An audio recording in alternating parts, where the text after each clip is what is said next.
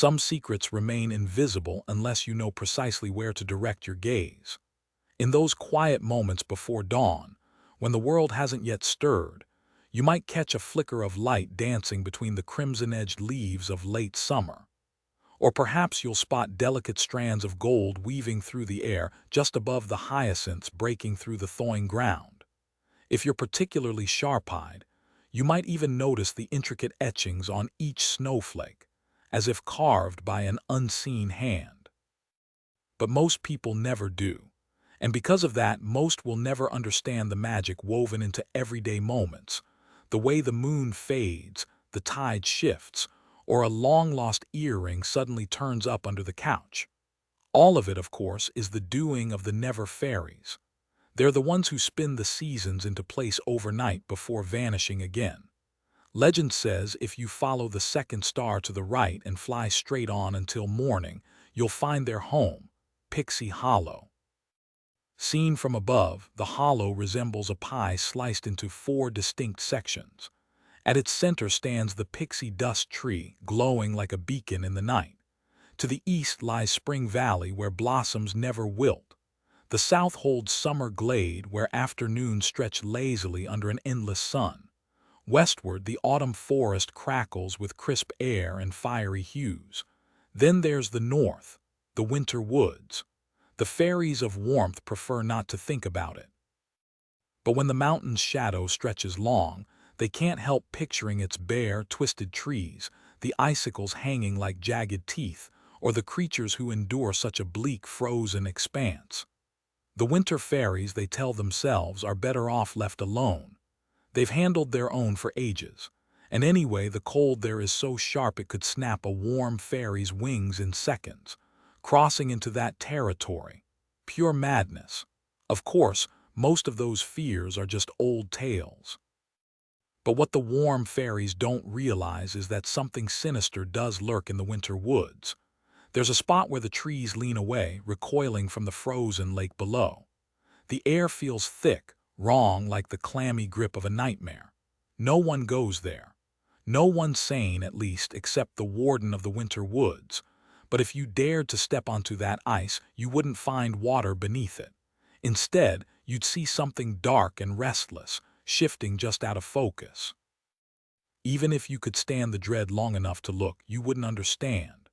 The shadows twist, sometimes a fang, sometimes a claw, sometimes an eye staring back. Few ever face that kind of fear, and fewer still walk away. The lake lay still under the cold, starless sky, its frozen surface undisturbed, until the warden of the winter woods arrived.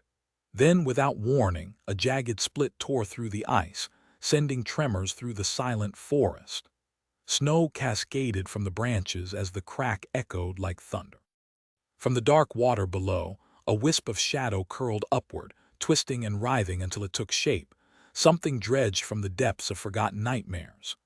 Though nearly invisible in the gloom, its presence was undeniable, each step leaving deep imprints in the frostbitten earth.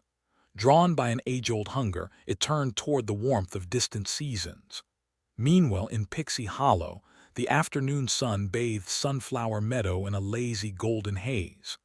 Clarion lounged on an oak branch, savoring the rare quiet. Bees hummed lazily and the air shimmered with drifting pixie dust. For once, no duties demanded her attention, no royal lessons, no endless meetings. She exhaled, letting the peace settle over her. Of course, Queen Elvina would have scolded her for idling. A future queen doesn't waste time daydreaming. She could practically hear the older fairy chide. But today, Clarion didn't care. With her coronation mere weeks away, these stolen moments felt precious. Around her, the light talent fairies buzzed into action, their laughter ringing as they guided the sun's fading rays. Some juggled beams like liquid gold, while others bickered over angles, tilted this way, their voices blending into the meadow's symphony. Clarion watched, mesmerized. How could she ever command such effortless magic? The weight of responsibility pressed down, sharper than ever. Then a sudden blur streaked past, a darting shadow against the twilight. Her breath caught. Something was wrong. Clarion staggered back, her foot catching on a root as she barely avoided tumbling to the ground. She gripped a low-hanging branch to steady herself, her pulse racing. What on earth had just happened? Catching her breath, she parted the leaves to look below.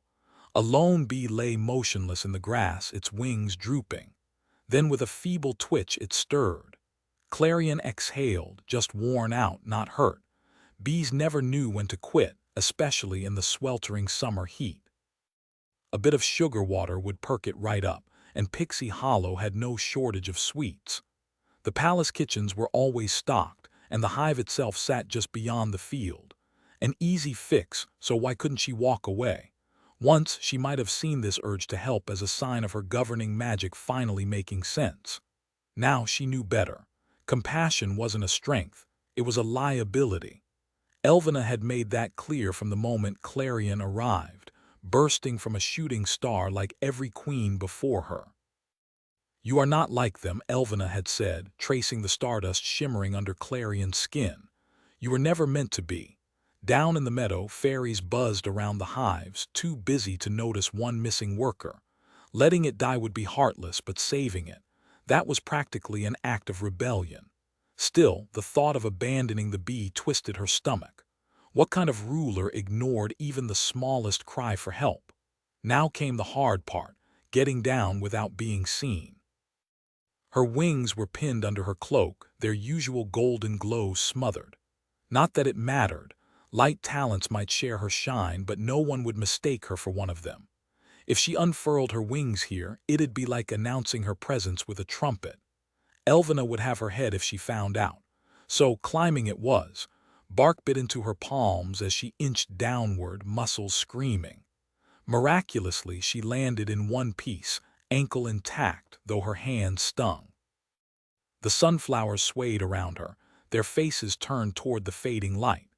For a moment she just stood there, breathing in the scent of warm pollen and earth. Then with a determined step, she moved toward the fallen bee. Elvina's disapproval be damned. Some risks were worth taking. The towering sunflowers loomed over Clarion, their broad leaves rustling softly as they swayed in the wind, painting shifting patterns of light and shadow on the ground. Just ahead, a lone bee lay motionless in a patch of golden sunlight. Hesitant but determined, Clarion crept closer and crouched beside her. "You okay?" she murmured. The bee's antennae twitched faintly in her direction, enough of a response for Clarion. She'd never actually talked to a bee before, though plenty of fairies in Pixie Hollow treated them like companions. Not pets, exactly, more like neighbors who dropped by for nectar left out on windowsills or gardens planted with lavender and daisies. Elvina had never outright banned it, but she'd never exactly encouraged it either. And so, like so many things, Clarion had missed out. "Let's get you flying again," she said, feeling only slightly ridiculous. Bees didn't speak fairy, not unless an animal talent was around to translate. Still, she couldn't resist adding an no stinging deal. Gently, she lifted the bee into her arms. The creature didn't resist, and if Clarion didn't know better, she'd say there was something like relief in those tiny, tired eyes. Up close, the bee's fur was softer than she expected, carrying the faintest scent, citrusy, like sunshine mixed with something deeper, like fresh-turned soil. And her wings, delicate, veined, almost like fairy wings, made something protective flare inside Clarion. Cradling the bee close, she wove through the sunflower stalks, catching glimpses of other fairies darting overhead, their laughter mingling with the shimmer of pixie dust. The sight tugged at her. Most fairies had their own kind, others who shared their talents, their purpose. They had a place, a home. Clarion, she had a crown. At the edge of the field, an old maple stood sentinel, its trunk split by a knothole just above the ground. Inside, golden honeycomb gleamed in neat, perfect rows. Carefully, Clarion set the bee down in the grass. "Hang tight," she said. The bee's wings gave a feeble buzz, maybe just coincidence, but Clarion took it as a sign. She turned to the tree, rolling her shoulders. One climb already today and now another. With a quick breath, she dug her fingers into the bark. finding holds in the rough grooves and the sturdy caps of honey mushrooms growing along the trunk finally reaching the edge of the knothole. Clarion felt the hum of the bees vibrating through her, the air thick with the sweet scent of honey and blossoms. With careful fingers, she lifted the wax seal from the honeycomb, watching as golden honey pooled under the warm afternoon light. She grabbed a nearby leaf, scooping up the slow-dripping honey before making her unsteady descent, balancing carefully with one hand. Back at her spot, she set the leaf down beside the exhausted bee. "Here," she murmured. The bee stirred weakly, then gradually stood, testing her fragile legs before taking flight. She darted around Clarion in playful loops as if inviting her to follow. "I wish I could," Clarion admitted with a soft laugh. For once she felt useful even if her own abilities remained a mystery. A frantic voice cut through the air. "Mel, where are you?" The bee perked up at the sound of her name. Clarion glanced up to see a fairy with wild, searching eyes pushing through the sunflowers. "Looking for this one," she called. The fairy nearly toppled from her perch in surprise. "Who?" "Oh," she blinked down at Clarion, momentarily baffled. Clarion shifted awkwardly, her wings pressed uncomfortably beneath her cloak. The summer heat didn't help, making the fabric cling to her skin. Mel, now full of energy, zipped toward the fairy, swerving at the last second. The fairy didn't even blink, clearly used to the bee's antics.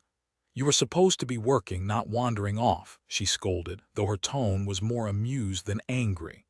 Mel, now dusted in pollen, shook herself off before rejoining her hive, looking rather pleased with herself. Clarion chuckled. "She's got quite the personality." "You have no idea," the fairy sighed, shaking her head. Then her expression softened. "That was really kind of you." The unexpected praise caught Clarion off guard. Praise wasn't something she was used to. Most fairies kept their distance, whether out of respect or wariness. Elvena's presence shielded her, but it also left her isolated. For a brief moment, though, she didn't feel so alone. Clarion struggled with casual conversation, her words stiff despite her efforts. "It was nothing, really," she said, forcing a lightness into her tone. The animal talent beamed, her smile as bright as a July afternoon.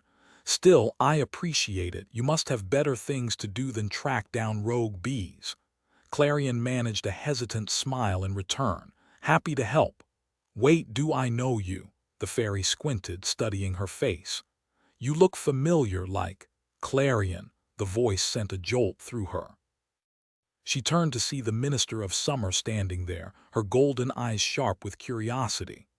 Aurelia hovered just behind, her dark skin glowing under the sunlight, her hair twisted into elegant waves. She wore a flowing dress adorned with clusters of wildflowers, pink, orange, and white, as if she'd stepped straight out of a midsummer dream. "I thought you'd be back at the palace by now," she said, tilting her head. "I took a little break," Clarion replied, her voice thin. "Needed some rest." Aurelia's expression softened. She thrived in the slow rhythm of summer, where naps and lemonade were sacred rituals. The summer glade was a place of lazy afternoons, but when night fell, it buzzed with life, fireflies darting through the air, stargazers whispering secrets to the sky. "My clever student," Aurelia said with a pleased hum, "you're finally embracing the season." The compliment felt empty, but Clarion forced a smile. "Thank you, Minister." Aurelia gave her a knowing look before drifting away. "Duty calls. My light talents need me." Left alone, Clarion glanced back at the animal talent whose face had drained of color. The fairy's lips parted, but no words came, just stunned silence as realization hit. "Princess Clarion," she finally stammered. I had no idea. Please forgive me." Clarion raised her hands, trying to ease the tension. "Really, it's fine. But it's not." The fairy dipped into a deep bow. "Your Highness, I never meant to." If she'd known, she wouldn't have spoken at all.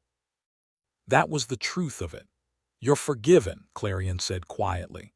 With another rushed bow, the fairy vanished, leaving Clarion alone again.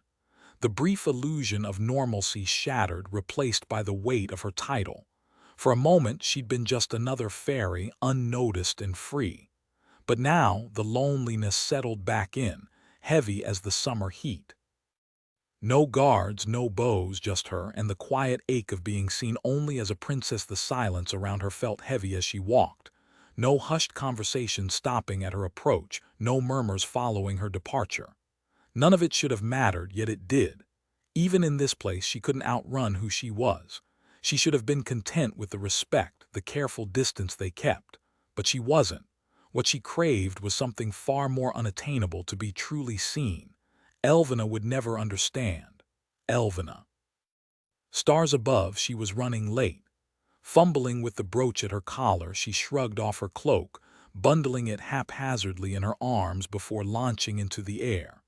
Sunflower petals scattered in her wake, golden flecks swirling as she ascended. A couple of drowsy bees veered away, startled by her sudden movement.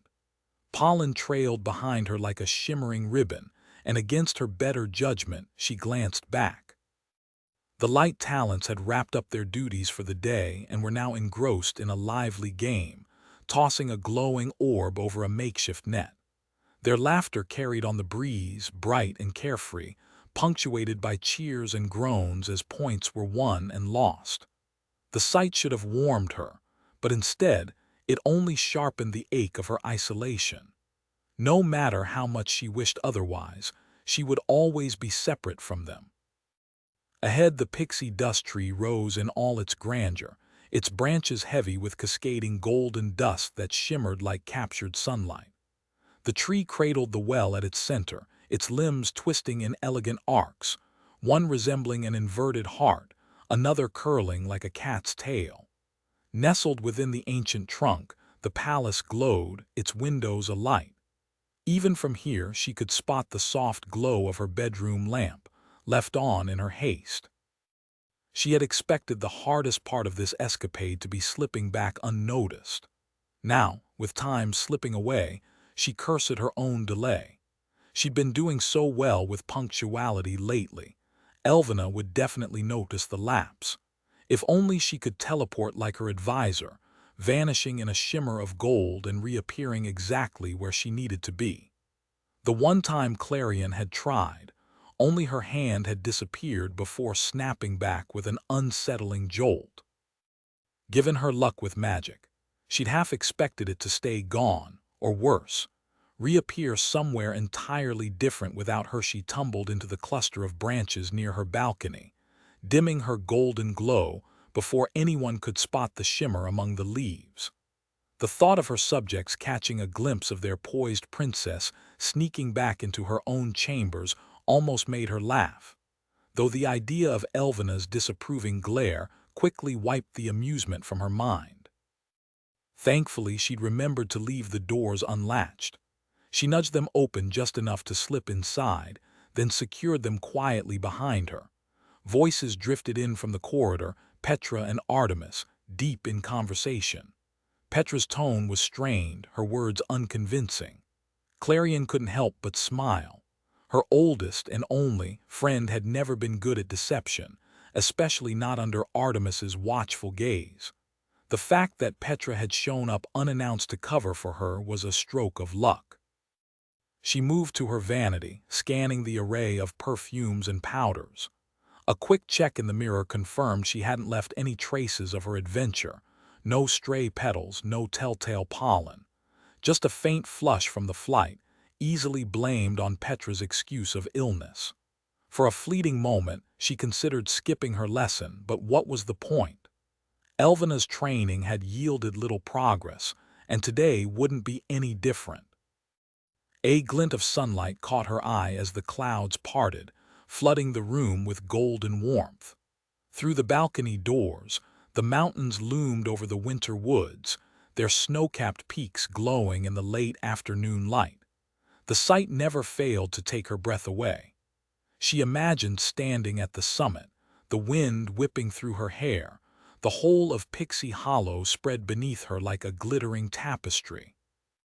Elvina had warned her against even thinking about the winter woods, but the cold didn't scare Clarion, not the way it should. From the safety of her room, there was something hauntingly beautiful about it, a quiet solitude that mirrored her own. No one from the warm seasons had ventured there in centuries, not since long before Elvina's time. And yet, the queen's lack of curiosity baffled her. What secrets lay hidden in that frozen expanse? What had been forgotten or forbidden? Beyond the familiar world lay a secret domain, home to fairies no one had ever truly met. Only the spring and autumn fairies had glimpsed the winter ones, brief sightings as they journeyed across the never sea with the changing seasons. Cold as their realm, the reports claimed, barely sparing a glance our way. Clarion pictured them, stark figures against a gray sky, but the image left her restless. She ached to know more. How did they endure such a brutal land? What struggles did they face? And who or what was the mysterious warden of the winter woods? A sharp voice cut through her thoughts. "Move aside, Tinker." The doorknob rattled ominously. "Princess Clarion," Artemis announced, "Her Majesty requests your presence." There was no stalling now. If Artemis decided Clarion was dawdling, or worse, in peril, she wouldn't hesitate to dismantle the door. Clarion swung it open just as Artemis raised her fist to knock. Petra, mid-scuffle, clung to Artemis's arm like a determined squirrel. Both froze.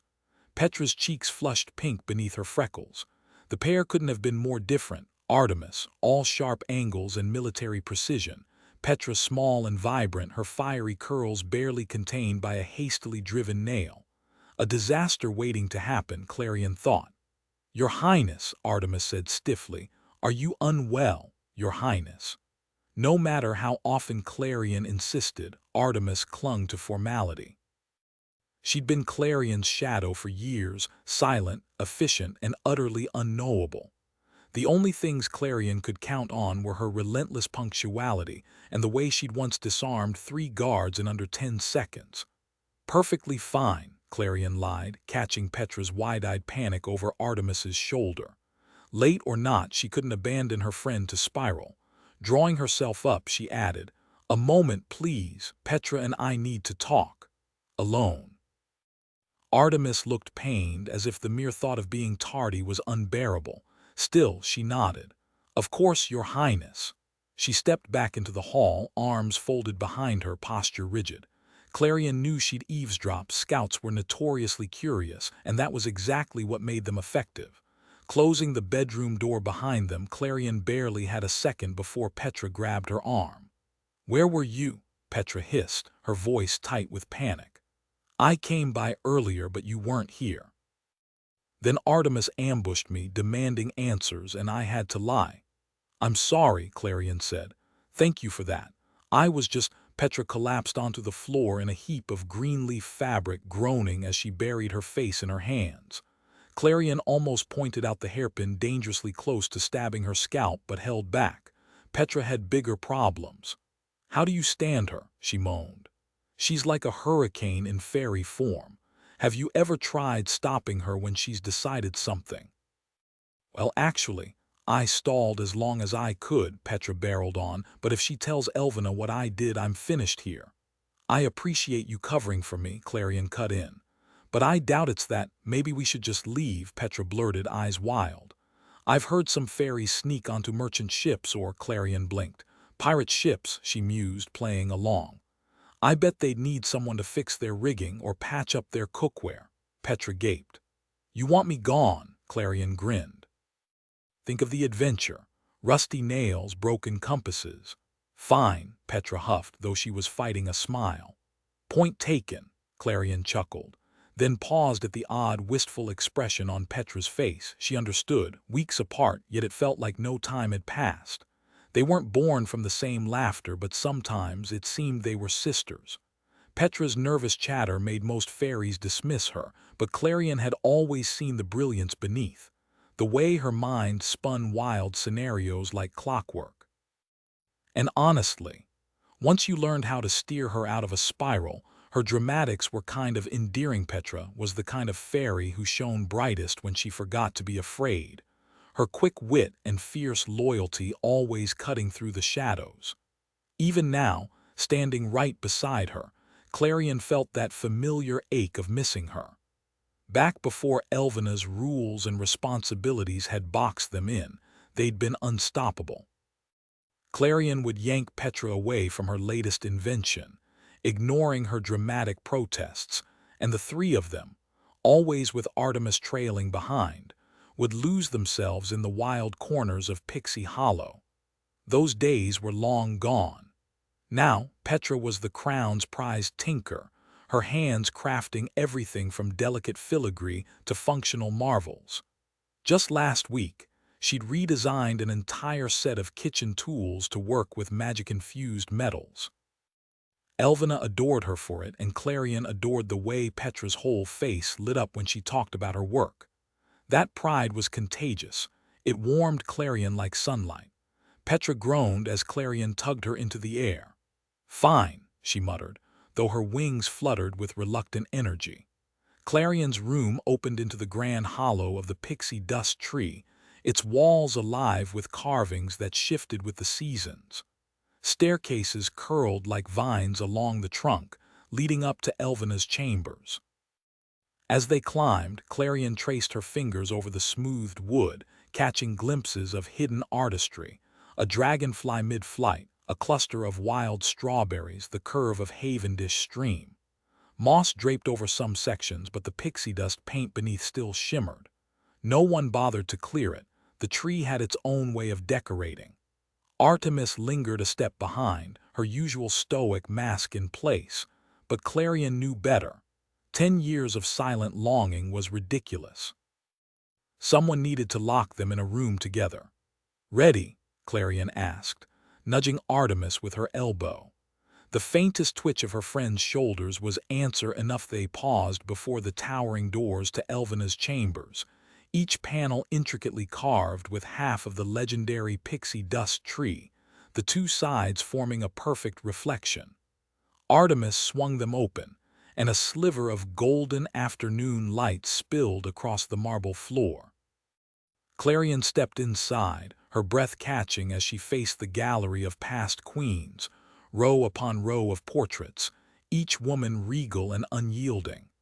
The styles varied wildly across the centuries, from bold, sweeping brushstrokes to delicate, almost ethereal details, yet every artist had captured the same undeniable power. For a moment, Clarion hesitated. How could she ever belong among them? As a child, she'd studied those faces, searching for traces of herself. The same pale complexion, the same deep-set blue eyes, the same warm brown hair. But their wings were what truly set them apart, shimmering gold like monarch butterflies, a mark of sovereignty she still didn't feel worthy of. Now she barely dared to look, afraid she'd find judgment in their painted stares. At the far end of the hall, Elvina stood framed by the window, her silhouette sharp against the sunlight. Her gown, woven with enchanted pixie dust, glimmered as she moved, leaving a trail of golden specks in her wake. The crown atop her head, crafted by Petra, Clarion recognized, arched high like the horns of a mountain ram, making her every inch the formidable ruler she was. "You're late," Elvina remarked, her voice more weary than angry. It wasn't a surprise, just another moment in their endless cycle. Clarion swallowed her nerves. "I'm sorry." The queen turned, and for the first time Clarion noticed the exhaustion lining her face. Silver streaked through her once dark hair, and the brilliance of her gown seemed to drain the color from her skin. Yet her gaze remained unreadable, ancient, as if she'd seen centuries pass in the blink of an eye. It was unsettling, a glimpse of the future Clarion wasn't sure she wanted. "For a good reason, I trust," Elvina said. "Absolutely. A very good reason," Clarion replied, scrambling to think of one. Elvina waved a hand, uninterested in excuses. Clarion nearly sagged with relief.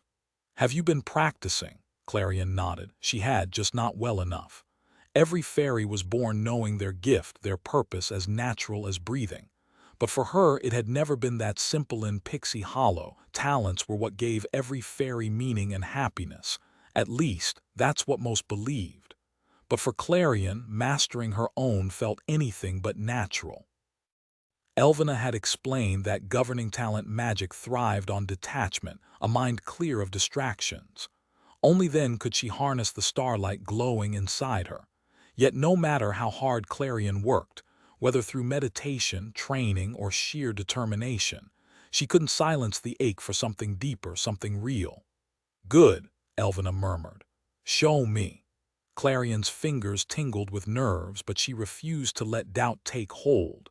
Maybe today would be the breakthrough. She stretched out her hand, reaching for the well of power coiled in her chest.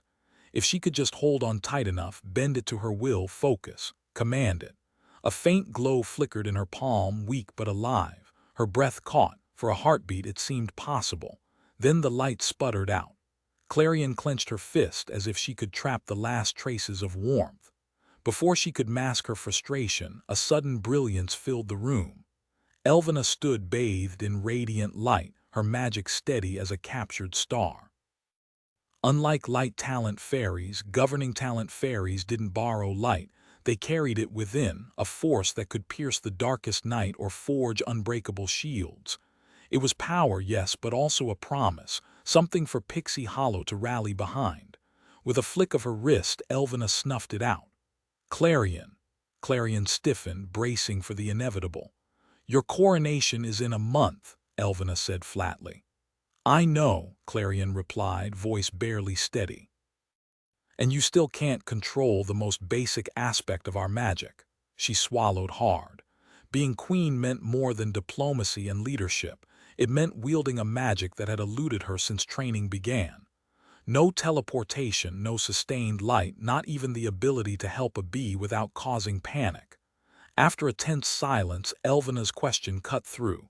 "Where were you?" Clarion exhaled. "No point lying." "The summer glade." Elvina's mouth tightened. Clarion didn't have to say a word for Elvina's disapproval to settle heavily between them. The older fairy's sharp gaze spoke volumes. "Enough with the games. It's time to grow up. Why didn't you come straight back after your meeting?" "I meant to, honestly. But as I was leaving, something came up." She bit back the rest, knowing Elvina had no patience for excuses. "I stopped to help an animal talent." Elvina's eyebrows shot up. "That wasn't your concern." "I'm sure they had everything under control." "But she was grateful," Clarion insisted. "Maybe she needed—" "I know you chafe at the limits of your role," Elvina interrupted. "But you can't fix every fairy's troubles, and you certainly can't be friends with them all. A queen must prioritize, think bigger. This isn't just a village, it's an entire kingdom." She drifted toward the window, where the sprawling expanse of Pixie Hollow glittered below. "All of this falls on your shoulders now. Do you grasp what that means?" "Of course I do." "You're still young." Elvina's frown deepened. "You've never faced real danger, not the kind that threatens everyone you're sworn to protect. You must be ready. Master the fundamentals first, or you'll drown in problems far more tangled than they appear. I'm giving you everything I've built." The unspoken warnings hung in the air. "Don't waste it, don't prove me wrong." "To lead well is to be as distant as the star you came from," Clarion finished flatly. It was Elvina's guiding principle, drilled into her from day one. The older fairy studied her, unimpressed. "I know it doesn't come naturally to you, but detachment is the only way to rule fairly, to make the hard choices without favor." But if that were true, why had she arrived burning with purpose? Lately, her magic flickered unpredictably, as if her doubts were snuffing it out. Worse still, the fear gnawed at her. What if another star fell tomorrow, bringing a new heir, one as flawless as Elvina? One who wouldn't fail. "I understand," she whispered. Elvina's expression thawed slightly. "The weight is heavy, but you'll rise to it." When? The question ached more than she'd admit. "Thank you." "Rest," Elvina said. "Tomorrow you'll chair the council meeting." Clarion had almost forgotten. Every week the seasonal ministers gathered to report on their realms, disputes, shortages, all the kingdom's needs laid before Elvina. And now she realized with a twist in her chest, before her tomorrow would be different. Starting fresh, she'd step into the role Pixie Hollow expected, the queen they deserved. Morning arrived with Elvina's sharp words still echoing in her mind as Clarion readied herself for the council meeting. her first without guidance. She double-checked the stack of reports on her desk, each one a summary from her advisors. To her relief, the day's schedule wasn't overwhelming. Pixie Hollow thrived in the weeks before each seasonal shift, and with the solstice approaching, late spring was anything but quiet. Then there was the looming weight of her coronation. Just the idea sent a fresh wave of unease through her. Soon, every choice would rest on her shoulders, keeping the queendom running smoothly, ensuring the seasons turned on time. Not just Pixie Hollow relied on her, but the mainland and every human beyond it. If she let herself dwell, the pressure would swallow her whole. Instead, she'd take Elvena's advice, focus on what was in front of her. If she couldn't summon magic today, she'd at least command the room with confidence. No mistakes, no room for criticism. She rose, and a sudden chill prickled her skin. Clarion spun, half expecting to see eyes on her through the balcony doors. But it was just her own tired face in the glass, framed by twisting branches and beyond the jagged peaks of the winter woods. The tallest mountains arched like a crescent moon, their snow tinged pink in the dawn light. Sometimes she swore they watched her too. Winter fairies were trouble, that's what she'd always heard. The old stories barely explained why, though she'd caught glimpses in the theater. She could still picture it, sitting beside Elvena, gripping the opera box railing as Saga spun the tale of Titania, Pixie Hollow's first queen. Golden dust shimmered behind her, painting scenes of ice and arrow, the young pixie dust tree swaying in the wind. The warden of the winter woods loomed, his jagged crown wreathed in shadow. Clarion had found it thrilling, even poetic. Elvena, she'd rolled her eyes at the tragic advisor's death. But for all its drama, the legend left out the answers Clarion wanted. Just whispers of a falling out between rulers, and something dark that took hold of the warden. A gust rattled the balcony doors, snapping her back to the present. She exhaled, smoothing her sleeves. No time for old tales. Today, she had a meeting to lead for most residents of Pixie Hollow. The changing seasons provided enough distraction to keep them from prying into others' affairs. Clarion tucked her notes under one arm and stepped out onto her balcony, where the crisp morning air greeted her. The sounds of the waking hollow drifted down from the treetops, chattering voices, the rustle of wings, the occasional burst of laughter. With a quick beat of her wings, she launched herself from the railing, weaving through the branches until she reached a clear view of the pixie dust well. Golden dust streamed from a gnarled knot in the ancient tree, spilling onto a bed of lily petals before trickling down into the well below. The shimmering cascade pooled in the hollow where the tree's massive roots intertwined, the very heart of their magic. Generations of dustologists had debated its origins, filling libraries with theories, but no one truly understood its source. All Clarion knew was that it pulsed with life, humming beneath her fingertips whenever she got close enough. The scent of it, warm and rich, like spiced apple cider, lingered in the air, wrapping around her like an embrace. Already, fairies had gathered for their morning rations, forming a winding line along the roots. Dusk keepers waded through the shallows, carefully measuring out each portion into delicate cups. Without it, their wings would be useless, leaving them earthbound. The chatter of the crowd was lively, some sipped on chamomile tea, while others, still buzzing from late-night shifts, traded stories in hushed excitement. Then she caught sight of a sparrow man below, who froze mid-motion when he spotted her peering through the leaves. He gave a nervous nod before turning away, suddenly engrossed in braiding a blade of grass. Clarion sighed. Petra had once told her that her presence carried a certain regal weight, something she couldn't help. "Your Highness." The voice came from above, startling her.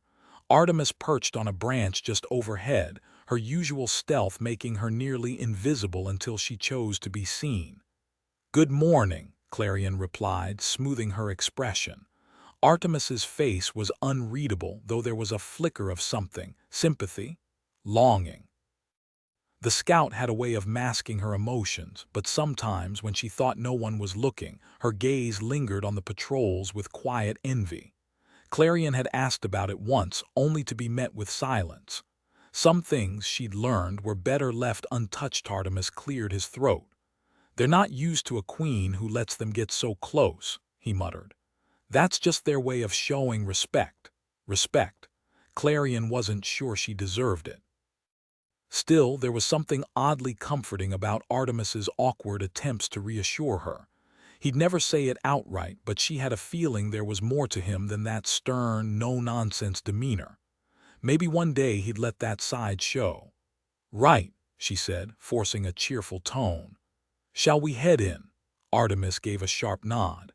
Keeping to the shadows, Clarion guided them toward the council chambers, tucked beneath the pixie dust well. There wasn't a traditional door. Instead, the domed ceiling was carved to mimic sections of open sky, the gaps between them filled with delicate patterns painted in shimmering pixie dust. Hidden in the designs were symbols of the seasons: a blooming evergreen for spring, a golden moon for autumn, a sunburst for summer, and a delicate snowflake for winter. Clarion had always wondered about that last one. If their realms had always been divided, why include winter at all? As they approached, the muffled sound of arguing drifted down. What could they possibly be fighting about this early? Probably some ancient grudge or political slight. After centuries of working together, they never ran out of things to bicker over. And of course, the endless debate over which season truly mattered most. Taking a deep breath, Clarion stepped inside. The three seasonal ministers stood around a massive table that nearly filled the room. The spring minister was Midrand, while autumn's representative nodded absently, and summer's looked like she might doze off any second. But the moment Clarion entered, silence fell, a trick of leadership magic she'd learned, the ability to seize attention without a word. Artemis melted into the background, standing rigidly at attention. Clarion kept her head high as she moved to the front of the room, where Elvina usually presided. From this angle, everything looked different. Closest to her was Rowan, the autumn minister, who shot her a warm grin. He always looked like he'd just come in from a brisk walk, cheeks flushed, auburn hair tousled. His cloak, stitched together from autumn leaves, was fastened with a gleaming chestnut pin.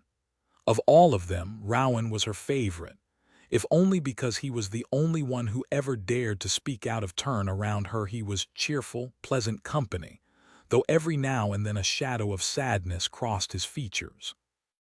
Beside him stood Orlia, the minister of summer, who gave a slight nod in greeting.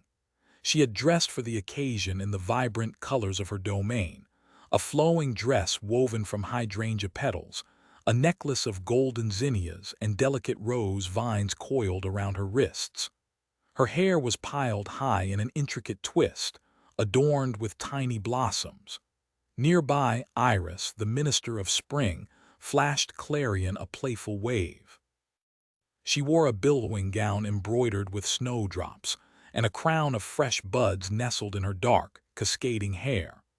Her warm, sun-kissed skin and deep, midnight eyes contrasted with her lively spirit, bright, restless, and full of energy, like the season she embodied. For as long as Clarion could remember, these had been Elvina's closest advisors. Yet something always felt missing without a minister of winter. Far beyond their borders, the warden of the winter woods ruled alone over a land of ice and silence. Even if relations between the seasons had been peaceful, the warden could never join them here. The cold would shatter a warm fairy's wings in minutes, just as the sun would melt a winter fairy's delicate frost. Iris beamed at her, impossibly cheerful. "Good morning, Your Highness," Clarion blinked, momentarily caught off guard by her enthusiasm. "Morning," she replied, forcing a smile. Rowan leaned in with a mischievous grin. "Heard you're in charge today. Finally talked Her Majesty into taking a break, huh?" Clarion shuffled her notes.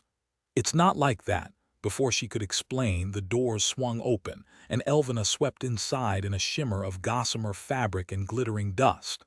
The ministers straightened instantly, murmuring respectful greetings. But Elvina didn't pause for formalities. Without a word, she took her seat and fixed Clarion with a sharp, expectant stare. Straight to the point, then. Clarion cleared her throat, steadying her voice. This meeting is now in session. Minister of Summer, would you begin with your report? Aurelia stretched lazily. The seasonal transition is nearly complete. The only real concern is your coronation. Elvina's expression darkened slightly, though she remained silent. Clarion pushed the unease aside. Dwelling on it would only feed the nagging doubt that Elvina didn't trust her to lead. Everything is on track, Aurelia continued smoothly. We've collected most of the sunlight required and the ideal site has been chosen. Your Highness, whenever you have a spare moment, I'd love for you to stop by and give your approval, Aurelia said in her slow, melodic voice, detailing the latest projects her team had tackled. By the time she finished, Iris was practically bouncing in her seat, barely able to contain herself. Now about the Minister of Springs. Oh, I'm thrilled you brought that up, Iris interrupted, her eyes sparkling. Floral arrangements are coming along beautifully, but I just need your thoughts on a few finishing touches. With a flourish, she pulled out 5 different bouquets from under the table, arranging them in a perfect line. Rowan watched, amused, as she launched into an enthusiastic breakdown of color schemes and alternate ideas. Clarion smiled, though she felt a flicker of overwhelm. I trust your judgment, Minister. I know it'll be stunning. Absolutely breathtaking, Iris agreed, fluffing her wings. Oh. And then there's the dewdrop mosaics. Our water talents have been experimenting with patterns. I can't bring them here, but maybe you could visit Springtime Square soon. We could go over everything in person. I'd love that, Clarion said, and she meant it. Iris's energy was contagious, even if she didn't share her eye for design. Minister of Autumn, Rowan sighed dramatically. I, unfortunately, have nothing to offer for your coronation, at least not yet. It made sense. Autumn was still months away, but the preparations were already in full swing. Before Clarion could reassure him, Iris huffed. Oh, but you do, she insisted. I need some of your fastest flyers. Ah, right, Rowan said, tapping his chin with exaggerated thoughtfulness. Remind me why again? To scatter the petals, obviously. Iris threw her hands up. If you can't appreciate my vision, Aurelia smoothly cut in. Speaking of help, I could use a few tinkers if you have any to spare. Now that's a practical request, Rowan mused, but I'm not sure I can lend them out. As the 3 ministers veered off into their own debate, Elvina shot Clarion a pointed look from across the table. Well, right, time to steer things back. If I may, Clarion said, softer than she intended, but it worked. The room fell silent, all eyes on her. She steadied herself. Maybe we can find a compromise. Minister of Autumn, could you spare some fairies 1 day a week? Rowan glanced at Elvina, who gave a vague, indifferent wave. Her call. With a nod, he agreed. Clarion couldn't help but smile. Small victories counted. She'd actually solved something. The meeting was about to resume when a scout burst into the room from above, nearly colliding with the table. Everyone startled at the sudden intrusion. The scout barely caught her breath before saluting Queen Elvina, her chest heaving as if she'd been pursued. Clarion glanced at Artemis, catching the mix of curiosity and unease in her eyes, but the guard remained at her post. Elvina rose, her regal composure unshaken. Report. Forgive the disturbance, Your Majesty, the scout gasped, but just before sunrise something unnatural was spotted in Pixie Hollow. A heavy silence fell. Iris frowned. Unnatural, like a predator. Worse, the scout said. It wasn't just an animal. This thing crossed from winter into spring. Clarion's stomach twisted. Winter was supposed to be barren, home to frost fairies and little else. Yet Elvina's expression betrayed nothing. That unshakable calm had always been both frustrating and awe-inspiring. Rowan leaned forward. Describe it. Like a fox, but wrong. It had this unnatural shimmer, almost like it was half shadow. The scout shuddered. We tracked it until dawn, then it vanished. Elvina's voice cut through the tension. Summon the commander immediately. Scout straightened, relief flickering in her eyes at the clear directive. At once, Your Majesty.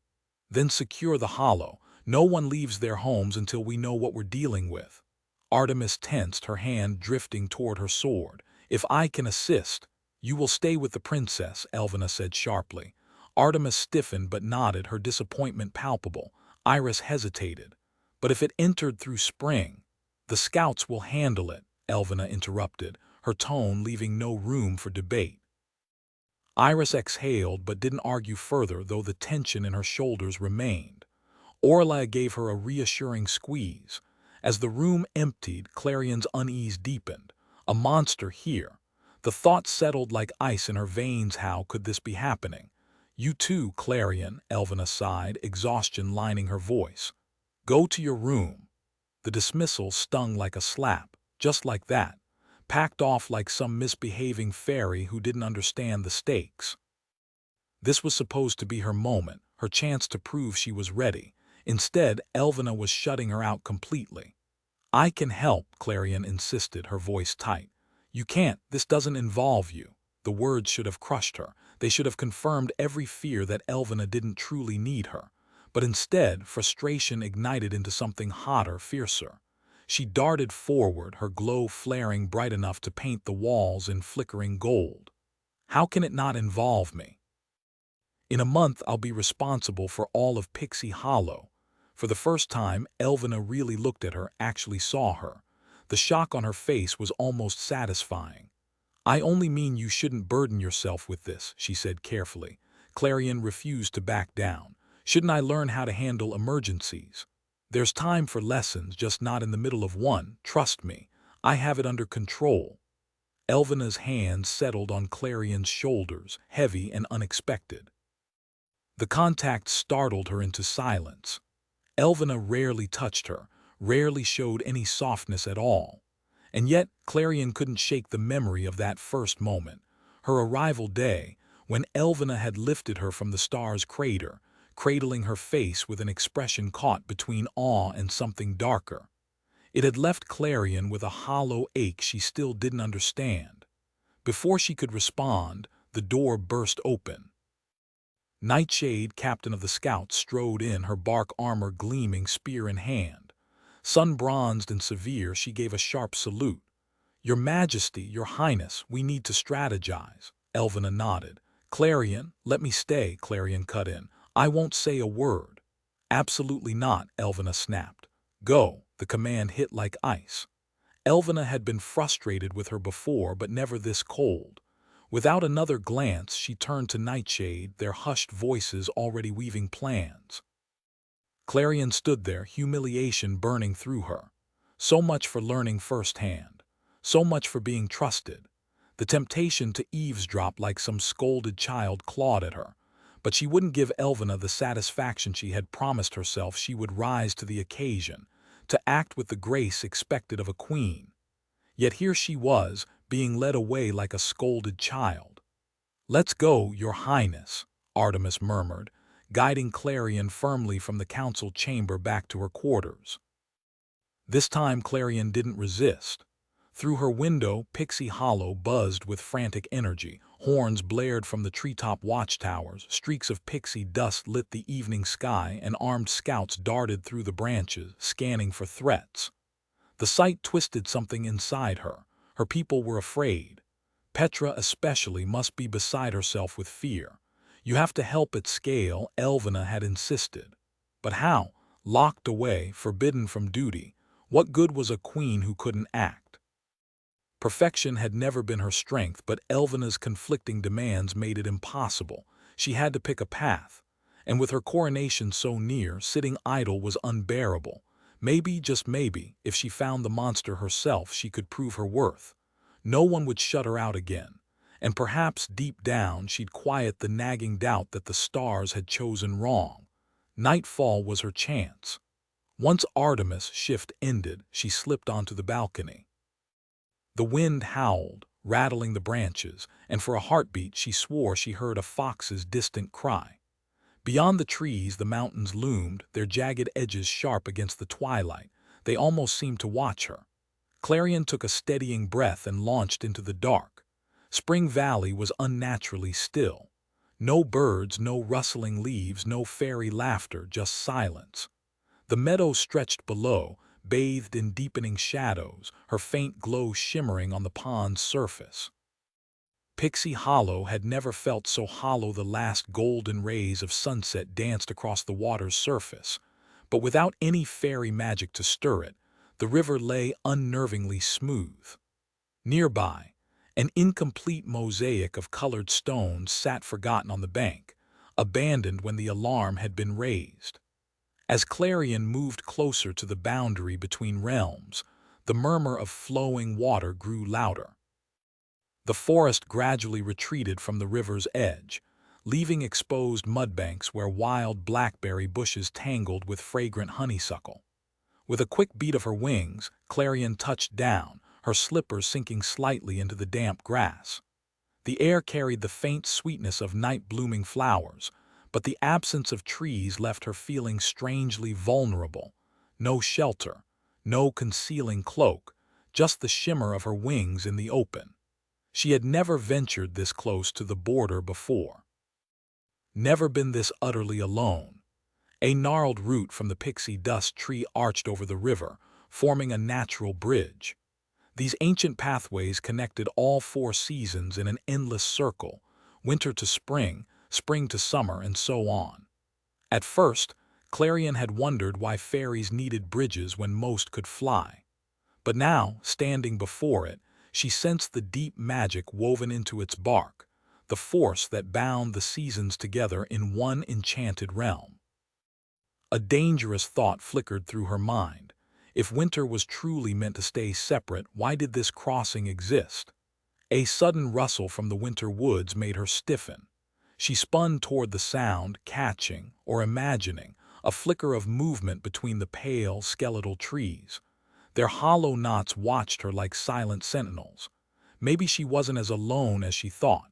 Taking a steadying breath, Clarion stepped onto the bridge. The soft moss beneath her feet gradually turned to crisp snow, and jagged icicles hung like frozen daggers along the sides. She paused where the frost began creeping into spring's domain. Across the river, the world was washed in shades of gray, snowflakes drifting as lazily as spring's falling petals. It was beautiful, haunting, but she couldn't afford to be distracted. Her wings cast a faint glow, scattering pixie dust like tiny sparks in the dark. The snow ahead lay untouched, pristine. No tracks, no signs of life. Yet the air hummed with something unseen, something waiting. Winter had secrets, and Clarion was about to step right into them. The scout described the creature as fox-like. But if it was massive enough to be visible from afar with that eerie presence, where could it have vanished? Clarion suddenly felt silly. Had she really heard anything at all? Chasing after some phantom beast now seemed absurd, though in the moment it had felt like the only logical choice. The weight of her upcoming coronation must have clouded her judgment. Turning back would be the smart move, but the idea of retreating to her lonely chambers or the council room where she wasn't welcome made her stomach twist. She was already here, so close to the border that had whispered to her for years. The crisp spring air carried a lingering chill, but just beyond, winter's bite waited. Hesitantly, she stretched her hand toward the swirling snowflakes, fingertips barely grazing the edge. A sharp, stinging cold shot through her, stealing her breath. She yanked her hand back, rubbing warmth back into her fingers. That settled it. Crossing was impossible. Yet the pain left her oddly invigorated, a thrill she'd never known. Then movement flickered in the distance. Not just movement, a faint silver glow pulsing against the dark. No, not just light, an aura. A shadow detached itself from the night, and Clarion stumbled back. This had to be the monster. "Stay away," she snapped. But as the figure stepped forward, her embarrassment flared. Not a monster at all, a sparrow man, pale as frost, his hair like freshly fallen snow. His wings caught the dying sunlight, shimmering like ice. He looked delicate, young, almost harmless, almost. She forced her expression into something neutral, but he'd already noticed her unease. "Sorry," he said, raising his hands. "Didn't mean to scare you." His politeness threw her more than his sudden appearance.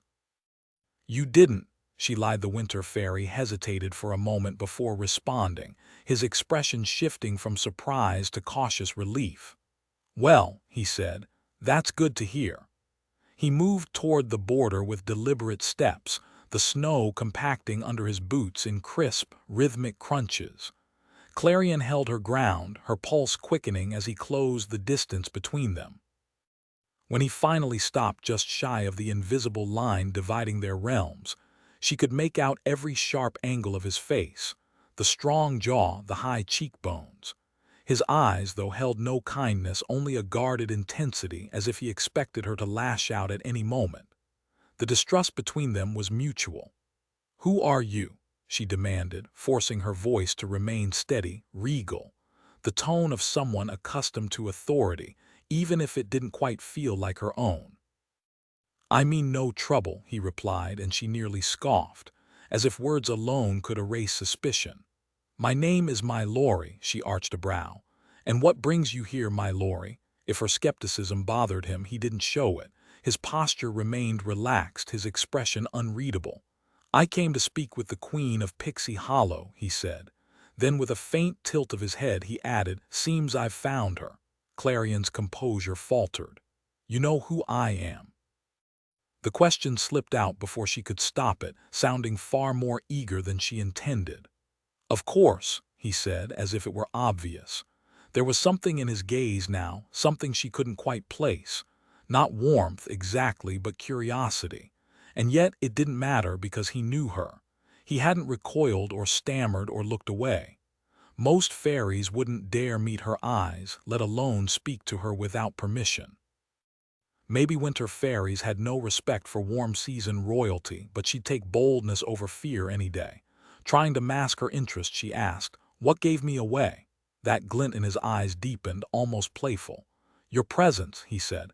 "You carry yourself like someone who expects to be obeyed." She narrowed her eyes. "Excuse me." His faint smile suggested she'd just proved his point. "And your wings," he added more seriously. "They're impossible to miss, bright even from a distance."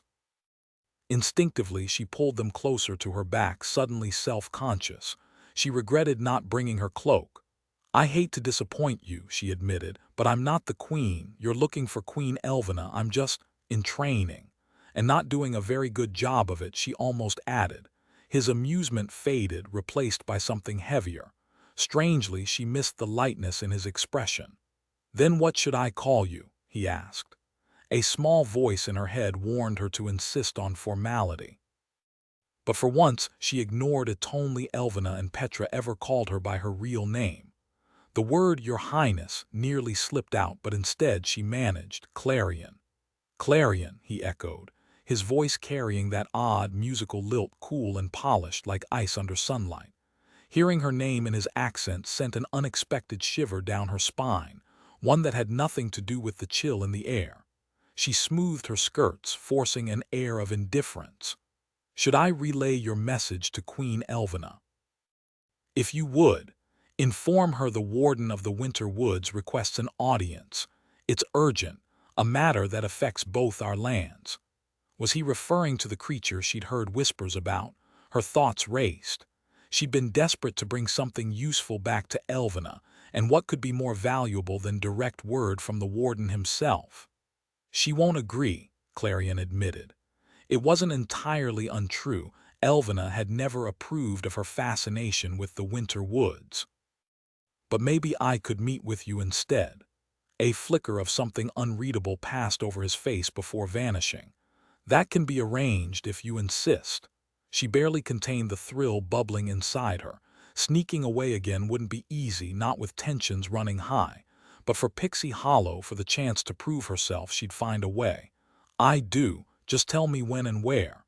"How about right here, right now?" "Here and—" Clarion nearly stumbled backward into the river as the truth hit her. My Laurie was the Warden, and he was standing before her, acting as if this were perfectly ordinary. Indignation sharpened her tone. "You could have led with that. Do they not teach manners in winter? And what exactly is the Warden doing on the border?" Probably the same thing the future queen of Pixie Hollow is, he mused. Or queen in training, rather. You're searching for something. She couldn't deny it. Arms crossed, she leveled him with a defiant look. Suppose I am. The quiet stretched between them, thick with tension. I'm fine keeping this discussion at a distance, he said, nodding at the space she'd put between them when he first appeared. Amusement danced in his eyes. But it might be simpler if you stepped closer. Snowflakes swirled as the wind picked up, veiling him briefly in white. The border might as well have been a wall. Still, if he'd wanted to hurt her, beyond bruising her pride, he'd had plenty of opportunity. Hesitant, Clarion closed the gap, stopping just at the edge of spring.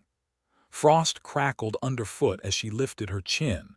Annoyed she had to look up to meet his gaze was as cool and unyielding as a frostbitten morning, the exhaustion behind it so deep it unsettled her.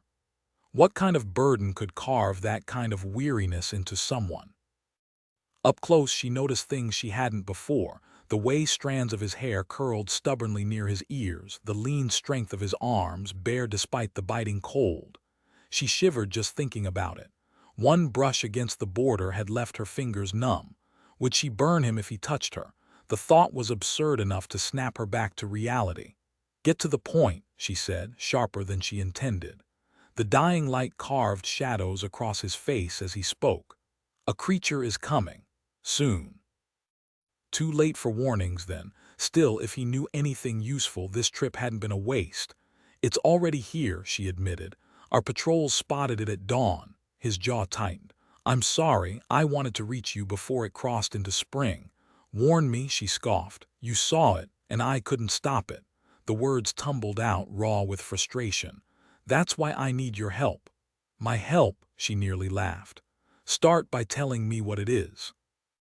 His expression shifted, something like disbelief flashing in his eyes. You don't know. Why would I? Your predecessor kept secrets, he said, a bitter edge creeping in. Clarion stiffened.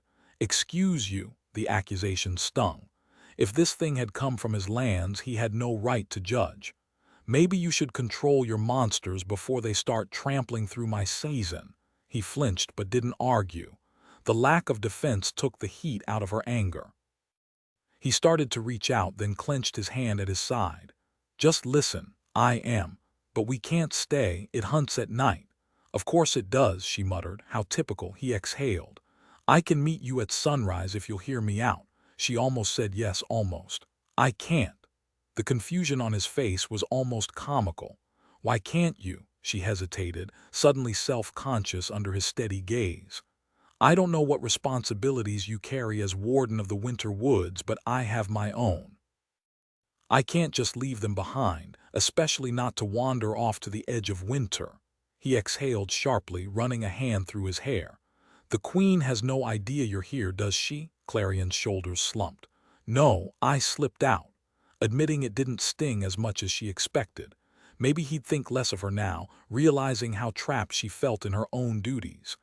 Dangerous or not, these nights are the only time I have for myself. Fair enough, he said, undaunted. Then I'll expect you here at sunset tomorrow. He turned to leave, and panic flared in her chest. What if she couldn't come? What if she needed more time to decide? Wait, I never agreed to that. Mallory paused, glancing back. If you actually want to fix this instead of running from it, you know where I'll be, every sunset for the next week. His eyes lingered on her, searching, and the intensity of it made her skin prickle. Whatever he saw made the corner of his mouth lift, a look that suited him far better than his usual seriousness. Good night, Clarion. With that he took flight, vanishing into the dark canopy of the winter woods. Moonlight caught his wings, casting intricate shadows over the snow below. Clarion groaned, dragging her hands down her face. She'd come for answers, but now she had even more questions. Your predecessor hasn't been honest with you. His words gnawed at her as she trudged back toward the palace. What did he believe she should already know? And worse, what did he think Elvina had kept from her? Just considering it felt treasonous. But then again, Elvina had been eerily composed when that scout burst into the council meeting. slipping back into her role as effortlessly as changing clothes. If she'd already known about the threat, no. Clarion shook her head sharply. She couldn't let herself spiral like this. Bringing this back to Elvina was tempting, but getting tangled in some kind of secret plot. Impossible. With her coronation approaching, she couldn't afford distractions, certainly not from the warden and his riddles. For all she knew, he was manipulating her. Yet the raw worry in his eyes had felt real. She pushed the memory away. Whether he was sincere or not, she couldn't see him again. In the distance, the pixie dust tree glowed softly against the night sky, but Clarion couldn't bring herself to go home. Not yet. Mallory had cautioned her about the shadowy predator lurking in the night, yet Spring Valley lay quiet beneath her. No signs of disturbance, no panicked whispers, nothing to suggest danger. Still, a quick detour to Petra's place wouldn't hurt. It was practically on her flight path home. Adjusting her wings, she veered left, letting the breeze carry her toward Tinker's Nook. The settlement sprawled beneath an ancient sycamore, its roots cradling tiny homes topped with rustling maple leaf roofs. Mushroom steps spiraled up the trunk, leading to front doors adorned with twinkling firefly lanterns. Tinkers never failed to impress Clarion. Their ingenuity kept Pixie Hollow running, mending bridges, crafting gadgets, even prepping for autumn with their usual flair. The clearing buzzed with half-finished projects, acorn bowls brimming with vibrant dyes, avocado shell wagons awaiting wheels, and tools strewn across mushroom workbenches. It looked like everyone had dashed off mid-task, yet warm light glowed from the windows, shadows shifting behind the curtains. Petra's house stood apart, a sturdy little fortress of river rocks and hardened pixie dust, its mossy roof defiantly hosting a single stubborn mushroom. Clarion landed on the porch, eyeing the polished wooden door, Petra's pride. She rapped lightly. A startled yelp echoed inside. "Just me," she called. The door inched open, revealing Petra wide-eyed and armed with a hammer and an acorn cap. "You nearly gave me a heart attack," Clarion smirked. "Do monsters usually knock these days?" Petra's face drained of color. "Why are you out here? It's not safe." Without waiting for an answer, she yanked Clarion inside, plunging them into darkness. "Maybe a little light." "Are you kidding? Your wings glow like a beacon," Petra hissed, shoving a curtain tighter over the window. "It'll find us because of you." Clarion rolled her eyes. "Dramatic much? You can't be serious." Petra shot her a knowing glance. "Remember the whole bat fiasco? Because I definitely do." That was a cheap shot. Years ago, the two of them had sneaked out to Autumn Hollow under the cover of darkness, sipping warm cider beneath the stars. Clarion had spent ages convincing Petra it'd be worth it. What she hadn't planned for was her own glow sending the local bats into chaos. Even now, she could picture the flurry of dark wings and hear Petra's shriek over her own laughter. "The scout swore it was just a fox," Clarion insisted. "This time you're fine." Petra didn't bother responding. Instead, she yanked the curtains shut with deliberate force. The glow from Clarion's wings spilled across the room, outlining Petra's scattered belongings in soft light. Pixie dust shimmered on the floor like scattered stars. From what little she could see in the dimness, Petra's workbench had clearly lost a battle with gravity. Another project had taken over. When Petra got like this, everything else faded into the background. It stung a little, realizing Clarion had no idea what had her so absorbed this time. They'd both been too busy lately. Seemingly satisfied with her makeshift blackout, Petra flopped onto the floor and squinted at Clarion.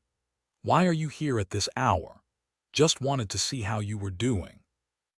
Petra groaned, twisting her hair into a messy bun. "Same as always, work's been. To make sure you're safe," Clarion interrupted. "You've been locked in here for days." "Oh, right, safe enough, I guess." Petra eyed her skeptically. "But that's not the whole story, is it? You've got that look." "What look?" Clarion's laugh came out strained. "Did she? Meeting the warden of the Frost Pines wasn't exactly forbidden, but if anyone found out, well, best not to dwell on it." She wasn't planning a repeat, and the last thing Petra needed was the stress of knowing a winter fae had crossed into their territory. Petra was already wound tight. One wrong word might send her over the edge, plus she couldn't keep a secret to save her life. "There's nothing. Why would you think that?" Petra buried her face in her knees.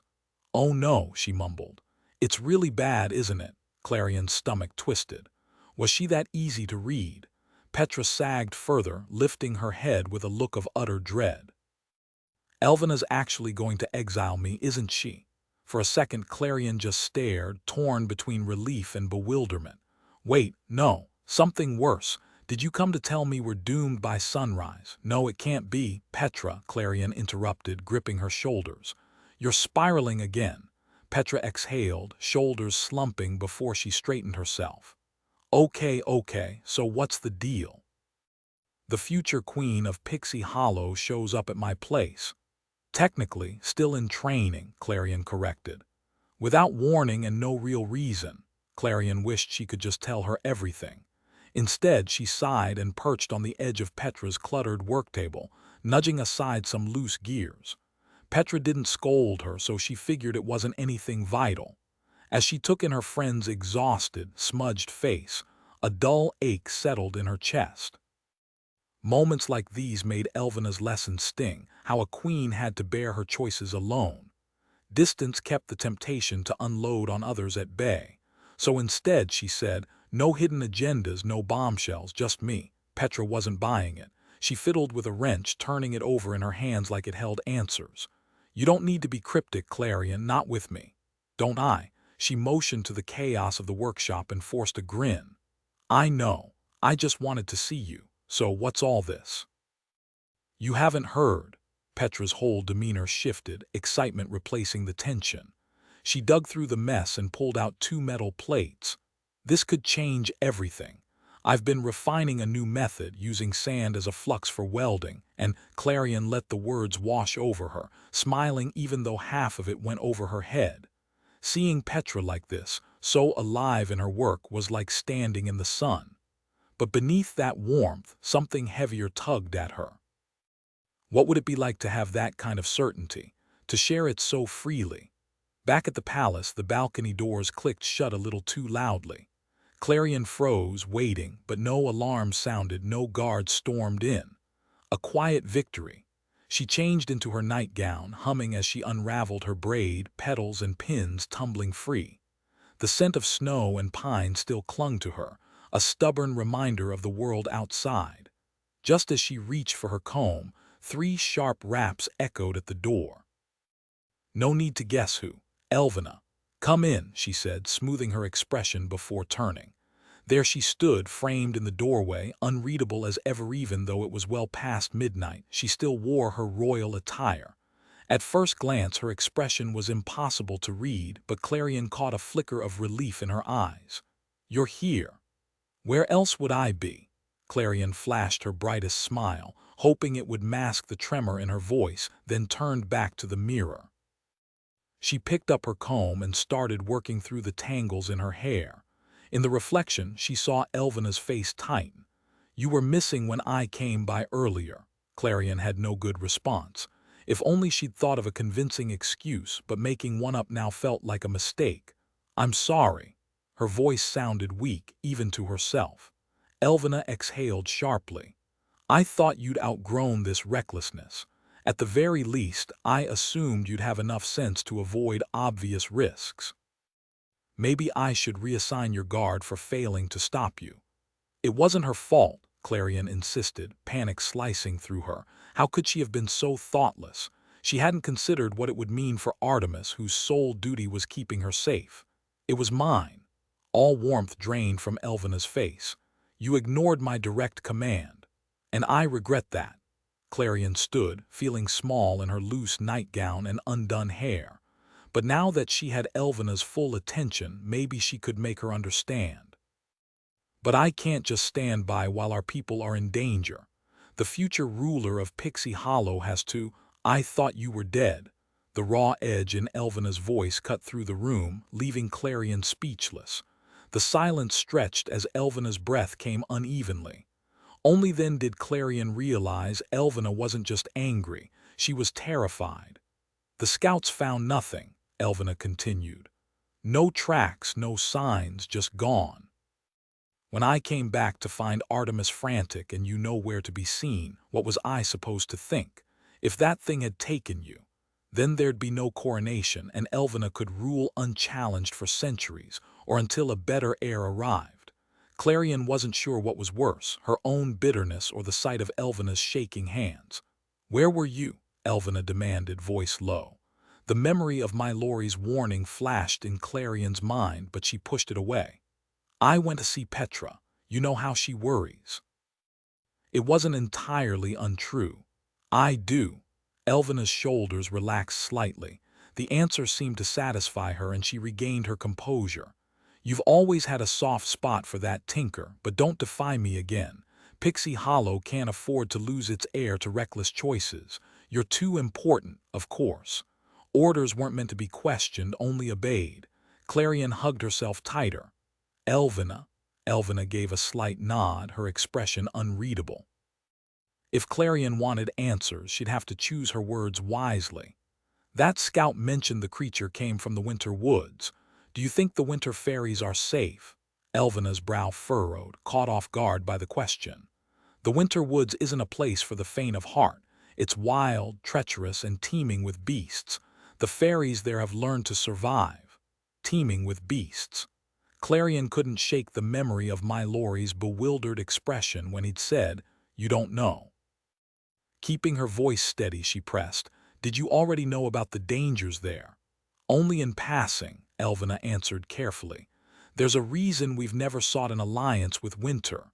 "But isn't the queen supposed to protect all fairies?" Clarion met her mentor's gaze, her pulse quickening with the boldness of defiance.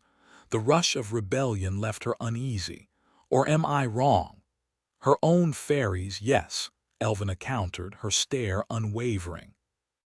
"The winter fairies have thrived on their own for centuries, longer than I've been alive, that's certain. They answer to the warden of the winter woods, and trust me, he doesn't take kindly to outsiders meddling in his affairs." Clarion clenched her fists. How could she accept that when the warden himself had asked for her help? Elvina expected blind obedience, and a day ago she might have given it. But now she couldn't ignore the truth. Elvina was hiding something. Silence stretched between them, and Elvina visibly relaxed, her shoulders loosening. "Let's move past this. We'll stay alert, but for now the threat seems over. Tomorrow you'll observe the Minister of Autumn. It'll be good for you to learn how he handles the seasonal shift." "Of course, Your Majesty." With a curt nod, Elvina left. The moment the door clicked shut, Clarion sank onto her bed. The glow of her wings cast flickering gold across the ceiling, and through her window the night sky stretched endlessly. The distant mountain peak, dusted with frost, loomed like a silent sentinel. Tonight it didn't feel like the mountain watching her, it felt like him. If she closed her eyes, she could almost see my Laurie standing there, his silver hair whipping in the wind, his gaze locked on the pixie dust tree. "I'll be waiting at sunset, every night for a week." The next day, exhaustion weighed on Clarion like a cloak. By evening, after hours of assisting the Minister of Autumn, even her cobweb shawl couldn't ward off the chill, or the gnawing sense that something was deeply wrong. Rowan reappeared, holding a steaming mug of dandelion tea. He passed it to Clarion with a quiet smile. "The long days take some getting used to," he said. She cradled the warm mug, grateful for the gesture. "I hope I haven't been too sluggish," she admitted, cheeks warming. "Not at all," he reassured her. The tea's earthy bitterness wasn't her favorite, but the heat seeped into her fingers, grounding her. The air here was always just cool enough to be refreshing, the trees a riot of crimson and amber. It stirred memories, crackling fires, the crunch of leaves underfoot. Rowan had been busy preparing for autumn's arrival, and though her thoughts wandered, Clarion made sure to take it all in. This was her first season as queen, and after last night's strained conversation with Elvina, she couldn't afford another misstep. No more distractions, especially not the warden of the winter woods, no matter how much his words replayed in her mind. Easier said than done when Artemis stood nearby, watching her like she might dissolve into thin air. Clarion didn't blame her. Her vanishing act had caused enough trouble. It had been nearly a year since she'd last visited Autumn, back during the revelry when the harvest moon bathed everything in silver. She could still picture the autumn scepter scattering blue pixie dust like snow, clinging to eyelashes and tree branches. The hollow had never felt so alive. And yet, she'd hovered above it all, just as she did now, close enough to see but never quite part of it. Below, fairies bustled about, following Elvina's orders to carry on as usual. The scene was peaceful, almost too much so. As sunlight filtered through the leaves, painting the ground in gold, a gust of wind sent her hair flying. A speedster fairy zipped past, startling a flock of monarchs into chaotic flight. Clarion exhaled. Everything looked normal. So why did it feel like the shadows were watching back? The animal handler guiding the group let out a frustrated groan. "Wait!" she yelled, waving her staff. The speedster barely glanced back, already vanishing into the distance. "They need to cover 3,000 miles," the handler shouted after her, voice cracking with exasperation. Clarion couldn't suppress a grin. There was something oddly comforting about watching her people argue, joke, and show off their abilities. Rowan, on the other hand, looked completely unfazed, as if this kind of chaos was just another Tuesday. He stood with one hand casually tucked into his cloak, the other gripping a notebook so crammed with messy notes it looked like it might burst. He'd called it a checklist, but Clarion had seen grocery lists with more organization. Half the entries were crossed out, others scribbled in the margins. His thoughts moved in unpredictable jumps she couldn't follow. "We're mostly experimenting with new approaches now," he said, as if mid-conversation, "and double-checking supplies. Elvina usually leaves the logistics to me, but right before we head to the mainland, she swings by to give everything a final once-over." Clarion raised an eyebrow. "And how does she know you haven't missed anything?" He gave her a knowing look. "Instinct," she nearly groaned. That was exactly the kind of vague, unreliable answer that drove her crazy. Instinct had done nothing but trip her up lately. He had to be joking. Elvina probably had some meticulous grading system hidden away. Clarion made a mental note to pry it out of her later. Rowan chuckled, reading her frustration. "And you know, a little trust in her advisor. I've done this more times than I can count. You're in capable hands, or at least well-worn ones." The mention of his experience only sharpened her unease. It just reminded her how much she still had to learn, and how little time she had to learn it. "Did it ever scare you?" His expression softened in surprise. "What?" She hesitated, then gestured to the clearing below, where a group of leaf weavers were meticulously folding dried foliage into intricate shapes. Apparently, the perfect crunch underfoot required extensive trial and error. "All of this, the responsibility, everyone relying on you." A breeze ruffled his hair, casting shifting shadows across his face. For a moment, he looked less like a person, and more like something carved from the heart of an old forest, steady, unshaken. "Probably a long time ago," he admitted. "But autumn teaches patience. Overthinking things before they happen, that's not really my style anymore." Clarion exhaled. Was that the secret? Just not worrying. The idea of simply not worrying felt completely alien to Clarion, especially since her best friend Petra obsessed over every possible outcome. "You're a natural leader," Rowan reassured her. "It might seem daunting now, but once you dive in, you'll find your footing." She pulled her shawl closer, murmuring, "Right." His smile faded as he studied her face. "What's really bothering you? Is the Queen giving you a hard time?" "We've had differences of opinion," Clarion replied carefully. "Is that so?" Rowan tilted his head, resting his chin thoughtfully on his fingers. "Ever since you arrived, you've mirrored her stance, her tone, even that regal inflection. I doubt she minds the imitation." It should have felt like praise, but his words carried an edge, less like admiration, more like someone observing a child dressing up a doll. And when she caught the look on his face, not sympathy but pity, her temper flared. "She's just preparing me for my responsibilities." "Of course," Rowan said quickly. "And you've done well, though you've always had a stubborn streak. What exactly are you disagreeing about?" "She thinks I focus too much on the immediate conflicts, emotions, the small stuff." Clarion fiddled with her shawl, avoiding his gaze. "She says it keeps me from seeing the bigger picture." "Ah." His expression turned guarded, as if holding back. "Maybe she means you can't fix everything yourself. Even with your talents, you can't carry all of Pixie Hollow on your shoulders." "I guess not." He gave her a playful shove, nearly knocking her over. "You're sharper than you think." But she wasn't. If only he knew how far she fell short, how she lacked Elvena's decisiveness, her poise, her sheer presence. She forced a shaky smile. "Thanks, really." Rowan's face darkened. "Clarion, you don't have to." Then the air itself trembled. A chilling silence swallowed the world. Her arms prickled with goosebumps, her spine locking in dread. It was like the eerie stillness before a storm, except the sky was clear. Rowan tensed. "Did you feel that?" "Yeah," she whispered. Artemis materialized beside them, hand hovering over her arrows. Rowan shoved his notebook into his pocket. The wind whipped at the edges of his cloak as the clearing below fell eerily still. No birds circled overhead, no rustling creatures disturbed the underbrush, only an unnatural quiet. Then Clarion spotted it. A thick, inky mist rolled between the trees, darker than any fog she'd ever seen. Shadows writhed across the ground, twisting as if trying to form something solid. Whispers of fear spread through the gathered fairies. "What is that?" Clarion breathed.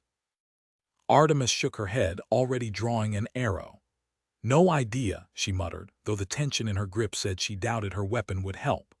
The darkness coiled upward, threads of smoke weaving together until scales glinted in the dim light. Eyes like molten poison locked onto them. It wasn't just a serpent, it was something wrong, its body shifting between forms, limbs sprouting and vanishing like it couldn't decide what to be. Violet seams pulsed along its smoky flesh, barely holding it together. One moment it had wings, the next they dissolved into tendrils. Clarion's mind reeled, trying to make sense of it. Then it hissed. Artemis fired. The arrow struck true, piercing straight through, but the creature didn't even blink. Rowan's shout tore through the air. "Run!" Fairies scattered as the beast spat venom, black and shimmering like spilled ink. Those hit dropped mid-flight, crashing to the ground in eerie silence. No cries, no struggle, just stillness. Clarion grabbed Rowan's arm. "We can't just leave them." He spun on her, jaw tight. "No, I can't just leave them. You are going back to the palace. Now," she bristled. "What's the point of being queen if I'm always sidelined?" "Better sidelined than dead," Artemis snapped, pulling a blade of bluegrass from her belt. The piercing whistle she blew echoed through the trees, a scout's warning, a call for reinforcements. But Clarion hesitated. If this thing couldn't be fought, what good were more soldiers? And if she fled now, what kind of leader did that make her? Clarion barely had time to process the distant echo of the alarm before Artemis grabbed her arm. "Scouts are coming, but not fast enough," Artemis said, her voice tight. "You need to leave, this isn't your fight." Rowan stepped closer, his usual sharp tone softened. "She's right, go." Clarion swallowed hard, her throat burning. "Fine," she muttered. "Just help them." Artemis gave a stiff nod, though her eyes betrayed something deeper, something like sorrow. Clarion caught it before turning away, her focus snapping to the chaos below. A handful of fast flyers darted around the monstrous serpent, hurling rocks and broken branches to keep it at bay. Their movements were desperate, their wings flickering with exhaustion. Rowan didn't wait. With a powerful thrust of his wings, he shot toward the wounded. "Keep it busy," he yelled. "I'll get them out." Clarion's breath hitched as she watched him scoop up an injured fairy. But then the beast twisted, its massive body coiling like a whip. Its fangs glistened with something dark, something deadly. No, time slowed. Her body moved before her mind could catch up. Her fingers stretched out uselessly, too far, too late, but then heat erupted in her palm. Golden light burst from her skin, streaking toward the serpent like a shooting star. It wasn't precise, but it was enough. The creature recoiled with a hiss, its shadowy hide smoking where her magic had struck. For a heartbeat, Clarion could only gape at her own hand. The glow lingered, warm and humming against her skin. Artemis's stunned expression mirrored her own disbelief. Magic.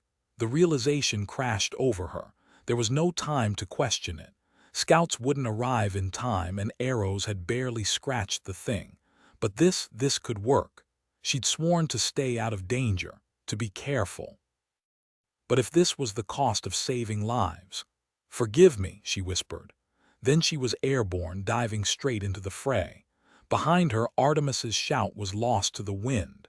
The serpent had recovered, its body oozing black where her magic had burned it. Up close, it was worse, a nightmare-given form. The sheer wrongness of it made her bones ache. And when its gaze locked onto her, her thoughts scattered. Fear turned her limbs to lead, but she raised her hands anyway. This time she couldn't afford to miss control. The word cut through Clarion's panic like a blade, sharp and desperate. Her magic flickered weakly in her palm, barely a spark against the looming threat. The serpent reared back, jaws unhinging, venom glistening. In that heartbeat, something inside her snapped, not fear but defiance. Two thoughts collided, "This is how it ends." And then louder, "Not while I'm still breathing." The second thought ignited her. Golden light erupted from her skin, so bright it seared through the mist, turning the clearing into a furnace of radiance. Then impact. The world tilted as she hit the dirt, dust choking her throat. A weight pressed down, and when her vision cleared, Artemis loomed over her, face streaked with grime, eyes wide with alarm. The ringing in Clarion's ears muffled everything but their ragged gasps. Starlight hung in the air like glittering dust, but the serpent, gone. Only a shadow slithered into the trees, leaving behind venom-blackened earth. Artemis had saved her. Relief was a fleeting thing. Her gaze locked onto Rowan, motionless in the fallen leaves, crimson against gold, too much like spilled blood. "Minister," she lunged forward, skidding to his side. His chest rose, but his face twisted, not in pain but terror, as if trapped in some unseen nightmare. She shook him, voice cracking. "Wake up!" Nothing. The clearing was a graveyard of fallen fairies, their quiet sobs threading through the silence. Clarion darted from one to the next, shaking them, pleading, "Wake up, please." Each unresponsive body tightened the knot in her chest. By the sixth, Artemis's hand gripped her shoulder. "Your Highness," he murmured. "Enough," she crumpled. Knees in the dirt, face in her hands, she forced air into her lungs until the tears receded. Pathetic. Unworthy. The weight of her inadequacy crushed her. Elvena's distrust made sense now. If she didn't master this, if she faltered again, Pixie Hollow wouldn't just stumble. It would shatter. The blame would rest squarely on her shoulders. Clarion barely remembered the journey back to the palace. The scouts had arrived swiftly after the serpent vanished, surrounding her in a tight formation, their movements silent. No one spoke, or if they did, their words never reached her. Grief had draped the world in a fog, dulling everything to a distant unreality. Nothing could pierce it. She recalled the scouts examining the scene with mute horror, the faint sting of scrapes on her arm, Artemis guiding her away from the autumn forest. Now she sat motionless in Elvena's chambers, perched stiffly on a velvet chaise. At some point, Artemis had draped her own cloak over Clarion's shoulders, still warm, yet she couldn't stop trembling. A teacup sat forgotten in her hands, long gone cold. The room was dim, curtains drawn tight, candlelight casting flickering gold across the walls. Shadows danced over Elvena's face as she spoke, her voice softer than usual. "Clarion." The sound snapped her back to herself. "Tell me what happened." Clarion took a slow sip of tea, buying time. She drew a deep breath, forcing clarity into her thoughts. "It's hard to explain. Everything changed in an instant." "Try." So she did.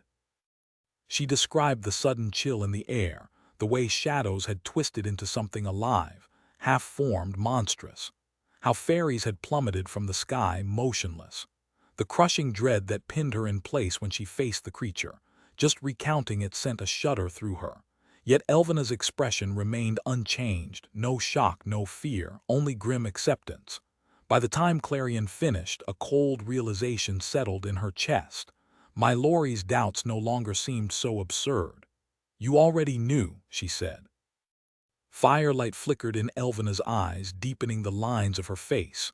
For a heartbeat her thoughts were unreadable. Would she lie now? Then with a tight frown she answered, "They're called nightmares." Nightmares. The word itself felt like ice. Elvena exhaled sharply. "As you've seen, their power is devastating. They trap their victims in endless terror. The moment we got word, our healers began working on a cure. So far, nothing has worked. The Minister of Autumn and 10 others remain unconscious." Clarion's stomach twisted. Until they found an antidote, those fairies would be trapped in their own horror. Guilt gnawed at her, but stronger still was the frustration boiling in her veins. Clarion's mind raced with betrayal. Elvena had hidden the truth from her, left her unprepared, vulnerable. If only she'd known what lurked in the shadows, she could have done something. "You knew what they could do," Clarion demanded. "I had contingencies," Elvena answered, her tone guarded. "The healers won't stop until they find a solution. They'll ease the suffering until then. No more secrets." Clarion wouldn't stand for it. "What are they?" Elvena sank onto the chaise beside her, fingers laced tight. Her gaze was distant, hollow. "No one remembers clearly. Centuries ago, queens knew the truth about nightmares, but the knowledge faded. Now all we have are whispers." She exhaled slowly. "Titania, the first queen, passed the story to her successor, and so it went, until it reached me. By then it was little more than a half-forgotten legend worn thin by time. All I know is they dwell in the winter woods, where the dark lingers and the cold feels like home. No one had seen them in ages, but my mentor warned me, if they ever returned, we couldn't hesitate." The weight of her words settled over Clarion like frost. Elvena had shared fragments of Pixie Hollow's past, but never this. Never something so vital. The omission stung. Why keep this from me? It wasn't relevant. "It is now." Elvena's jaw tightened. "What good would it have done? You're still mastering your abilities. Dwelling on old myths, ones that might not even be real, would have only clouded your focus. You don't get to decide what I need to know." Clarion's hands shook. The attack had shattered her usual restraint. 11 injured because she'd failed, because Elvena had been careless. "What else are you hiding?" Elvena sighed, weariness etched into her face. "Clarion, control yourself. Breathe." If she wanted answers, she had to play the part. She forced her expression blank, her voice steady. This was the version of herself Elvena respected. "I need to be ready for anything." "How can I do that in the dark?" Elvena studied her, the tension easing. No longer a storm about to uproot the kingdom, just a queen and her apprentice, back on familiar ground. The queen responded with calm authority, "Consider it taken care of." Clarion placed her teacup down sharply, the delicate china rattling against the saucer. "How exactly?" A heavy silence settled between them. For a brief moment, Clarion assumed the conversation was over, until Elvena surprised her by continuing. "We can't afford another disaster. Tomorrow, I'll gather the council to finalize security measures for Pixie Hollow. Until then, the scouts will track down the nightmares and eliminate them."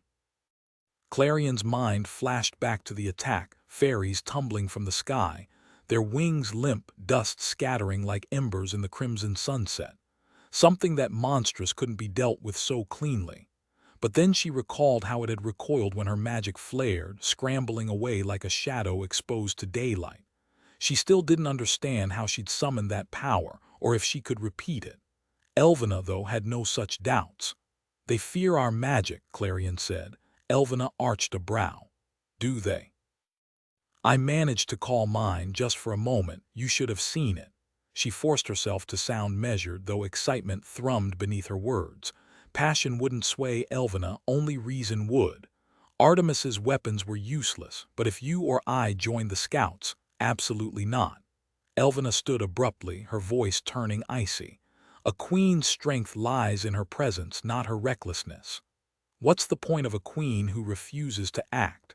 Clarion bit back the thought. A living ruler was better than a dead one, she supposed. But if that were true, Pixie Hollow should have been invincible. Elvina was the ideal queen, wasn't she? Yet here she was, dismissing advice, withholding truths that might have prevented this chaos. If you truly want to fix this instead of hiding from it, you know where I'll be. My Laurie's weary gaze flickered in her memory. Someone who actually had a plan. Elvina wasn't lying to her, but she wasn't being honest either. Unless Clarion was willing to silence her instincts forever, she had only one choice. For Pixie Hollow's sake, she'd set aside her doubts. At the first chance, she'd seek out My Laurie where the seasons blurred. The following morning, Elvina summoned the entire kingdom. Fairies abandoned their duties, flooding the throne room in a rustle of wings. Sunlight streamed through cracks in the wooden canopy, gilding the space in warmth. Above, ivy and blossoms draped like tapestries, while the throne itself rose from the ground. A living sapling shaped into a regal seat, its arms and back woven from leafy branches. Beautiful, yes, but Clarion had long suspected it was as unforgiving as the queen who sat upon it. Elvina stood tall on the moss-covered platform, gazing down at the sea of fairies below. The weight of responsibility pressed on her shoulders, so many lives depending on her leadership. It had been ages since she'd faced them all like this. Today, she wore her full royal attire, a crown of twisted vines and blossoms, a flowing golden gown shimmering with enchanted dust. Behind her, Clarion hovered uneasily between the ministers of spring and summer, both unusually quiet. Without Rowan's quick wit and laughter, the air felt heavy, stagnant. Not that she minded. Clarion flinched at every rustling leaf, every shifting shadow. The whispers of the crowd only amplified her own unease. She searched inside herself for that flicker of power she'd felt the day before, but nothing. Where had it gone? In that desperate moment against the beast, something had unlocked within her. But now, blank. She couldn't even recall what she'd done. Maybe she'd have to start leaping into danger regularly just to figure it out. Or maybe she didn't want to know if she could truly protect anyone when it counted. Elvina raised a hand, and silence swept through the gathering like a wave.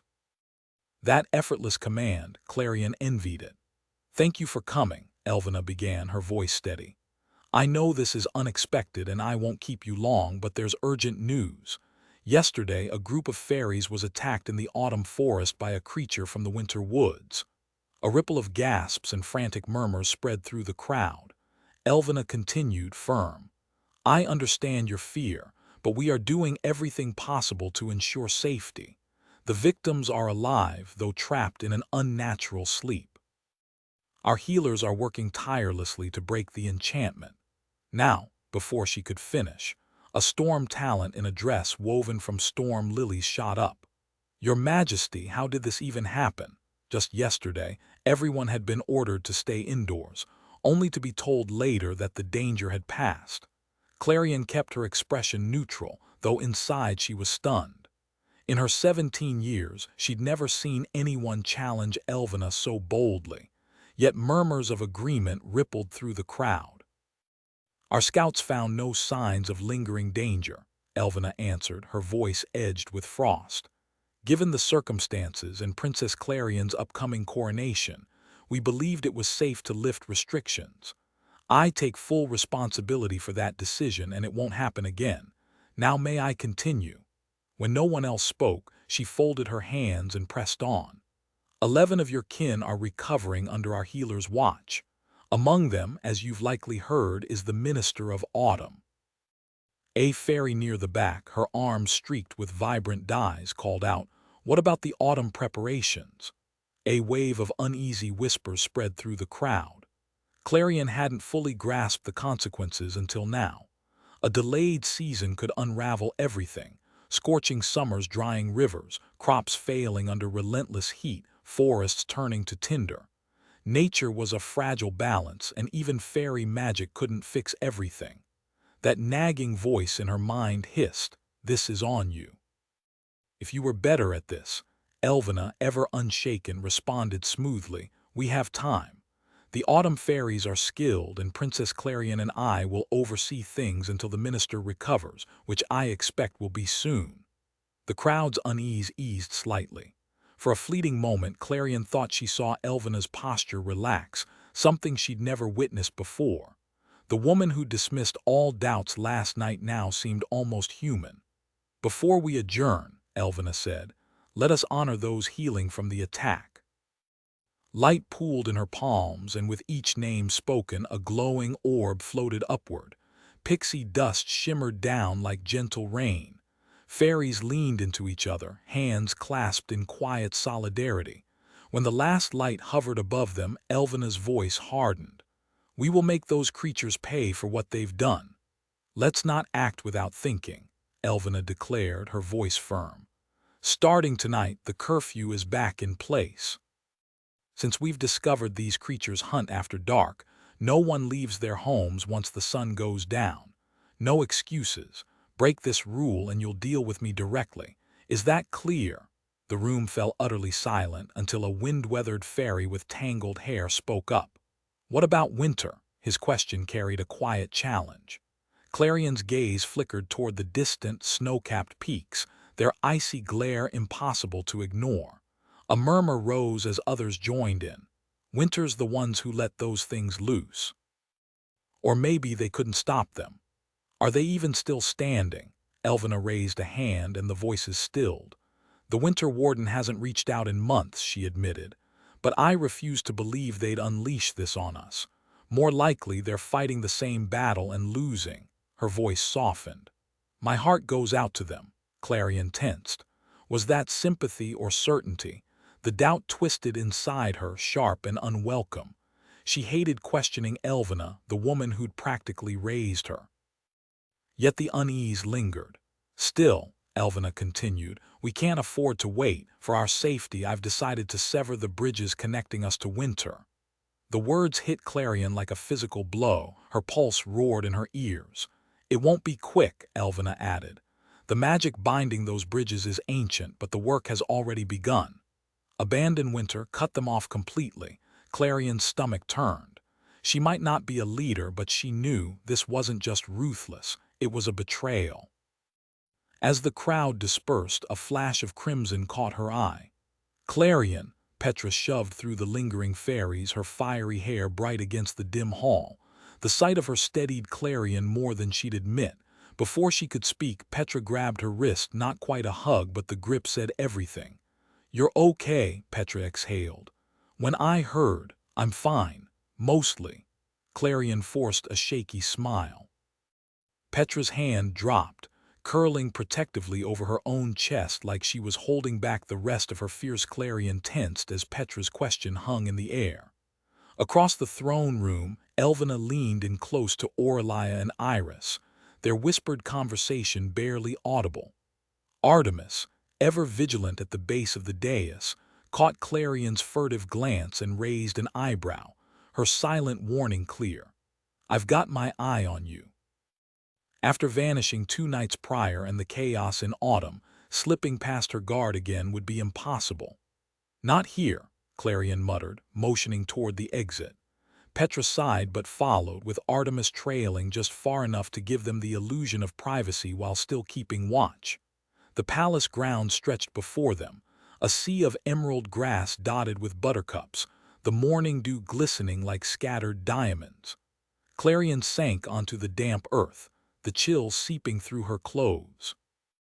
Petra hovered nearby, cheeks flushed, her gaze flickering between Clarion and Artemis with an unreadable mix of nerves and something else. "Why drag me out here?" Petra finally asked, brushing a stray curl from her face. "What's your take on Elvina's plan?" Petra's expression shifted as she launched into technical details. Tinker collaborations, reinforced axes, the stubborn resilience of the pixie dust tree's roots. Clarion barely listened. The thought of using magic and machinery to sever ties with Winter made her stomach twist. My Lori had trusted her, and now they were being cast aside without a second thought. "I have to stop her," Clarion blurted. Petra went rigid. "Stop her? Are you serious? Would you just abandon the winter fairies to the nightmares?" Clarion shot back. "Do you even realize what destroying those bridges means?" Petra hesitated, biting her lip. "The dustologists say Winter has other connections to the tree. They'll survive, just isolated." "Is isolated really the same as fine?" Clarion scoffed. Elvina had already brushed her off once. If reason wouldn't work, she'd have to go straight to my Lori before it was too late. "That expression hasn't crossed your face in ages," Petra remarked, her voice laced with nostalgic warmth and just a hint of suspicion. Clarion snapped back to reality, blinking rapidly. "What expression?" Petra mimicked a stern glare, pointing at her own features. "This one. It always means you're about to do something foolish." Clarion flashed a deliberately guileless smile, though the truth was she absolutely intended to act recklessly. "Me? Never. I've matured past all that nonsense." Petra groaned, rubbing her temples. "Why do I get the feeling you're lying through your teeth?" "I'm just going to have a chat with Elvina," Clarion fibbed, already mentally mapping her escape route. "No need to panic." "That makes me panic even more." But Clarion was already strategizing. Elvina's latest order had created the perfect cover. No one would be wandering after dark, so no one would notice her absence. Well, almost no one. Elvina would know, and Artemis. Clarion risked a glance toward the pixie dust tree, where Artemis stood camouflaged in her earthy-toned tunic. As if sensing trouble brewing, Artemis locked eyes with her, disapproval etched across her face. If Clarion wanted to help Pixie Hollow, she'd have to outmaneuver her. The days dragged, each sunset stretching Clarion's nerves thinner. By day, everything seemed ordinary, but as dusk approached, an uneasy tension settled over the hollow. Even Clarion jumped at the slightest rustle in the trees. Tonight, though, the creeping darkness felt heavier, because once the sun vanished, the week my Lori had given her would be up. Restlessness gnawed at her. Between endless responsibilities, she'd barely had a moment to breathe. At the council meeting, she barely registered the reports on the nightmares, her gaze fixed on Rowan's empty seat. The only phrases that stuck were "no sign" and "no solution." It only reinforced what she already knew. The warm seasons alone couldn't fix this. She had to see my Lori. Her schedule was finally free, but Artemis had been hovering like a shadow since Elvina's decree. Every step Clarion took, she could practically feel the scout's sharp eyes tracking her. If stealth wouldn't work, she'd have to try honesty. Artemis might not be as close to her as Petra, but Clarion understood her loyalty, her protectiveness. If anyone would grasp the weight of keeping Pixie Hollow safe, it was her. The moment the meeting ended, Clarion ignored Elvina's scrutinizing look and rushed to her room. She flung open the balcony doors. Stepping into the fading warmth of the afternoon sun, Artemis lounged in the gnarled branches of an ancient oak, her wooden practice blade balanced against her collarbone. One knee was tucked close to her chest, while her arms draped loosely over it. The late afternoon sun painted streaks of cobalt through her raven-black hair, leaving half her face in shadow. Clarion noticed a lone frostberry had bloomed just above the scout's head, the pixie dust tree's quiet way of offering comfort during her solitary vigil. It had a habit of responding to its visitors' emotions. Last month, after a brutal training session, the boughs near Artemis's quarters had erupted in a cascade of silver honeysuckle. "Princess," Artemis greeted, her tone as politely detached as always. Clarion leaned against the balcony rail, trying and failing to look at ease. The effort felt foreign. When was the last time she'd bothered with casual posture? She fidgeted, unsure what to do with her hands. "I've got some time today," she said. "Thought I might take a walk." Artemis's gaze sharpened. "Where? Maybe the spring-winter crossing." Clarion cringed at how uncertain she sounded. She'd meant it to come out firm, decisive. The scout's expression soured. The queen would have my wings if I let you go there. Oh, absolutely. Good, then we're settled. Unless, Clarion chirped, she never finds out. Artemis stiffened, the realization dawning. She set her sword down with deliberate slowness. You're asking me to deceive the crown. Well, when she put it that way, yes. Surely, a low-hanging branch suddenly nudged Artemis's arm, depositing a plump frostberry into her palm. She blinked at it. What's this? Clarion grinned. Call it an incentive. Is it working? Artemis ignored the berry, her voice dry. There are safer places to visit. The Tinker's Market, for instance. Clarion held her ground. Nowhere else interests me. The scout exhaled, wings twitching in resignation. May I be blunt? Always. In one fluid motion, Artemis launched from the branch, landing lightly on the railing. Sunlight filtered through the leaves, casting shifting patterns across her face. Princess, my job is to protect you. And between the current tensions and your tendencies, the border is the worst possible destination. Clarion wasn't surprised.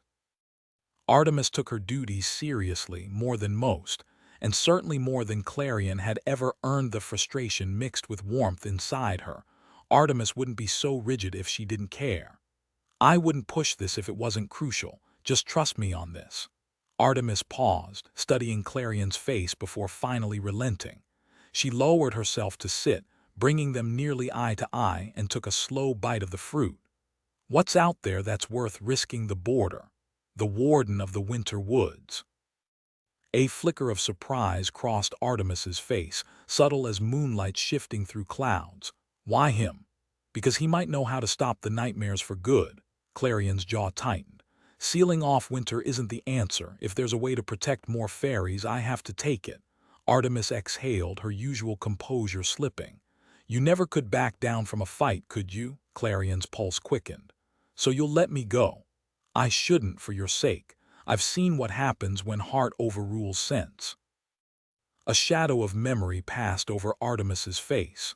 Queen Elvina and Commander Nightshade took a chance on me. If something happened to you, she trailed off, the unspoken weight hanging between them. The admission caught Clarion off guard. Artemis had always been this unshakable pillar. Had she ever really considered there was more beneath the armor? Times she'd caught Artemis sharpening her blade past necessity, or watching the patrols with something like longing. The only time she'd ever seen her truly alive was when she'd thrown herself between Clarion and danger. Maybe recklessness wasn't so foreign to her after all. I'll be careful, Clarion promised. I'd never put your standing at risk. Artemis dragged a hand through her hair, resignation settling in. If you're certain this is the right move, then I trust you. I trust you. The words sent a rush through her. It is, Clarion said quickly before emotion could betray her. Artemis already looked like she wanted to take it back. Go. If the queen asks, I'll cover for you. Clarion caught her hand, squeezing once before letting go. Thanks. Artemis glanced down at their hands, looking strangely flustered before pulling away and smoothing her expression back into something professional. Just make sure you're back before nightfall. As the last light of day faded, Clarion perched on the moss-covered bridge between winter and spring, her legs swinging above the river. The water mirrored her image, her wings casting a faint glow in the twilight. Despite the looming threat of night, there was something peaceful here, the gentle murmur of the stream, the quiet hush of snow drifting just beyond the border. You showed up, Clarion startled, almost slipping into the water before catching herself. My Laurie stood a few paces away, as if he'd materialized from the falling snow. She blinked, momentarily speechless. There was something in his expression, surprise, maybe relief, that caught her off guard. It was hard to tell if it annoyed her or made her soften toward him. Then again, she hadn't exactly given him reason to expect her. Realizing she was still half-sprawled on the ground, gaping up at him, she quickly fluttered upright, brushing stray moss from her dress. I did, she said, then added more quietly.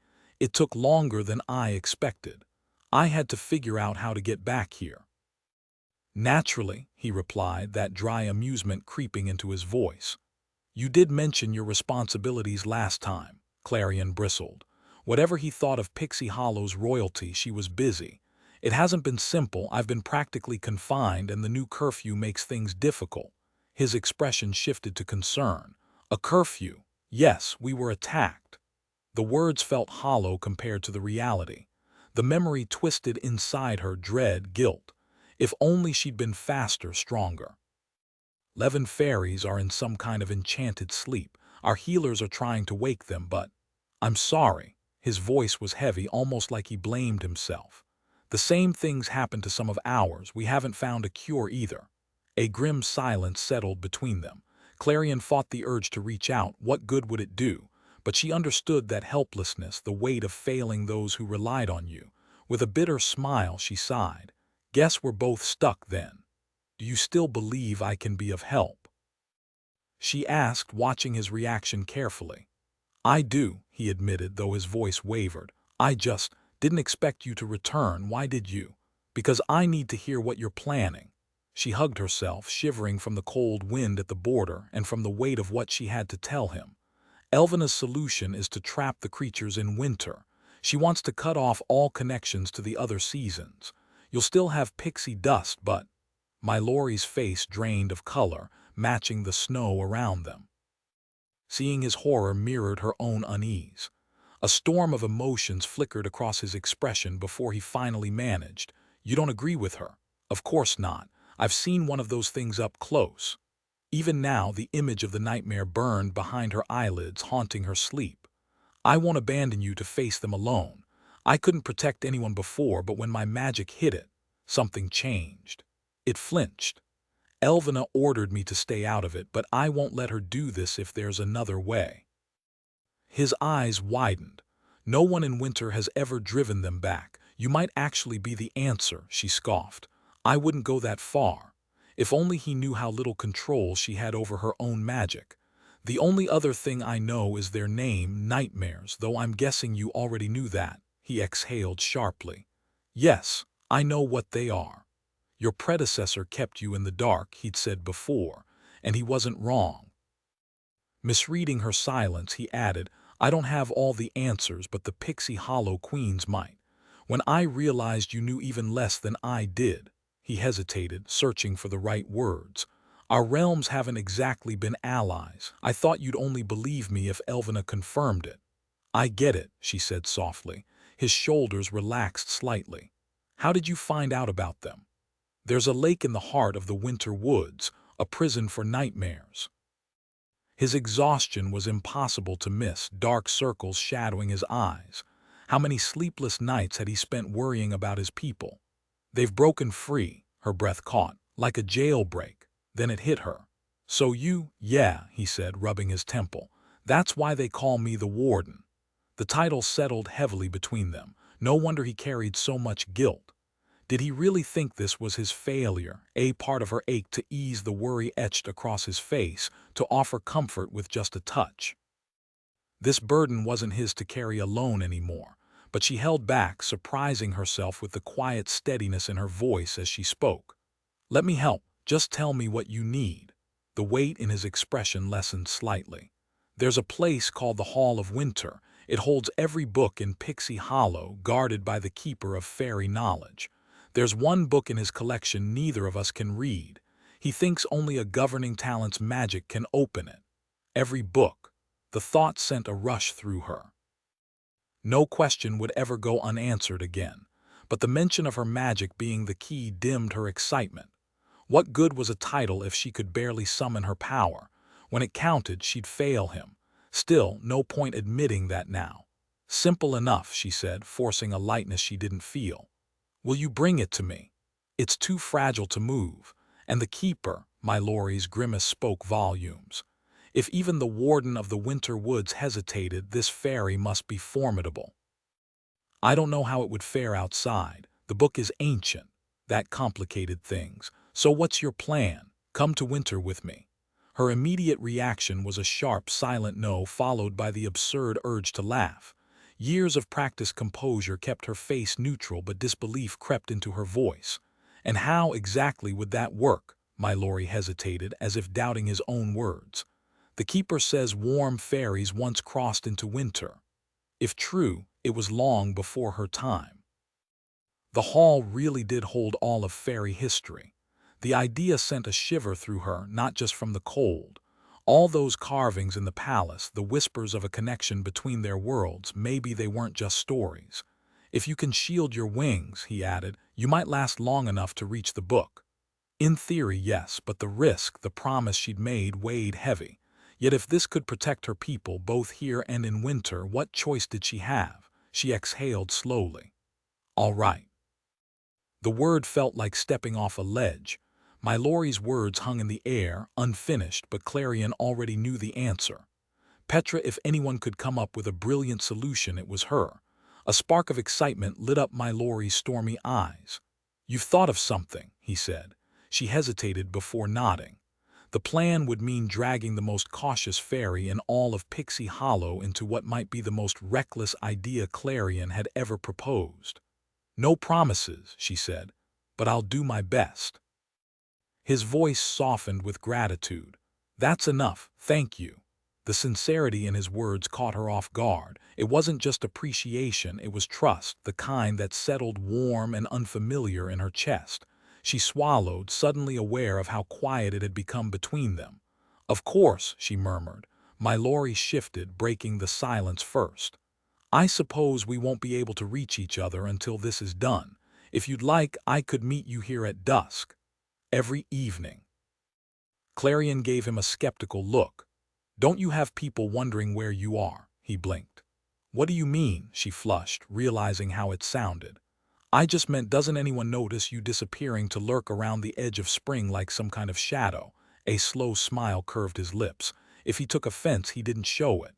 If the winter fairies knew I was, what was it, lurking? They might have opinions. But spring's here, so things are calm. And honestly, who's left to question me? The only one above me is you. Only you. The word sent a strange thrill through her. The world seemed to shrink to just the two of them, the hush of falling snow, the way his gaze held hers. She tucked a loose strand of hair behind her ear, suddenly desperate to steer the conversation somewhere safer. Did you have a mentor, someone who taught you how to be warden? His smile faded slightly. No, just notes left behind. Clarion's chest tightened. She couldn't imagine piecing together a role like that alone, no guidance, no one to lean on. The seasonal ministers in the warmer realms at least had the queen's wisdom to guide them. But winter, left to figure it out in the dark. The weight of that unfairness settled heavily in her stomach. My Laurie must have noticed because he gave her a small, reassuring grin. Don't worry. The notes were very detailed. Against her will, she laughed the thought of a flustered My Laurie, fresh from his journey and desperately flipping through some ancient book for answers, had lifted her spirits like a sudden summer downpour. At least tell me they had a decent filing system, she said. By subject, he answered with a straight face. Good. Clarion hesitated, suddenly unwilling to walk away. I should go, my guard will have a fit if I'm not back before nightfall. He glanced at the darkening sky. Then you'd better move. She really should.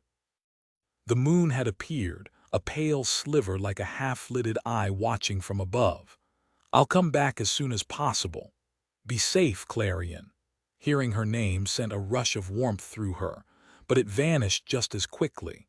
When she opened her eyes again, he was gone, leaving only a swirl of snowflakes dancing in the faint moonlight. By dawn, Artemis was perched in the branches outside Clarion's balcony. The pixie dust tree, apparently feeling mischievous, had sprouted a tiny orchard of neverberries in every color imaginable, their scent drifting sweetly through the air. Oblivious, or pretending to be, Artemis was busy carving something, her knife flashing in the morning light. Watching her, Clarion felt a surge of affection. Few were as reliable. The night before, Clarion had barely made it inside before full darkness swallowed Pixie Hollow. Just as she locked the balcony doors, she caught the flicker of fairy light. Artemis, finally relaxing after her watch. Well, Artemis asked without looking up, did you track down your elusive warden of the winter woods? Clarion ignored the way her stomach twisted at the phrasing. My lorry wasn't hers. This wasn't some secret rendezvous. I did. Artemis finally met her gaze, hope flickering in her eyes. And did he have what you needed? Not exactly, but he knows where to look. Clarion leaned on the railing, resting her chin on her hands. Now came the tricky part, explaining what finding it actually meant. Convincing Artemis to let her near the border had been hard enough. Getting her to agree to cross it, that would take some finesse. Speaking of which, there's somewhere I need to go today. Artemis's expression turned so wary that Clarion laughed. Nothing dangerous, I swear. This time, I actually want to visit Tinker's Nook. Petra owes me a favor. Artemis brightened before schooling her face back to indifference. A favor. Might as well rip the bandage off. Artemis nearly lost her grip on the carving knife when Clarion made her request. She barely caught it before it hit the ground, then stared at the fairy queen like she just suggested jumping into a volcano. Excuse me. For just a little while, Clarion clarified quickly. There's something in winter I need to retrieve, a book specifically. A book. Artemis rubbed her temples, clearly deciding some mysteries weren't worth unraveling. When she finally spoke again, her voice was carefully measured. Your Highness, with all due respect, are you certain this is wise? I don't doubt your instincts, but crossing into winter isn't exactly a casual stroll through the meadow. I know the risks, Clarion admitted, but I don't have another choice. Artemis exhaled sharply, tucking away her half-finished carving. Guess we're visiting the Tinker then. Relief washed over Clarion so completely she sagged against the railing. Yes, thank you. The two took flight, rising high above Pixie Hollow's patchwork of emerald fields and shimmering streams. Below them, trails of pixie dust swirled like liquid sunlight, and the distant laughter of fairies carried on the breeze. The sight tightened Clarion's throat. This was worth fighting for. Scouts perched in the treetops saluted as they passed. Any sign of it yet? She asked. Nothing, Artemis muttered. Which makes no sense. A creature that big doesn't just disappear. Even if they found it, Artemis hesitated. My arrows barely scratched that thing, but your magic, that actually hurt it. Clarion flushed at the admiration in her voice. Truthfully, she wasn't sure how she'd done it. One second, she'd been ready to die shielding someone. The next, blinding gold light had erupted from her hands. She hadn't realized Artemis noticed before being knocked to the dirt. Her elbows still ached from the impact. So you see, Clarion said softly, why I have to try. I think you're winging it, Artemis said bluntly, then caught herself. With all due respect, Your Highness. It wasn't the ringing endorsement Clarion wanted, but it would do. They flew in silence until Petra's cottage came into view, its mossy roof sparkling with morning dew. Artemis trailed her fingers along the rough stone walls as they landed. Let's hope she's in a helpful mood today. With genuine curiosity, Artemis murmured, I had no idea Petra was such a go-getter. Clarion gave a quiet chuckle.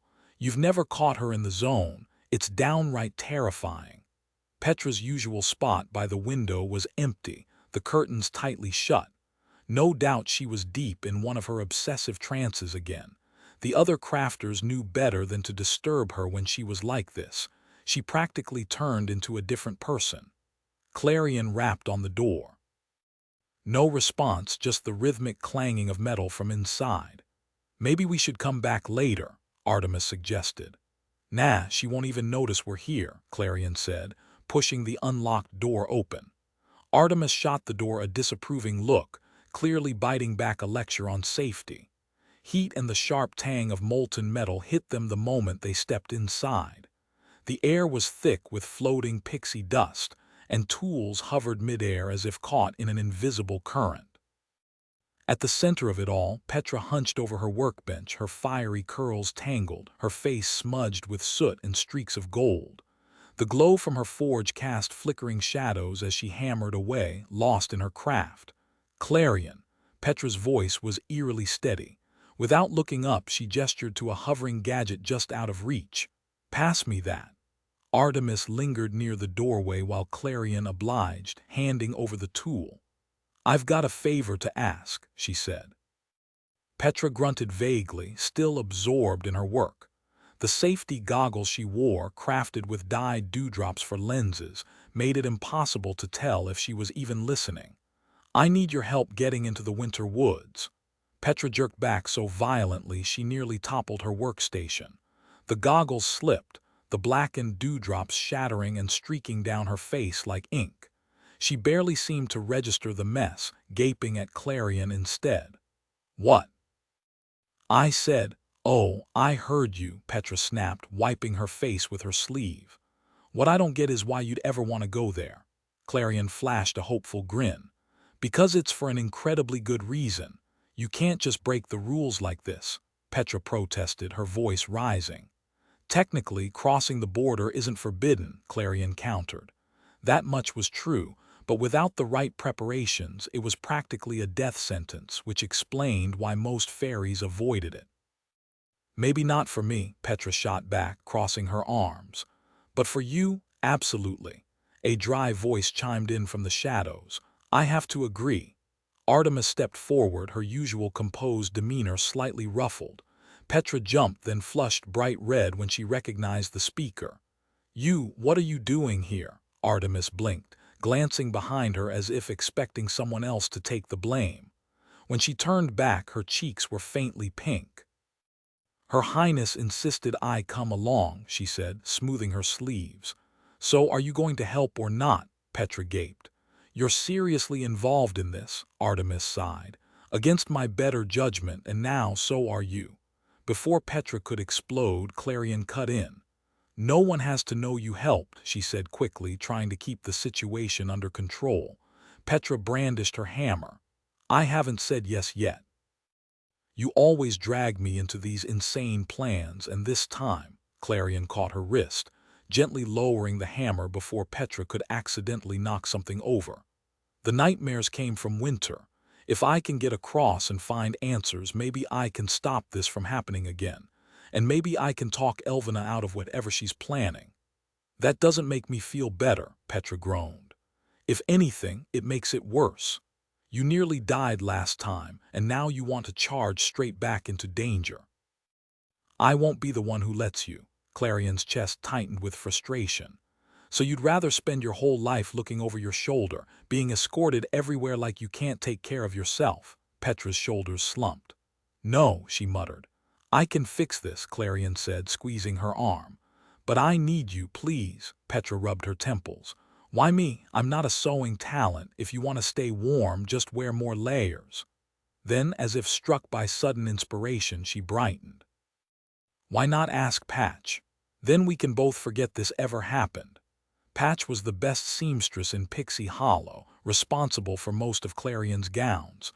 But a winter coat? There was no way Patch would agree without an explanation, and she'd report straight to Elvina if Clarion gave one.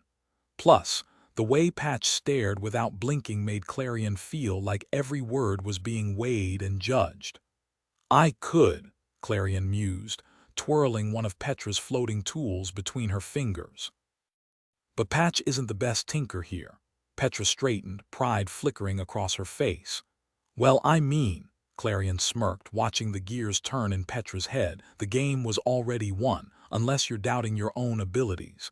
"Put that away," Petra snapped. "Obviously I can handle it. The execution won't be difficult, it just won't win any fashion awards." "I don't care about that," Clarion said a little too quickly. "So you're really willing?" Petra exhaled sharply, rubbing her temples. "I have about a million other things to deal with, but fine, I'll do it," she groaned, dragging her hands down her face. "I must be out of my mind, don't make me regret this." "You won't." Clarion rested her head against Petra's shoulder. "I mean it." "Oh, you're definitely paying me back," Petra grumbled. "Big time." Clarion couldn't help but smile. "Fair enough." Later that night, Clarion found herself drawn to the border again. She wasn't even sure why. It wasn't like she had urgent news for my Laurie. But after the small wins of the day, an unexpected lightness buzzed in her chest. For the first time since the nightmares appeared, there was real hope. And then there was him, waiting alone at the edge night after night. The thought twisted something inside her. If she wanted, neither of them had to be lonely. She reached the border just as the sky bled into soft pinks and purples. The trees stood stark against the fading light, their branches clawing at the horizon. This time my Lori was already there, perched on the bridge with a book in hand. The setting sun draped him in gold, the snow around him sparkling like crushed diamonds. Winter had never looked so breathtaking. He turned the moment she arrived as if sensing her presence. No armor, no guarded expression, just raw surprise like she'd caught him off guard. For a heartbeat he looked almost dazed, as if she were something impossible. Then just as quickly his face smoothed into calm politeness. Maybe she'd imagined that flicker of wonder. Clarion landed beside him, steadying her voice. "Evening, evening." He shut the book, something unfamiliar, its spine gilded like the poetry books in the library. She almost asked about it, but he spoke first. "Didn't think I'd see you again so soon." His tone wasn't unkind, but heat prickled her cheeks anyway. Maybe she should have waited a day or two instead of rushing back. But if they were going to fix this mess, efficiency wasn't a crime. She feigned indignation. "You think too little of me." "An error I won't repeat," he said, the faintest hint of amusement in his voice, something Clarion deliberately ignored. "What progress have you made?" She brushed a hand over her dress, though there was nothing to smooth. "I've figured out how to get across, but it might take a few days before I can try." "That's promising." His expression darkened slightly. "No complications. You mentioned other responsibilities." "Right," she muttered. "Those." A heavy silence settled between them. Normally, quiet never bothered her, but now it felt stifling. She and my Lori could never be friends, not truly. Yet here in the fading light, with the distance between them as solid as stone, reality seemed to blur. What harm was there in pretending? Hesitantly, she moved closer, sitting beside him on the bridge until their arms nearly touched. The energy from the pixie dust tree's roots hummed beneath her hands, steadying her. Up close, she noticed the snowflakes caught in his pale hair, the delicate sweep of his lashes against his skin. That thought crept in again, unwelcome, striking, and treacherous. "I never realized how much work goes into planning a coronation," she admitted, propping her chin in her hands as she stared at her rippling reflection in the river. "Everyone wants my input on every little thing, but I can barely wrap my head around the fact that it's happening at all. The weight of it sounds overwhelming." She looked up, surprised by the sincerity in his tone. Flustered, she tucked a stray lock of hair behind her ear. "It is. But you didn't come here to hear me complain. It's not all bad. There's the coronation ball, the night before the full moon, just a week before the ceremony." My Lori hesitated, as if debating his words, then finally said, "We'll host one that same evening." Her eyes brightened. "You will, naturally." A quiet amusement flickered in his gaze. "Your coronation is worth marking. Winter never passes up a chance for celebration." She let out an undignified laugh, but for once she didn't mind. My Lori had a dry wit, but picturing him at a ball was nearly impossible. Summer revelries were loud, chaotic, endless, while winter and its guardian felt more like the hush of a frozen lake. "Even you." "Even me," he replied, his voice unexpectedly solemn. The unspoken words lingered, once perhaps. She missed the warmth in his eyes and wondered how to bring it back. Shifting to face him fully, she folded her legs beneath her. "So, what exactly happens at a winter ball?" My Lori's smile deepened at her curiosity. "I suppose it's similar to what people do at a summer ball." "Not so sure about that." Her curiosity flared, too strong to ignore. "You forget I know nothing about winter." My Lori fell silent for a moment, studying her face. "What would you like to learn?" "Everything." The thought of confessing that his world had always tugged at her, like an invisible thread, left her feeling raw. But now she might finally get answers to the questions that had haunted her since her arrival. Where to even begin? "I don't know. What kinds of abilities do winter fairies have?" "Too many to count. Some control frost, others shape snowflakes, some command glaciers, and a few even wield icicles." Clarion's mind reeled as he listed them. How many variations could frozen water possibly have? And you, his expression softened with surprise. I'm not sure mine has a name. There must be one.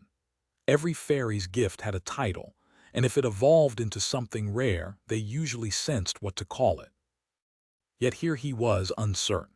Warden talent seemed the obvious choice, but it didn't sit right.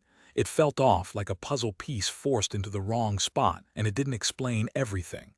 Guarding nightmares can't be all you do, she pressed. Who greets newcomers? I do. His answer sent a jolt through her. She straightened.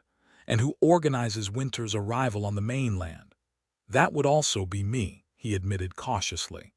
But it's a small part of my role. Protecting the winter woods comes first. Like Elvina. The realization hit her and she turned fully toward him. His eyes mirrored her glow, brightening with her excitement. Maybe you're a governing talent too. Were you born from a star? My Lori paused. No, I wasn't.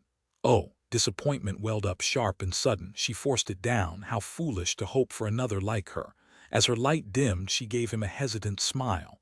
Never mind then, sorry I couldn't help. Don't apologize, not knowing doesn't trouble me, he said gently. Are you all right? Fine. She looked away, unable to bear the weight of his gaze. Snowflakes danced at the border, vanishing before they crossed. I just thought, maybe there'd be someone else like me here, but of course not. A queen should be as untouchable as a star. She caught his reaction, his whole body tensed as if she'd struck him. Is that what you really think? What did she think? The question hung in the air, heavier than the winter chill. Her own beliefs didn't matter, not when Elvina's teachings had shaped her for so long. She twisted her fingers together, staring down at her lap. But I've never been able to follow them. Wanting what I shouldn't, it's always been my weakness. Is it really? His voice softened. I get why that philosophy exists, but... When she finally looked up, the sight of him caught her off guard. The fading sunlight carved sharp lines across his face, making him seem almost unreal. What's wrong with hoping for something more? The necessity of that philosophy. The words cut deeper than she expected. Maybe he wasn't like her, maybe their struggles weren't identical, but right then, none of that mattered. His loneliness mirrored hers so perfectly it hurt. She wanted to reach for him, but her hand stayed frozen in place. All her life she'd wished for someone to see her, not just look, but truly understand. Now that it might happen, the thought terrified her. Wanting him, wanting this, it complicated everything. 3 endless days passed before Petra's message arrived. Clarion lay awake before dawn, watching the sky shift from deep violet to pale gold. The distant mountains taunted her, their snowy peaks just visible through the window. Soon, she'd be standing among them, soon. She and my Lori would finally be on the same side. Maybe then she could believe any of this was real. A quiet knock shattered the stillness. Clarion bolted upright, heart hammering. At this hour, a visitor meant trouble, another ambush, another crisis, until her eyes adjusted. Artemis stood on the balcony, faintly glowing in the dim light. Clarion rubbed her face, torn between irritation and relief. What is it? Artemis knocked again, firmer this time. With a sigh, Clarion shoved off the blankets and padded across the room. The morning air was crisp as she cracked open the door, the distant hum of workers preparing breakfast drifting in. She tried to scowl, but her messy hair and rumpled nightgown probably ruined the effect. Morning, Artemis said, holding out a tightly rolled parchment. Figured you'd want this now. Clarion took it, untying the twine with quick fingers. The note unfurled in her hands the moment Clarion saw the note. She knew Petra had written it. The messy scrawl was unmistakable, along with smudges of soot, grease, and something dark she really hoped wasn't blood. How bad could sewing be? Surely not that dangerous, even for someone as clumsy as Petra. But the message itself was oddly brief and unsigned, just 3 words. It's done. Her pulse quickened as she clutched the paper to her chest, the excitement she'd been holding back for days finally breaking free. After years of dreaming, of staring longingly toward the frost-covered lands, she might actually step into winter tonight. It took everything in her not to spin around the room like an overexcited child. Artemis would think she'd lost her mind. Instead, she grinned up at her guardian, only to find Artemis watching her with an unusually tender expression. The moment their eyes met, Artemis schooled her face back into its usual calm. "Good news?" she asked. "We can go get my coat." Artemis sighed, still not thrilled about the idea of Clarion venturing into winter. "Wonderful," she muttered. Clarion studied the letter again. "Wait, how did you even get this?" A faint blush crept up Artemis's neck. "The tinker handed it to me." Clarion raised an eyebrow. "Since when do you hang around Tinker's nook?" She kept her tone light, but curiosity burned. Artemis and Petra had known each other for ages, but as far as Clarion knew, and much to her frustration, given how obviously Petra adored her, they'd never spent time alone. This was interesting. "We just happened to cross paths," Artemis said quickly. "I was in the area." "Oh," Clarion couldn't help pressing. "Doing what?" Artemis fidgeted, running a hand through her short hair. "I was checking for nightmares before heading back, and maybe I wanted to see what she was working on. It could be useful for scouts." Clarion smirked, tucking the letter away. "Right. Well, we can stop by later and take a closer look." Artemis shot her a glare. "After your meeting with the Minister of Spring, which is in an hour in case you've forgotten." Clarion groaned. She had forgotten. Iris better not drag this out. Nothing stood between her and winter now except one tedious conversation. As they walked toward Spring Valley, Clarion soaked in the sights. Summer was home, but spring always dazzled her. The air thick with the scent of blossoms, every corner bursting with color. The garden talents had outdone themselves this season. Clarion marveled at the vibrant world around her. Juicy oranges hanging heavy on branches, bursts of yellow forsythia, cascades of purple wisteria, and tiny wild strawberries soaking up the sun. As they darted between the trees, she spotted cozy fairy homes nestled among the leaves, their roofs woven from bright trumpet vines and fuchsia blossoms. Their destination was Springtime Square, the bustling center of Spring Valley, where morning mist rolled in from the Never Sea, softening the edges of the clearing. Towering cherry trees stood like sentinels, framing a view of the ocean and a mossy stone where a single, precious flower grew, the evergreen. Its delicate white petals curled inward like a fairy at rest, only opening on the spring equinox to signal the season's arrival. Every year, fairies gathered here for the Queen's final inspection, some staying awake all night just to witness the magical moment. Clarion longed to see it too.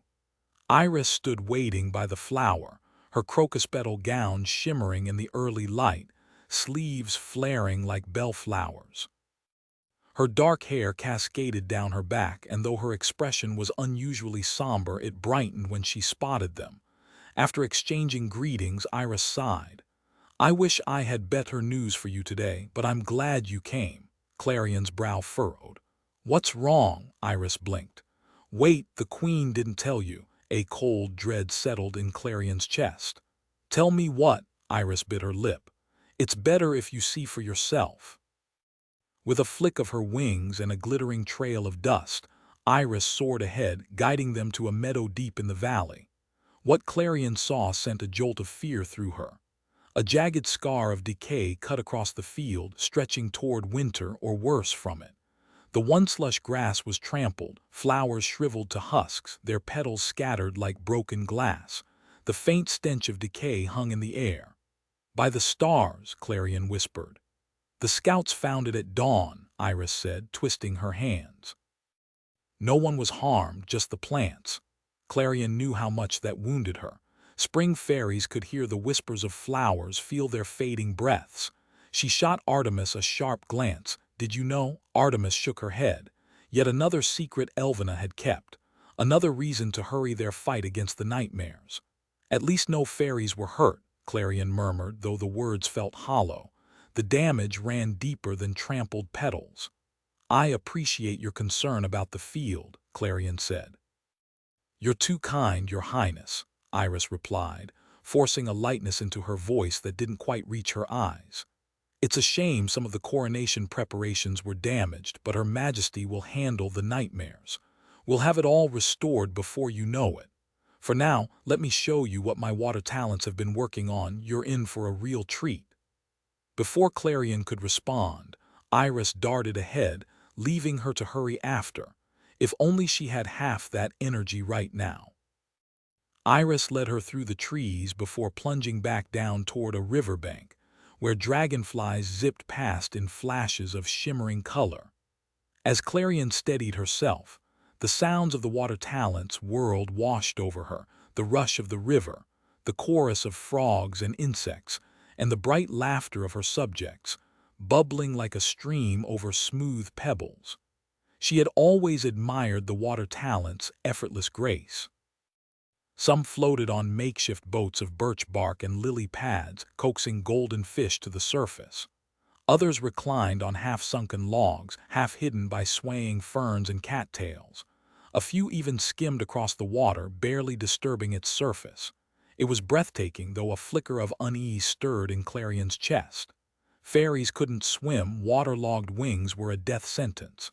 Yet here they were, fearless and free. That is, until they noticed her. The moment she passed, the laughter stilled. She hesitated, unsure whether to offer a reassuring smile or pretend she hadn't noticed their sudden tension. "Right here," Iris announced, snapping Clarion from her thoughts. It took a second for her to process what she was seeing. A massive spiderweb stretched between branches, studded with countless dewdrops, each one tinted with dye. The sunlight caught them, scattering rainbows across the forest floor. And then she realized it was a portrait of her. "Well?" Iris asked eagerly. "It's stunning," Clarion murmured, and she wasn't just saying it. Seeing herself reflected like this, regal, composed, everything a queen should be, left her with an odd, unnameable ache. Behind her, the clearing seemed to exhale, the sounds of splashing and chatter resuming as if they'd all been waiting for her approval. Iris clapped her hands. "Perfect. Your coronation is going to be unforgettable, Your Highness. Just imagine," but Clarion barely heard her. She was still staring at that shimmering mosaic. At the version of herself, she wasn't sure she could ever truly become. The coronation ceremony should have been a moment of triumph. But Queen Clarion couldn't shake the looming danger over Pixie Hollow. While part of her wanted to lose herself in the festivities and trust Elvena's reassurances, her thoughts kept drifting to the winter cloak tucked away in Tinker's nook, and the dangerous journey she'd undertake after sunset. "Your Majesty." Clarion blinked, realizing Minister Iris was staring at her with a mix of worry and frustration. She'd been caught daydreaming at the worst possible moment. "Forgive me," Clarion said quickly. "What were you saying?" Iris crossed her arms, studying her with sharp eyes. "You seem distracted. Is something troubling you?" "Just everything," Clarion admitted with a weak laugh. "The coronation preparations, the responsibilities. Sometimes I wonder if I'm cut out for this." Iris's eyebrows shot up, then a knowing smile spread across her face. "Wait, are you actually nervous?" Clarion sighed. "Maybe more than a little." "Really?" Iris sounded almost amused. "You always carry yourself like nothing phases you."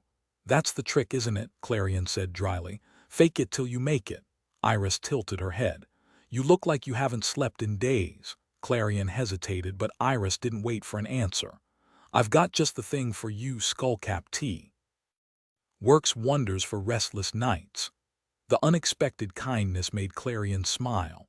"That's very thoughtful, thank you." "Of course," Iris waved a hand.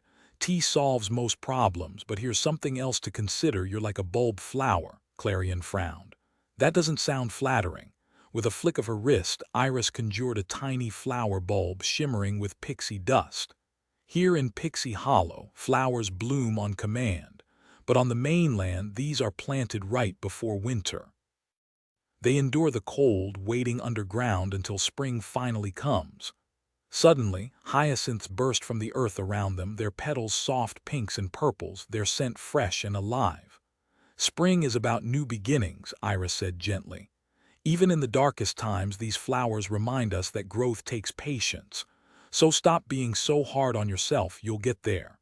Clarion was speechless for a moment. I don't know what to say, thank you, Iris grinned. Just doing my job.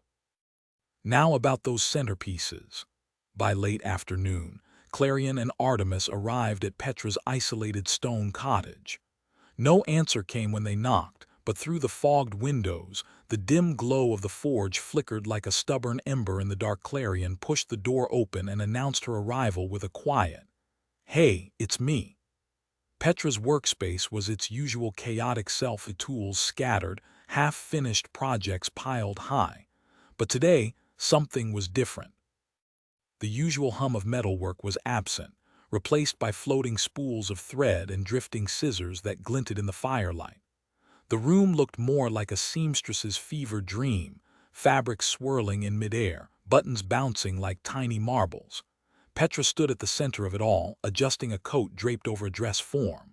Dark circles under her eyes mirrored Clarion's own exhaustion.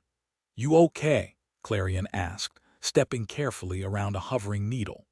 Petra barely glanced up, her voice distant. "Took forever just to get the pattern right. Then I had to bribe Patch with spider silk for sewing lessons, but after 3 disasters I finally got it." Curious, Clarion peeked at the coat and her breath caught. It wasn't just functional, it was stunning. Golden fabric shimmered with a dusting of magic, the hood and cuffs lined with soft white fur. "This is incredible," she murmured. Petra shrugged, though her lips twitched with pride. "It'll work. Here, try it." Clarion slipped into the coat and instantly burst into laughter. The thing swallowed her whole, sleeves pooling past her fingertips. At least her wings had room. Petra frowned, adjusting the oversized lapels. "I forgot to measure you, it's terrible," Clarion grinned. "It's cozy, that's what matters." "You're being too nice," Petra muttered. "But take it off, it's sweltering in here." Clarion rolled her eyes. "It's fine." Petra ignored her, digging through the mess on her table. A knife clattered to the floor before she shoved mittens, boots, and what looked like miniature tennis rackets into Clarion's arms. Clarion held up the odd contraptions. "Are we playing badminton?" Petra scoffed. "They're for your feet, obviously." Clarion turned them over, baffled. Sure." Clarion raised an eyebrow, unimpressed. "You're the one making a big deal out of nothing." "They're snowshoes," Petra sighed, rubbing her temples. "They spread your weight so you don't sink. Look, just trust me, okay? They'll help." "Fascinating," Clarion muttered dryly. Who knew walking could be so complicated? Petra's grin flickered before fading. "Just don't do anything stupid." "Me, never." Clarion waved a hand dismissively.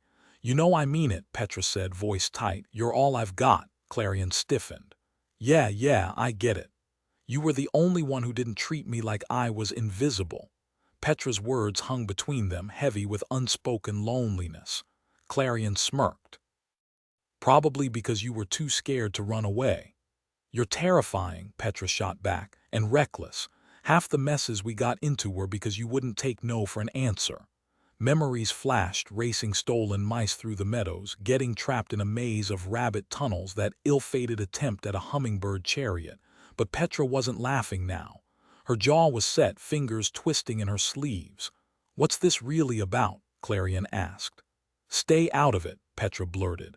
"Don't tell me your plans." "If I don't know, I can't," she swallowed hard. "Just let me pretend you're not walking into danger." The words hit like a slap, but Clarion forced a nod. "Fine," Petra studied her. "You do have a plan, right?" Behind her eyelids, Clarion saw scorched earth and falling wings. She had no real strategy, only stubbornness and a desperate need to prove herself. But she flashed a grin anyway. "Would I ever let you down?" As dusk painted the sky, Clarion adjusted her coat at the forest's edge. Alone, she studied the opposite bank intently. The fading sunlight catching on the snowdrifts, the dark hollows beneath the pine trees, the thick flurry of snowflakes dancing in the air. Her hands shook slightly as she fastened the tiny buttons of her coat, unsure whether it was anticipation or anxiety making her fingers unsteady. "Quite the clever fix you've come up with." Mylori's voice made Clarion jump, sending the snowshoes on her shoulder clanking together. "For heaven's sake, Warn a person before you do that." He landed lightly on the bridge, a faint smirk playing at the corners of his mouth. "My mistake," he said, though he didn't sound particularly remorseful. At this point she was half convinced he materialized out of thin air. She pressed a hand to her chest, confirming her heart hadn't actually stopped. "It's fine." Truthfully, she couldn't summon much irritation when he looked at her like that. The amusement had faded from his expression, replaced by something more uncertain, hope mixed with hesitation. A breeze stirred the snow-laden branches, tossing his pale hair over his shoulder. "Well, are you coming?" was she. The idea of stepping across unnerved her more than she wanted to admit. Logic, buried under layers of excitement, whispered warnings. Petra's coat was sturdy, but not invincible. A single misstep could mean losing her wings. And beyond that, she wondered, would winter still feel magical once she was actually in it? "Give me a second." She yanked on her boots and mittens, then secured the snowshoes. When she straightened, my Lori had moved back to give her space. Her toes hovered just at the edge of the frost-lined border. She willed herself forward, but her feet refused to obey. "I can't do this with you watching," she muttered. "Should I look away?" She rolled her eyes. "Don't be dramatic." Closing her eyes, she tried to block him out. The cold nipped at her nose, a teasing reminder of what lay ahead. One step, that's all it would take. She inhaled deeply, then exhaled, realizing belatedly how ridiculous she must look. When she peeked, my Lori was watching her with that infuriatingly amused expression. "What?" she snapped. "Nothing," he said, though his eyes sparkled. "Need a hand? I'm perfectly capable, thank you." Maybe a nudge would be more accurate. That didn't improve the offer, but she bit back a retort. Instead, he held out his hand and she stared at it, baffled. "What's this supposed to be?" He didn't answer, just kept his gaze steady on hers. "Just trust me on this." Hesitantly, she reached out and was startled by how cool his skin felt against hers. What had she imagined? That he'd be made of ice, his touch freezing her even through her gloves. But no, he was human, just like her. Their hands stayed clasped longer than necessary, a silent connection between two different worlds. Then, with a gentle pull, he led her forward. The moment Clarion stepped through the swirling snow, the cold hit her like a wall. She barely stifled a gasp as winter wrapped around her. When she blinked, the familiar was gone. A surprised laugh escaped her and she glanced up at my Lori. Up close, his eyes weren't just gray. They held a hint of icy blue, like the heart of a glacier. His expression softened as he watched her, and then she realized she was still holding his hand. Her face burned. She jerked her hand back, flustered. "Sorry, and thanks.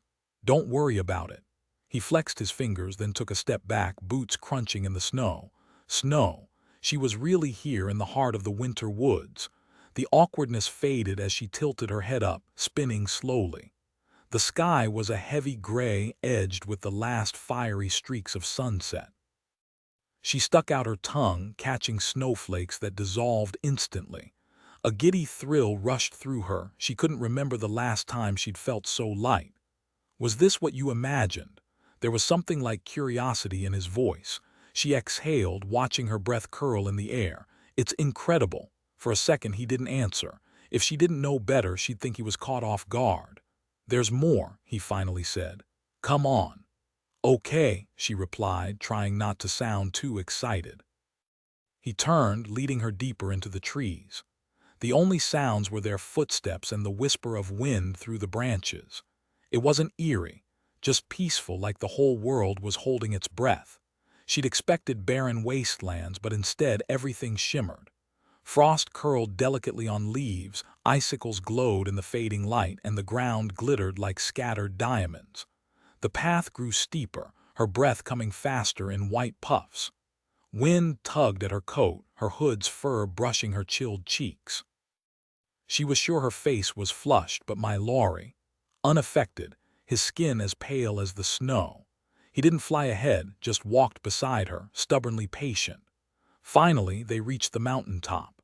The view made her heart stop. From their vantage point, the entire expanse of the winter woods stretched before them like a living painting. The landscape dazzled with pristine snowfields and towering evergreens, while crystal-clear rivers snaked through valleys so blue they looked unreal. Moonlight shimmered off the ice-carved dwellings of winter fairies, their frosted walls pulsing with a gentle inner light. Clarion couldn't fathom why anyone would fear such a breathtaking place. "This is it," he murmured, his voice thick with awe and emotion that resonated deep in her chest. Words failed her. Nothing in her life had prepared her for this sight. After a pause, he continued, "The Hall of Winter's our goal. See that glow on the far ridge." Gestured toward a faint blue radiance clinging to the distant peaks. "That's miles away," Clarion muttered, his lips quirked. "There's a quicker method. If you're about to offer to carry me—" "Hardly." He looked genuinely offended, which only made her laugh. "I'm guessing summer fairies don't do much sledding." "Sledding?" she repeated skeptically. He strode to the base of a pine, where a stack of rounded wooden discs leaned against the trunk. Brushing off the snow, he hauled two over and dropped them at her feet. Clarion blinked. "And these are sleds," he said, as if it were obvious. "Right," she said, though it wasn't. "And how exactly do we use them?" "We ride them straight down," Clarion gaped. "You can't be serious." He merely shrugged and settled onto one. "It's been ages since I've tried this." "You're actually suggesting we hurl ourselves down a mountain?" The sheer drop below them sent a jolt through her, but beneath the fear a reckless thrill stirred. When had she last done something truly wild? "Is this normal for winter fairies?" "In better days, yes." His gaze flicked up, playful. "Unless you'd rather hike the whole way, absolutely not." Swallowing her nerves, she clambered onto the other sled, gripping the frayed ropes drilled into the sides. "Now what? Now we move." "Wait, hey." He didn't hesitate. With a grin that made her stomach lurch, he shoved off. His sled shot forward, skimming over the slope before vanishing into the trees. Heart pounding, Clarion launched after him. The world blurred into streaks of white and green, the wind screaming in her ears. Fear and exhilaration tangled in her chest. She'd never felt so alive. Her heart lurched as the sled bounced wildly over icy mounds, nearly flipping before she wrestled it back under control. The biting wind stung her cheeks and unraveled her braid, sending dark strands whipping across her face like ribbons. Above them, clumps of snow dislodged from pine branches with heavy thuds. At the base of the hill, Mallory was still disentangling himself from his own sled, moving far too leisurely for the disaster barreling toward him. "Move," she yelled. He looked up just in time to spread his wings, lifting effortlessly out of her path. Momentum carried her past him straight into a snowdrift, launching the sled like a rogue hockey puck. Clarion went airborne, arms flailing, before belly flopping into a powdery white crater. "Clarion!" She blinked up at the twilight sky, breathless. "Still in one piece." "Glad to hear it," Mallory said dryly, his silhouette blotting out the stars as he peered down. "Anything broken?" "Just my dignity." Wiggling free from her snow angel imprint, she accepted his outstretched hand. He hauled her upright, sending a mini avalanche from her shoulders. Ice crystals clung to her lashes like glitter, and when she shook her head, a fresh flurry erupted from her hair. The sheer ridiculousness of it, the way his eyebrows knitted together with such exaggerated worry, made her snort with laughter. Who knew near death could feel so thrilling? For the first time in years, titles and responsibilities melted away. Here, she wasn't future royalty. She was just a snow-speckled mess with adrenaline singing in her veins. Mallory studied her with an odd half-smile. "What?" she demanded. "Nothing," he said too quickly. His fingers twitched toward a wind-blown lock of her hair and her pulse stuttered. Was he? But he shoved his hands into his coat pockets instead. She swallowed the silly pang of disappointment. "You're just more yourself out here. I like it." "Oh, really?" She closed the distance between them, tilting her chin up. "Care to elaborate your observantness?" His chuckle warmed the frosty air. "There's the sharp tongue, I know, but I meant it. You're lighter." The unspoken, unlike back home, hung between them. The truth of it settled over her like the hush of fresh snowfall. Under these diamond-bright stars, with someone who noticed the version of her she'd forgotten existed, winter didn't feel like exile. It felt like coming home. "Race you to the hall," she said instead, brushing snow from her sleeves. They walked shoulder to shoulder through the frosted woods, their breath mingling in the cold. Moonbeams painted My Laurie's wings mercury bright as they passed beneath skeletal trees, their shadows stretching long and lean across the glittering path ahead, his brow furrowed with concentration, as if trying to decipher the quiet between them. Finally, he broke the silence. "So, what did you think of sledding?" The question caught her off guard, drawing a surprised chuckle. He made it sound so formal. "It was amazing. Even after that spectacular wipeout. Maybe because of it. That rush, I haven't felt anything like it in ages." She hesitated. If she admitted the rest, he'd probably tease her mercilessly. But after tonight, her usual defenses had worn thin. "I never expected winter to be, well, this much fun." He arched an eyebrow. "Did you think we just stood around like frost-covered statues?" "It wasn't an unreasonable guess," she shot back, unable to hide her defensiveness. "We only ever see your kind during the changing seasons and from afar. Honestly, we assumed you were all a bit aloof." A quiet laugh escaped him. "Trust me, the sentiment goes both ways." She couldn't help but smile. "I asked the Queen about the winter woods once. She said it was overrun with monsters." Just then a gust of wind swirled the fresh snow around them, sending a shiver down her spine, half from the cold, half from the thought of what lurked in the dark. "Overrun with monsters," My Laurie repeated, sounding almost amused. "Then why come with me? You could have been ambushed, or worse, I might have kidnapped you." "Could you have?" she teased, unable to resist. "No offense, but you're not exactly terrifying." "Oh," his eyes gleamed with playful challenge. "Then what do you think of me?" Heat rushed to her cheeks, her pulse quickening. It was maddening how easily he could unsettle her. Insufferable, for starters. He looked far too pleased with himself, though he fought to keep a straight face. "My apologies, Your Highness." "Forgiven," she said loftily, lifting her chin. Then, relenting, she sighed. "The truth is, I've always wanted to see this place. I can see this mountain from my window. Every night I'd stare at it and think, well, it sounds foolish, but I thought it looked lonely. I'm glad to know it isn't. Not even close." From the nearby village, cheerful voices and work songs drifted through the trees. She listened, enchanted.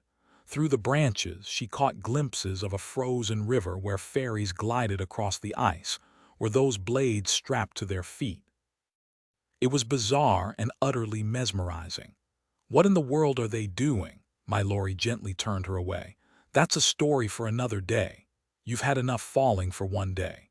The forest slowly opened up, revealing a wide clearing at the mountain's base. Clarion froze at the edge of the trees. Before them stood an enormous door made entirely of ice, etched with a snowflake symbol and glowing an eerie blue from the light behind it. "This," My Laurie said, "is the Hall of Winter." She exhaled in awe. He led her forward, past towering ice pillars that framed the path from the woods to the entrance. As they reached the door, Clarion lifted a hand toward the frozen surface. My Laurie caught her wrist before she could make contact. "Before we enter," he said, "you should know about the Keeper." She tensed. He'd spoken of the Keeper before, always with a tone that hinted at reverence, maybe even a little fear. After a pause, he settled on his warning. "He's unusual." That wasn't what she'd expected. Unusual could mean anything, but pressing for details seemed pointless. She'd find out soon enough. "Got it," she said. Satisfied, My Laurie pressed his palms against the door. The carvings flared to life, casting his face in an icy blue glow. With a deep groan, the doors swung open. Clarion barely stifled her gasp as they stepped inside. It was a palace of ice. The ceiling stretched impossibly high, held up by shimmering columns and jagged icicles. Frozen snowflakes hovered overhead, pulsing with that same ghostly light. Even the floor was solid ice. She wobbled, struggling to keep her footing. Shelves of dark wood lined the walls, crammed with ancient books, scrolls, and stone tablets. "This is unbelievable," she whispered. Mallory gave a small, pleased smile. It is. His voice, low and resonant, filled the hall. The light danced across his features, and Clarion had to look away before she stared too long. Then a shadow stretched across the floor. A deep growl shattered the silence, followed by the scrape of claws on ice. Clarion reached for her magic, bracing for the familiar emptiness, but the creature that emerged wasn't a nightmare. No writhing shadows, just fur, muscle, and teeth. Not exactly comforting, given the way it glared at them, lips curled in a snarl. It stood 3 times their height, its gray coat bristling, yellow eyes locked onto her. She stumbled back. "What is that?" Mallory didn't even flinch. "That's just Fenris." Just.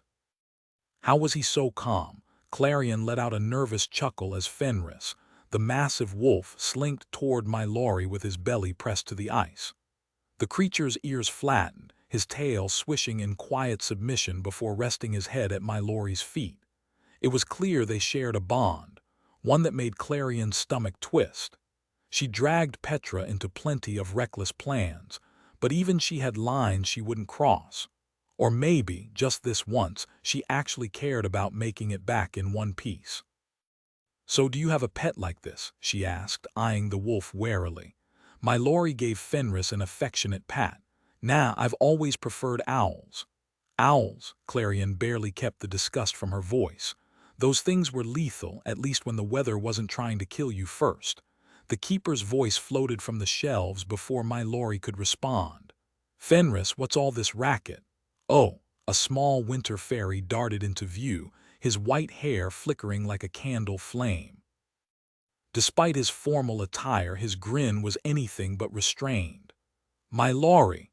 The moment their eyes met, Mallory's usual guarded expression melted into something warmer. "Keeper," he said, nodding toward Clarion. "I brought you someone." This was the keeper of fairy knowledge. Clarion had pictured someone quieter, more bookish, less like a child who just discovered candy. The keeper adjusted his glasses, peering at her with undisguised excitement. "A warm fairy." "It's been ages since one of you wandered into winter." "You've met others?" Clarion asked. "Oh, heavens no," the keeper sighed wistfully. "But the old stories say they used to visit all the time, skating, building snow fairies, the whole bit." Clarion couldn't help but smile at the thought. "That sounds magical." The keeper beamed. "Well, later," Mallory cut in smoothly. "She's not just any warm fairy. This is Clarion, the queen of Pixie Hollow." "Queen in training," she corrected, shooting Mallory a look. His smirk only widened. The keeper's jaw dropped. Then, Mallory's voice softened. "Someone can finally read our book, our book." The words hung between them, heavy with something Clarion couldn't quite name. It was obvious they'd spent ages preparing for this moment.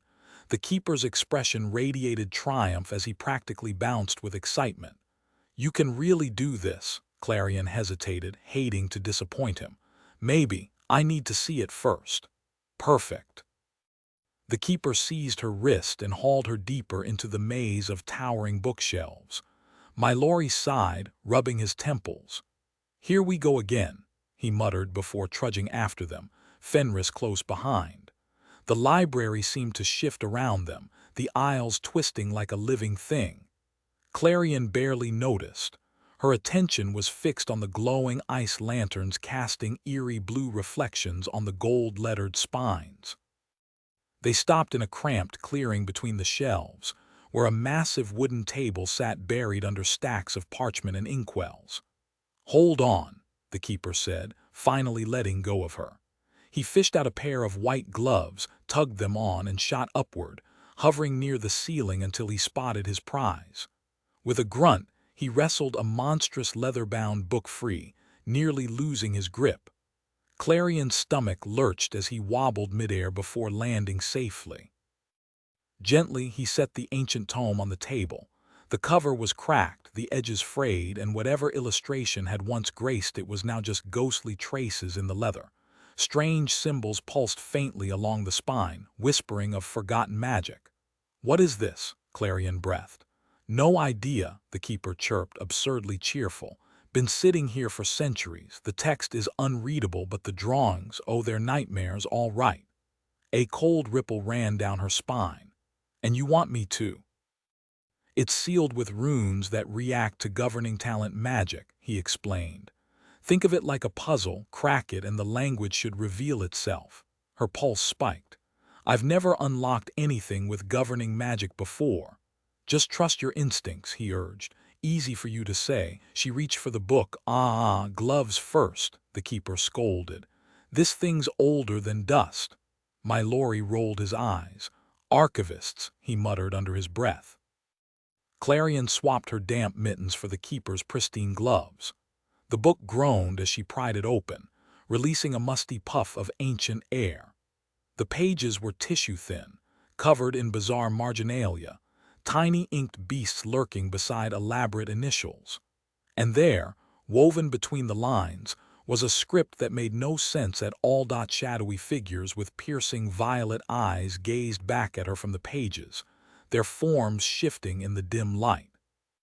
Flickers of golden magic danced through the darkness, but the sight brought her no comfort. Clarion shut the book, her fingers tracing the embossed runes on the cover. They remained cold and unreadable, mocking her failure. She had disappointed them, disappointed everyone. Why had she ever believed she could do this? My Lori should have known the truth from the beginning, that her magic was incomplete, unreliable. A knot of guilt tightened in her chest. I can't do it, she admitted quietly. I don't think I can help. My Lori and the keeper exchanged glances, their hopeful expressions fading. It was a stretch, My Lori conceded, rubbing his chin. But wait, you've thought of something, the keeper interrupted. The runes on the Hall of Winter respond to my touch, My Lori said. Maybe the book will react to Clarion's. The keeper gave a non-committal wave. Worth a shot at least. One last attempt. Clarion peeled off her gloves, her hands unsteady. This was her final chance. If this failed, what hope did she have of ever controlling her magic? No, she couldn't think like that. Just one more try. She pressed her bare palm against the book's surface. A brilliant golden light erupted from it, flooding the room. The keeper whooped in excitement, while My Lori's usually stoic face broke into a grin, his eyes alight with victory. Clarion pulled back, but the rush of wonder had already taken hold of her too. The air shimmered with leftover magic, tiny sparks dancing like fireflies. What just happened? She breathed. Beats me, the keeper laughed, clearly delighted by the mystery. Now try reading it. When Clarion opened the book again, the pages glowed with golden script, the ink lifting into the air like delicate pixie dust. The words formed in her mind before she even spoke them, as if the story had always been there, waiting. Long ago, when the pixie dust tree was just a sapling, she began, or was it her voice at all? The words flowed effortlessly as though recited from memory. The tale unfolded like a vision, vivid as a reflection in a still pond. It was an ancient legend, one she somehow knew by heart. Every night, children's dreams, both sweet and terrifying, drifted over Pixie Hollow, tangling together in the sky like ribbons of light. Dream talent fairies would gather them, carrying them home like bundles of wool. Through the dark hours, they spun the dreams into thread, their spinning wheels humming softly. By dawn, they wove the threads into the young pixie dust tree's branches, letting the children's hope strengthen its growth. But nightmares had to be carefully removed, dark, jagged scraps that held a dangerous power. Left unchecked, they could unravel everything under the sun. The nightmares vanished, but under cover of darkness, a handful slipped past the dreamweavers. Seizing their chance, they surged through Pixie Hollow like shadows given form. These creatures twisted themselves into whatever horrors children imagine, gaping maws, skittering legs, gnashing teeth. But their true weapon was far worse. A single touch plunged fairies into endless sleep, trapped in their own darkest terrors. At dawn's approach, the nightmares slithered into cracks and crevices, hiding from the light. Queen Clarion paced her chambers, her wings flickering with unease. The young pixie dust tree, barely more than a sprout, trembled in the wind. "We can't destroy them," admitted the dreamweavers, their voices thin with exhaustion. "But we can cage them." The debate raged until the Lord of Winter stepped forward, his breath frosting the air. "Let my realm guard them," he offered. "No place is colder or farther from your tree." So the hunt began. The Dreamweavers spun nets of starlight and memory, capturing the nightmares one by one. They dragged their shrieking prizes north, where winter fairies had carved a pit into a glacier's heart. Down went the creatures, into black water that never thawed. The Dreamweavers wove their final spell across the ice, a seal that hummed with forgotten lullabies. For years it held. The imprisoned nightmares writhed and snapped at each other, their rage echoing through the frozen depths. But the Dreamweavers noticed something chilling during their inspections. The chaos had stopped. Something ancient and cunning had risen among them, feeding on centuries of hatred. It coiled in the dark, whispering to the others. Meanwhile, Pixie Hollow changed. The great pixie dust tree bloomed, but the skies no longer shimmered with dreams. The Dreamweavers dwindled, first to a handful, then to none. "Everything has its season," Clarion said softly, watching the last specks of pixie dust fade from her palms. The book's glow died abruptly, scattering dust like frost across the table. The friends sat in silence, the room's blue light pressing in around them. Clarion struggled to comprehend the revelation. An entire lineage of fairies with dream talents, lost to history, who might have protected their world from the nightmares. What could they possibly do now? Mallory seemed to share her thoughts, his expression darkening as he turned to the keeper. "Have you ever encountered fairies with dream talents before?" "Never," the keeper practically buzzed with enthusiasm. At least someone found this discovery thrilling, Clarion thought bitterly. "This changes everything." Mallory's shoulders slumped. "The barrier they built is failing, and there's no one left to restore it. We're powerless." Clarion withdrew her hand from the ancient book, chewing her lip.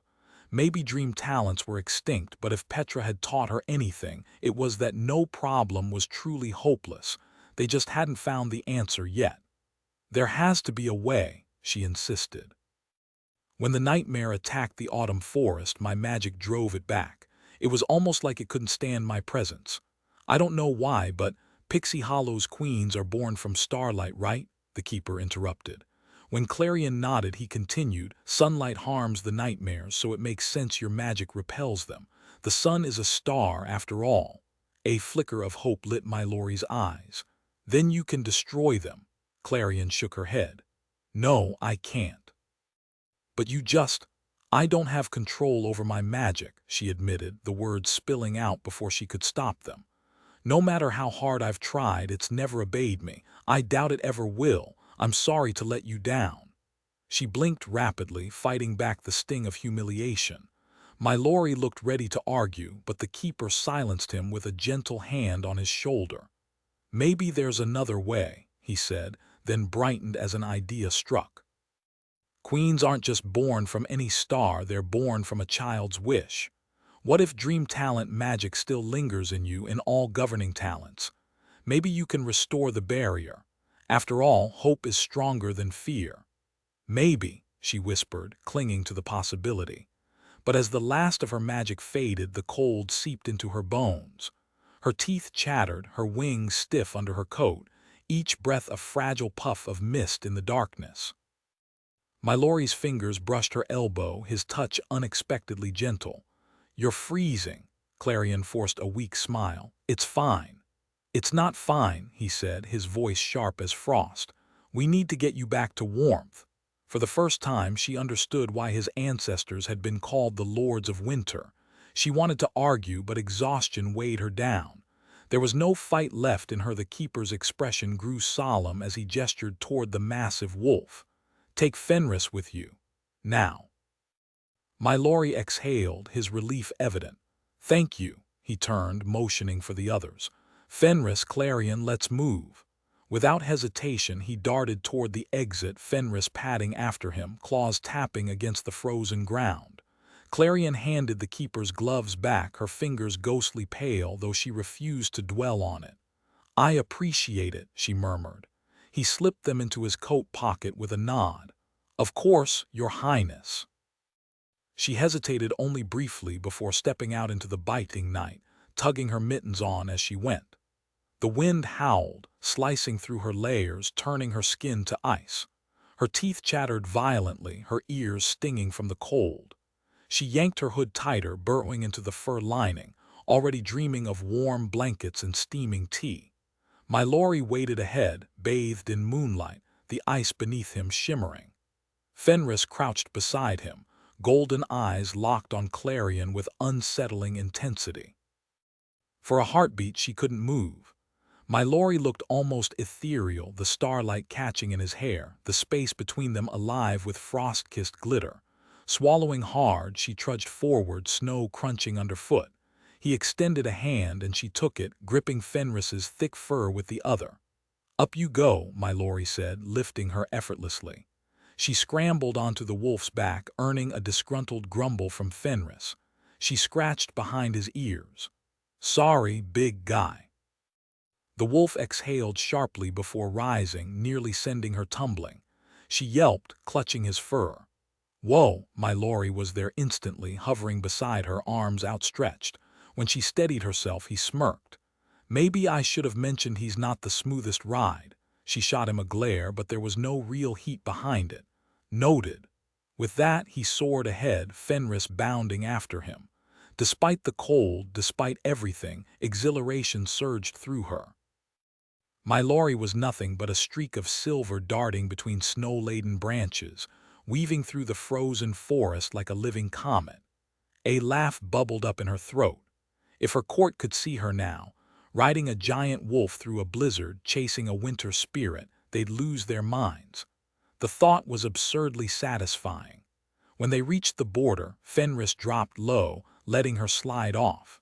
She sprinted across the bridge into spring, fingers fumbling with her coat buttons before letting it fall.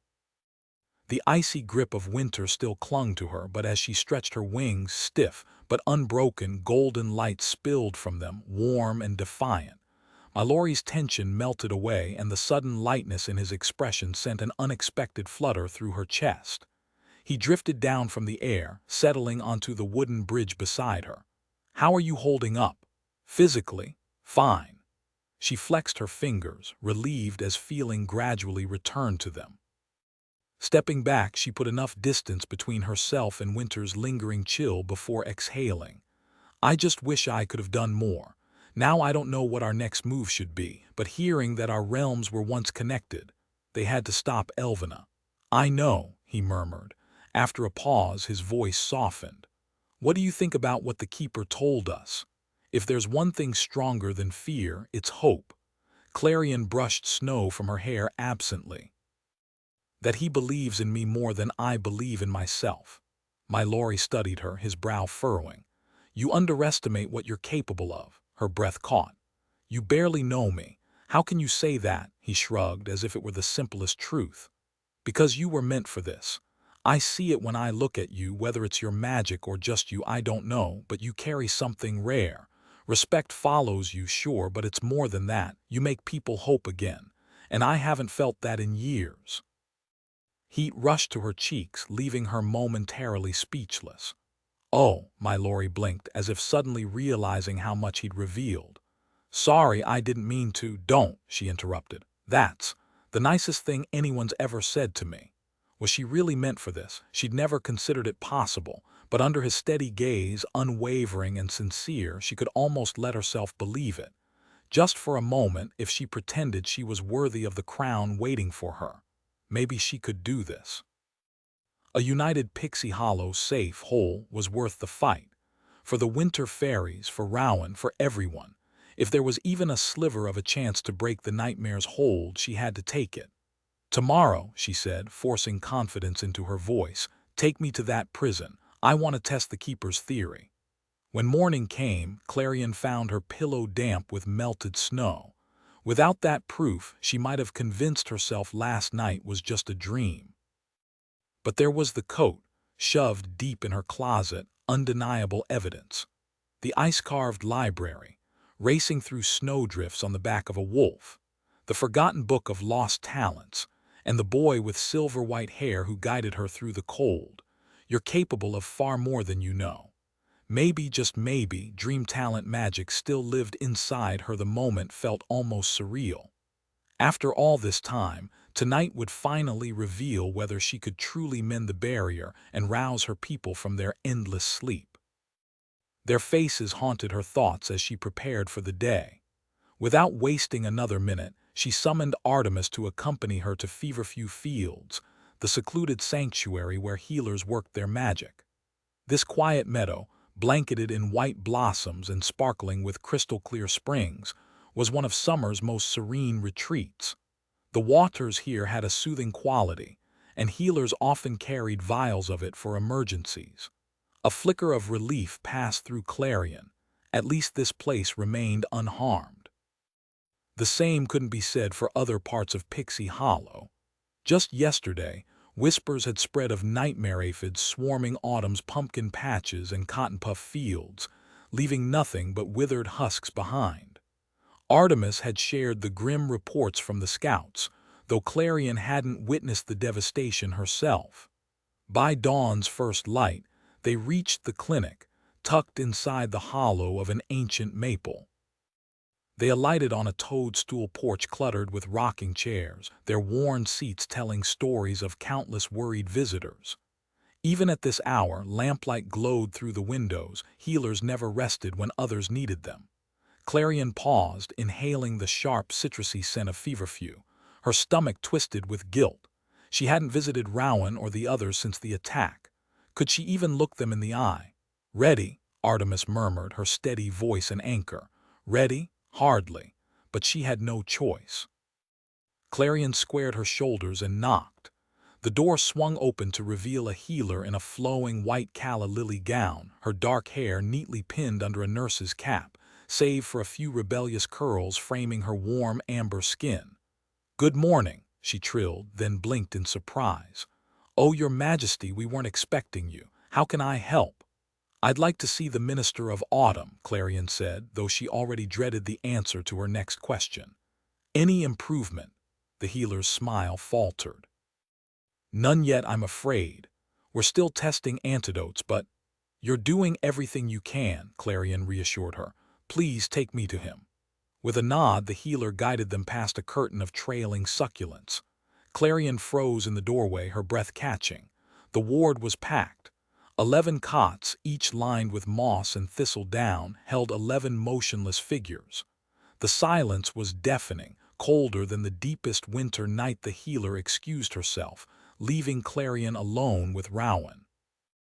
As she moved between the beds, her soft glow illuminated the weary faces of the sleeping fairies until she reached his side. Rowan's expression was tense even in sleep, his auburn hair tangled against the pillow. The sharp angles of his face seemed more pronounced, and the sight twisted something inside her, frustration and helplessness knotting together. "I'm sorry," she murmured.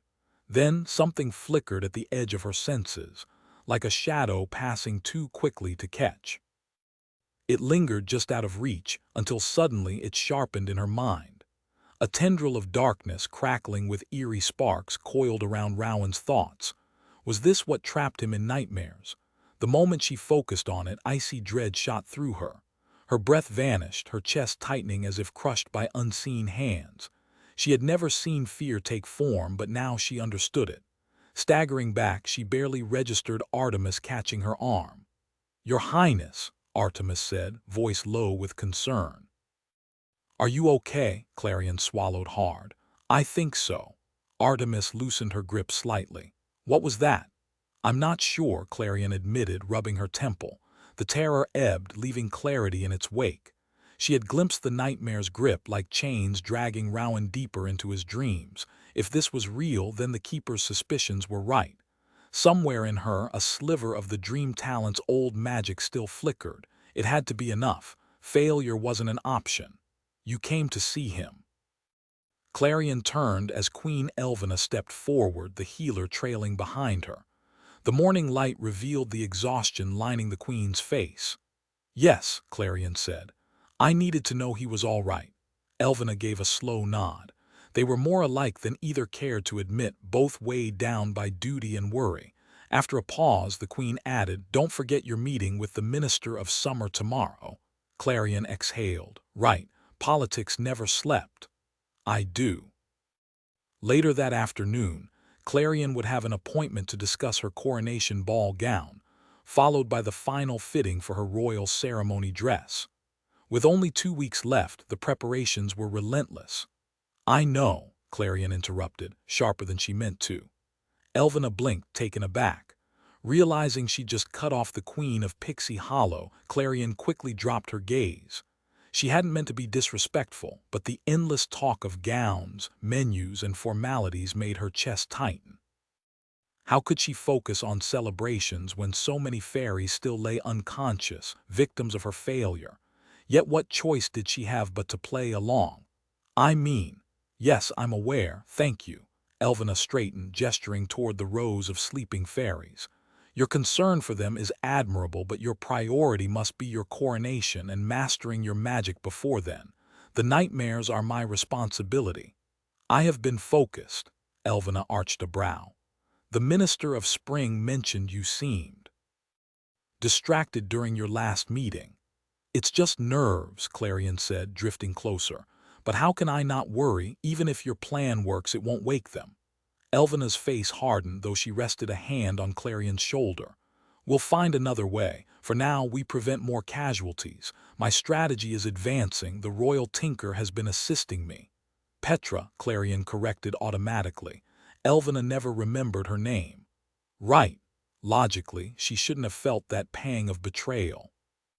Petra had no choice but to obey the queen. Her position depended on it. Still, the sting lingered. "That's good," Clarion forced out. "She's brilliant at what she does." Elvina exhaled, tension easing. "Then trust me to handle this." "Of course," Clarion lied. Inside, her thoughts screamed no. "I will."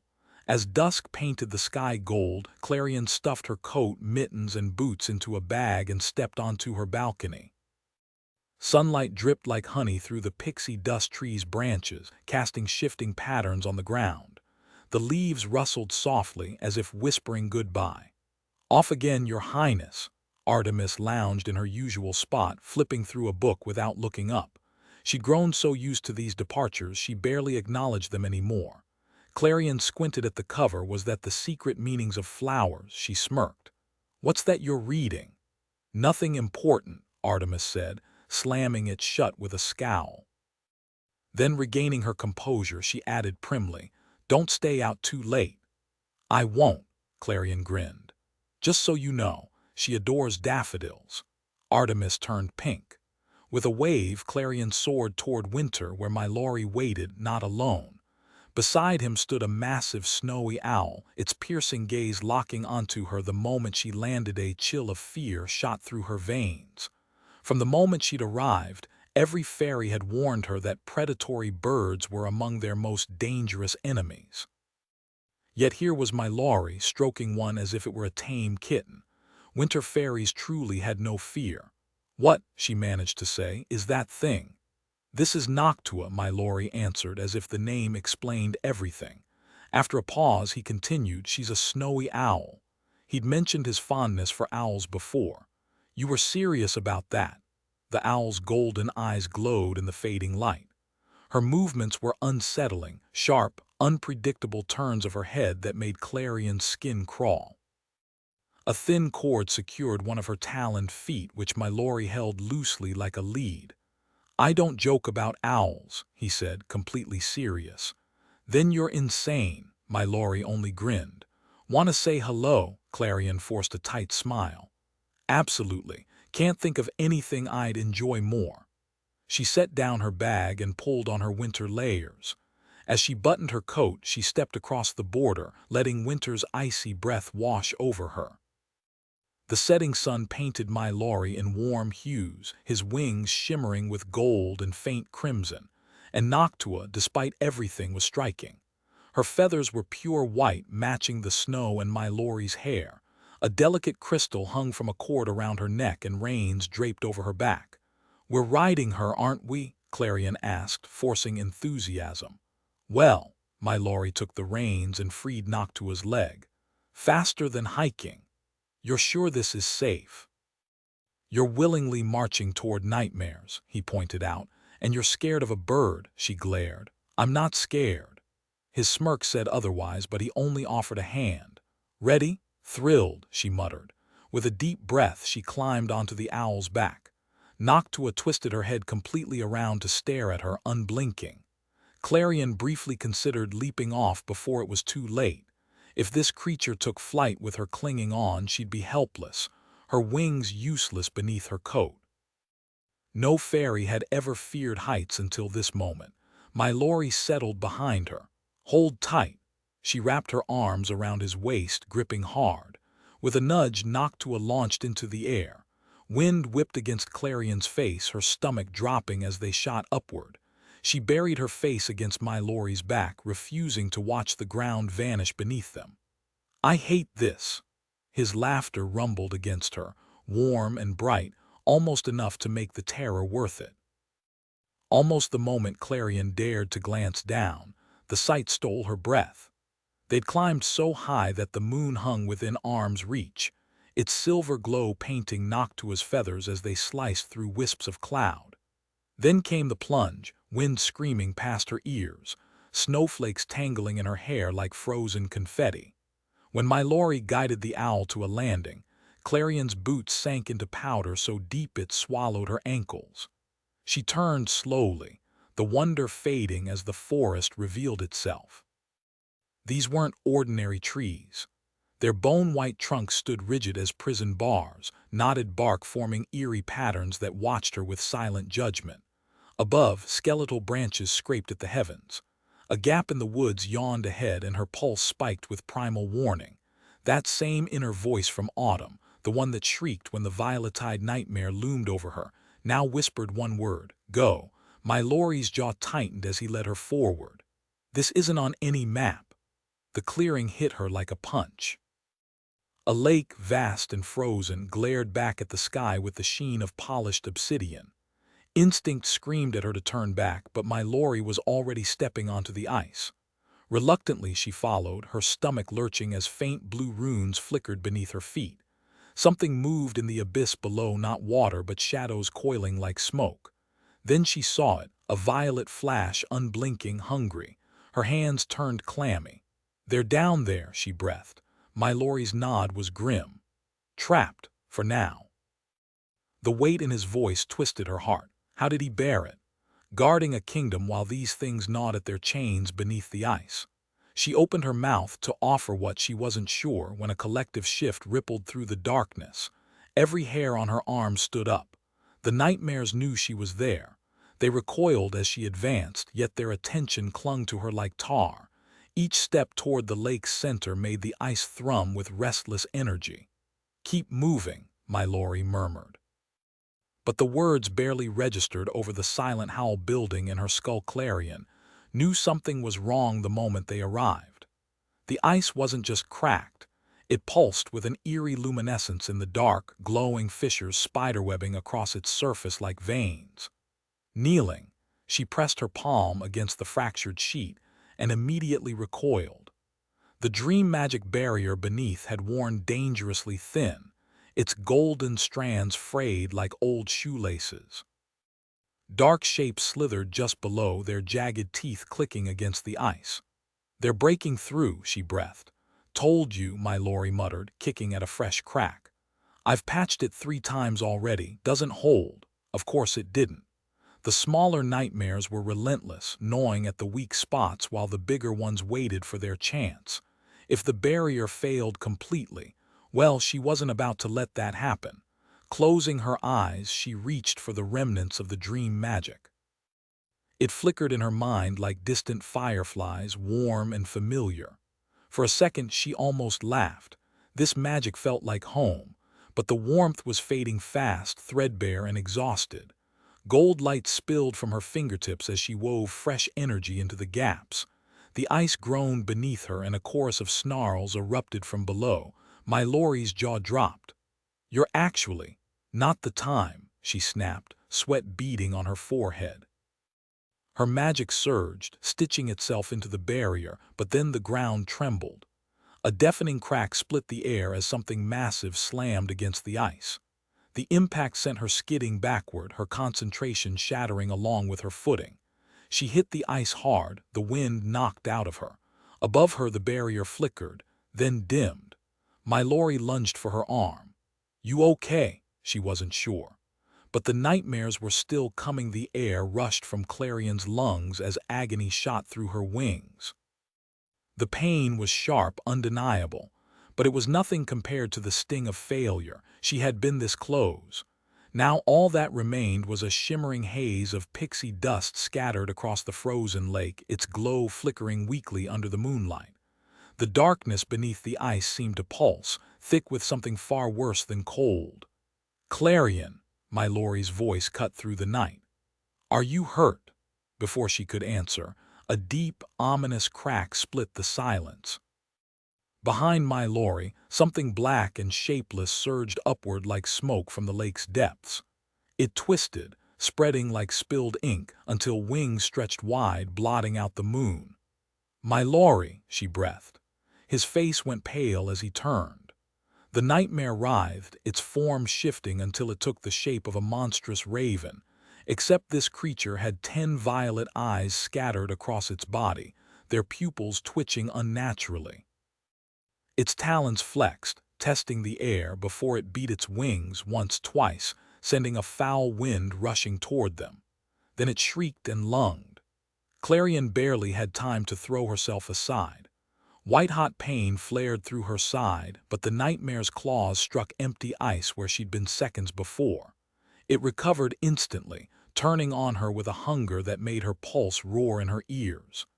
Every instinct screamed at her to run, but her legs refused to move. The creature lunged again.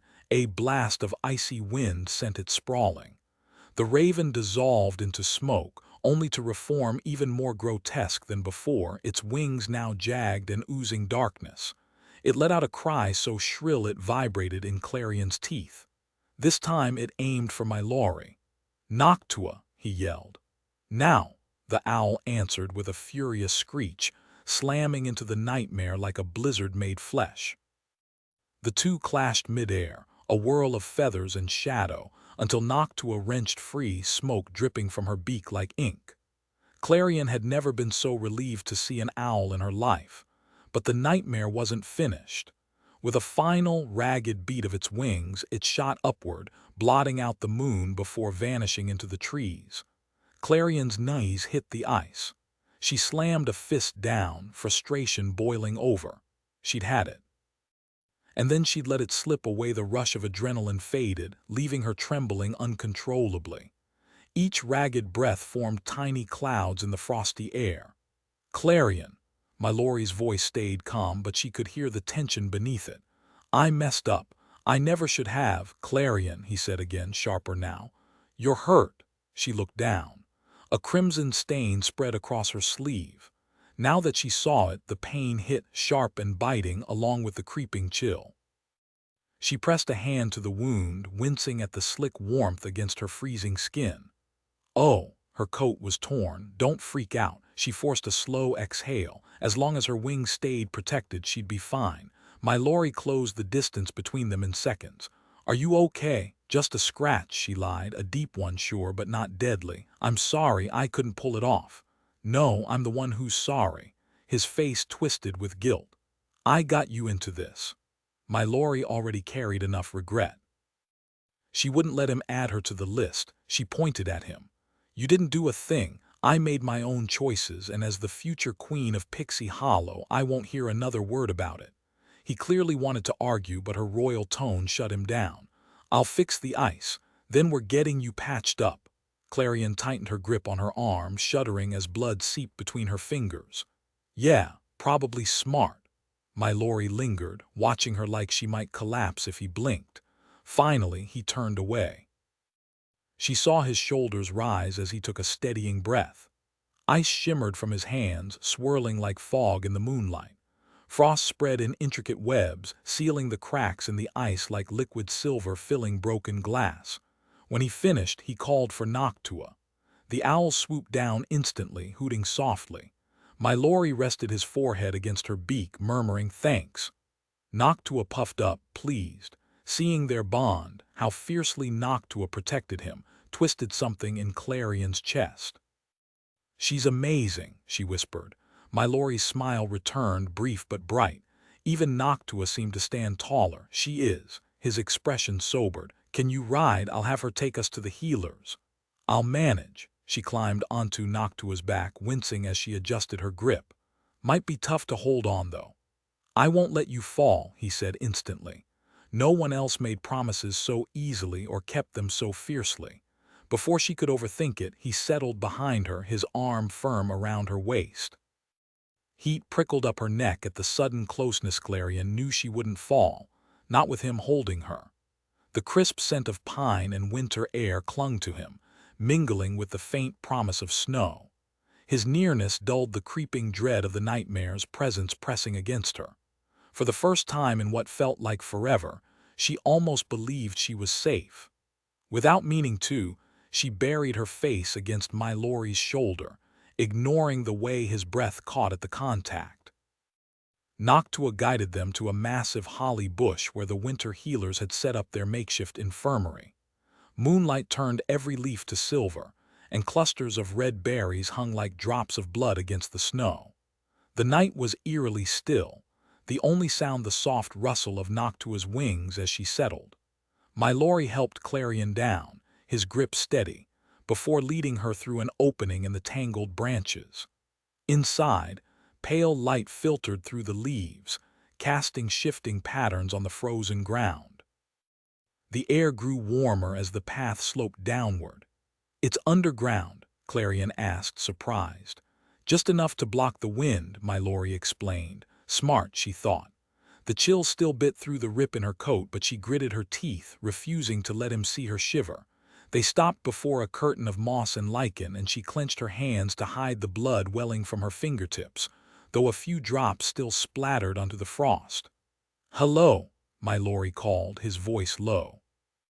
The curtain shifted, revealing a healer with deep brown skin and tight white curls framing her face. Her white gown, woven from delicate winter blooms, was a stark contrast to the blood-staining Clarion's coat. "My Lori!" The healer's smile vanished the moment she saw Clarion, replaced by shock, and no wonder. Dried blood streaked Clarion's hands, her golden coat now marred with crimson. Half her braid had come undone, her hair frozen and tangled. The healer's eyes flicked to My Lori. "Who is this?" "Princess Clarion," he said, exhaustion weighing his words. The healer's expression shifted through disbelief, anger, and finally reluctant concern. "And how exactly did she end up like this?" My Lori grimaced. "We had a bit of trouble, clearly." The healer's voice softened despite herself. "And you, fine," he cut in, raising his hands. She sighed, shaking her head, but the stern look she gave him was undercut by something almost maternal. Clarion marveled at how easily they spoke, no bowing, no titles, just sharp words and hidden care. "Try not to let her get mauled again," the healer muttered. My Lori nodded, properly scolded. Clarion leaned toward him, grinning despite the pain. "I like her." "Figured you would," he said dryly. "Yarrow at your service." Clarion blinked, caught off guard by the genuine kindness in the fairy's voice. "The honor is mine," she said, dipping into a quick curtsy. "Though I wish our meeting wasn't because of, well, all this." "Same here," Clarion admitted, surprised by the warmth in Yarrow's greeting. Respect was one thing, but this, it was rare. If only every season could feel like this, less frost, more fire. Yarrow guided them past a curtain of woven vines into the infirmary. Clarion stopped short, one hand pressed to her chest. The space was lined with makeshift beds, snow-packed frames topped with woven branches, each holding a fairy lost in fevered dreams. There were more here than she'd ever seen in one place. Her throat tightened at the sight, and when she glanced at My Lori, his expression was pure torment. It wasn't his fault, she wanted to say, but Yarrow nudged her forward. A cot piled high with furs waited for her. Clarion sank into them, pulling one tight around her shoulders as warmth seeped back into her bones. My Lori hovered close, voice low. "You'll be okay here for a bit." Go, she urged, forcing a smile. They need you more. Relief flickered across his face before he darted off, already murmuring to another healer. Every so often his gaze darted back to the sleeping patients, worry etched in the lines of his shoulders. Yarrow fussed with the blankets, tucking them just so. He's been here non-stop, you know. Need another layer. Clarion jerked her attention away, cheeks heating. I'm fine, thanks, but really, every day, a nod. Even when there's nothing left to try, he blames himself. Clarion knew that weight all too well. He doesn't give up on people. Winter adores him for it. Yarrow hesitated, then added softer, seeing him like this, hopeful after so long, it's good. Clarion tucked a loose strand of hair behind her ear, immediately regretting it when her fingers brushed her burning face. That's not because of me. If you say so, Yarrow teased, eyes twinkling. Now let's see what we're dealing with. Grimacing, Clarion pushed the blanket aside and offered her arm. The fabric of her coat was stiff with dried blood, the wound hidden beneath. Yarrow sighed. This sleeve has to go, no way around it, Clarion groaned. Petra would have her head for ruining the embroidery, but survival came first. Do what you have to.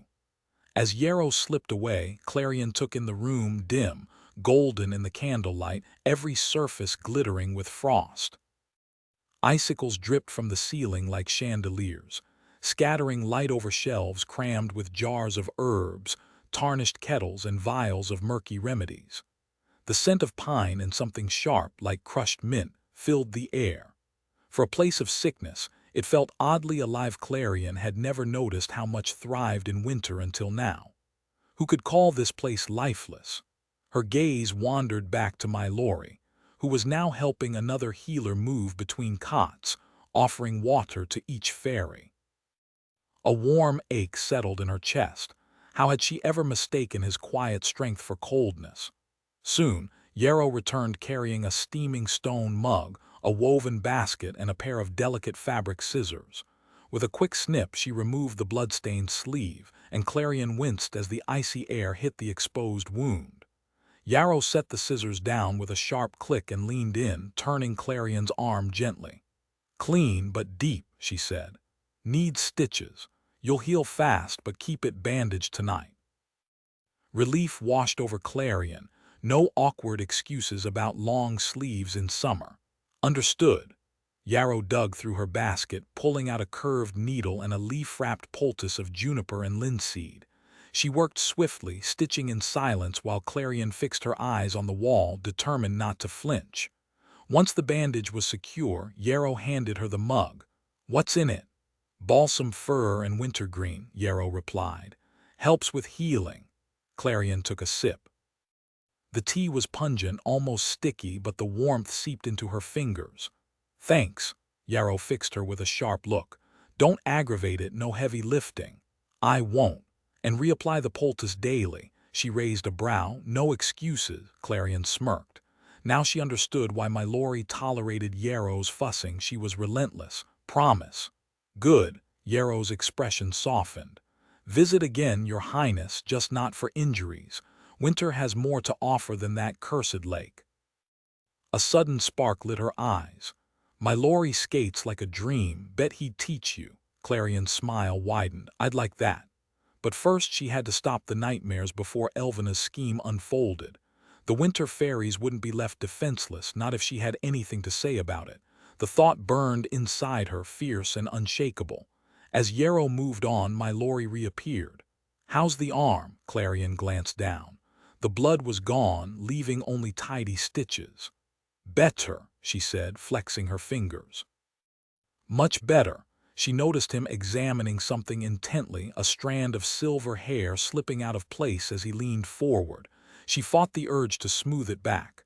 Much better, she remarked, though still a bit chilly. We should head back, he suggested, back. The thought of leaving Winter weighed heavier on her each time. Right, good call. Noctua stood waiting outside, her feathers ruffled and shimmering under the moonlight. They climbed onto her back, and when my Lori wrapped an arm around her, Clarion found herself leaning into the warmth. The biting wind cut through her torn sleeve, sending a sharp sting through her skin. As Noctua soared toward spring, snowflakes danced around them, and even in the dark, winter's beauty was undeniable, endless pines draped in white stretching toward the sky. She turned her face toward my Laurie's, catching the starlight tracing his profile. Unshielded and deep in thought, he looked more solemn than usual. When was the last time he seemed this hopeful? The realization that she might have played a part in that sent a quiet thrill through her. If she could pull him out of his melancholy even a little, she would. "Well, that didn't exactly go as expected," she said, breaking the silence.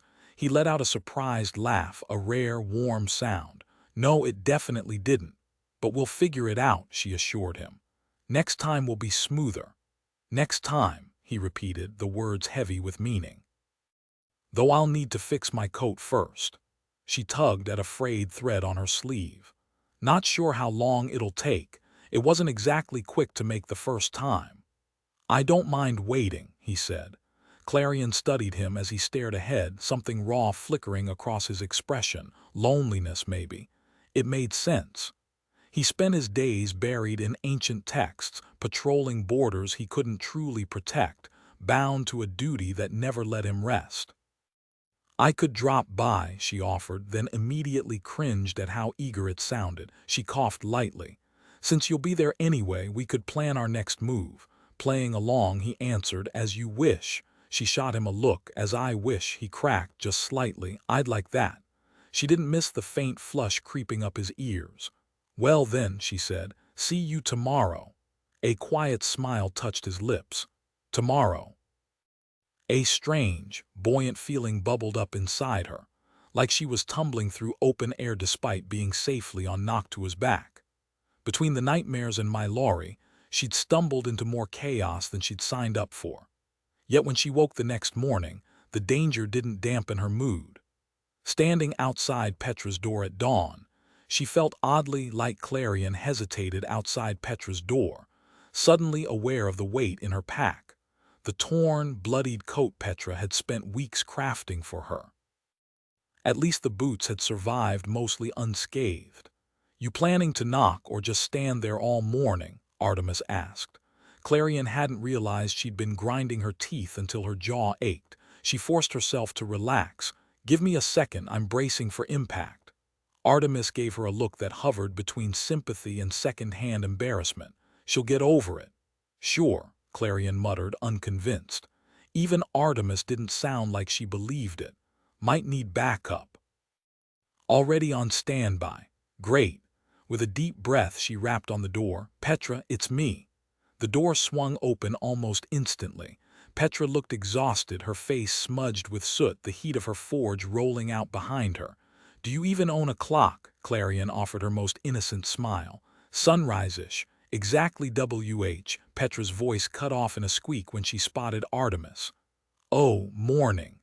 "Morning," Artemis replied, stiff as a board.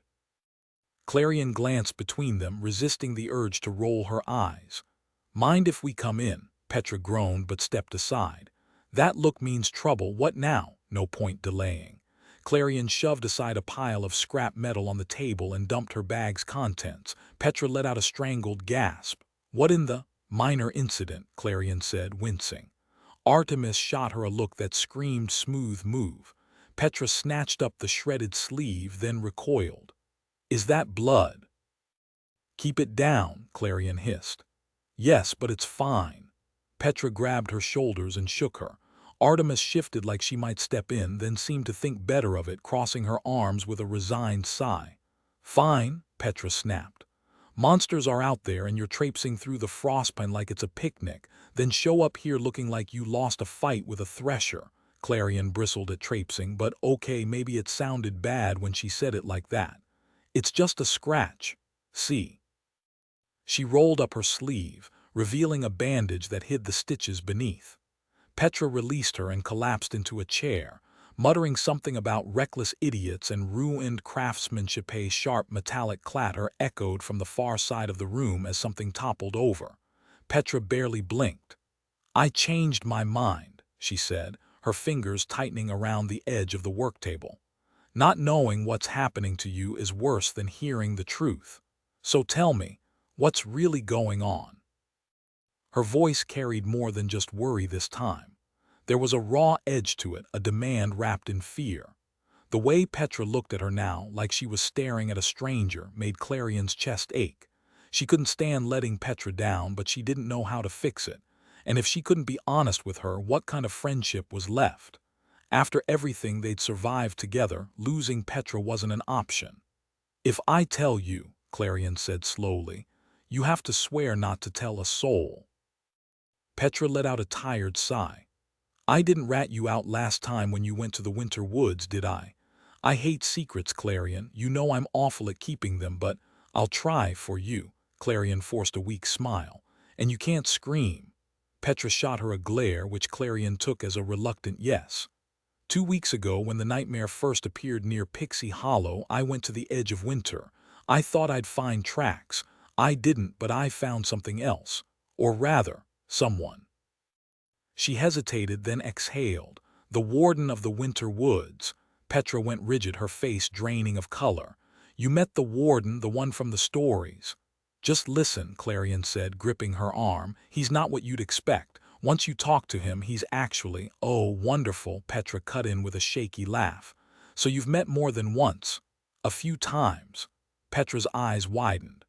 "Wait, did you cross the border to see him?" Clarion's face burned. "Yes, but you're sneaking off to meet some boy." Petra's voice dripped with disbelief, though there was no real anger behind it. Romance had never been her thing. The idea of risking everything over a sparrow man must have seemed ridiculous. A muffled snort came from Artemis in the corner. "It's not like that," Clarion snapped, then immediately regretted how defensive she sounded. Petra's smirk was downright smug. "We're working together to stop the nightmares. That's why I need your help. And this is your grand plan." Petra jabbed a finger at the torn coat in the corner. "You shouldn't be involved, it's too dangerous." Clarion clenched her fists. "I'm sick of everyone telling me what I can't do." "Because it is dangerous," Petra shot back. "Not all of us are built for reckless adventures, Clarion. Some of us like our quiet, predictable lives." "Petra, don't," Petra interrupted, her voice cracking. "Don't pull rank on me. I won't do it. I can't watch you come back hurt again. I fix things, I don't patch people up. I can mend your coat, but I can't fix you." The words hung heavy between them in the dim glow of Petra's workshop. Clarion felt like a storm cloud had settled inside her chest. Was this how Petra truly saw her?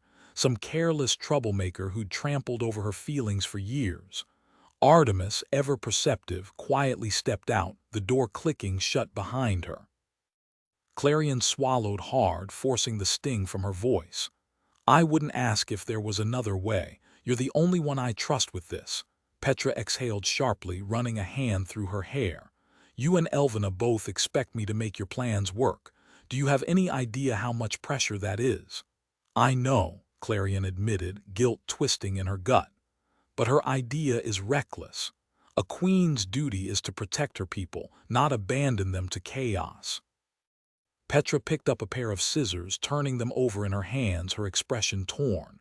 "I hate that I've dragged you into this," Clarion pressed on. "I'll be careful, I swear, but I can't back down now. For once I feel like I'm finally doing what I was meant to do." A groan escaped Petra, her telltale sign of defeat. "Fine, consider it my gift to you, but if you bring it back ruined again—" "It won't be," Clarion said in a rush. "Thank you." "Save the thanks," Petra muttered, turning back to her tools. "Just don't get yourself killed." Clarion's throat tightened. "I won't." "Your Highness." Clarion jerked awake, her cheek sticky from where it had been pressed against her desk. She blinked, disoriented, as late sunlight streamed through the window. How long had she been out? The last thing she remembered was trying, and failing, to decipher the tea-stained mess of her council notes after that disastrous meeting. She'd spilled her drink all over the Minister of Spring's new dress, earning herself a glare sharp enough to cut glass. A nervous seamstress stood in the doorway, Artemis hovering behind her with an apologetic shrug. "Apologies for the intrusion," the woman said, wringing her hands.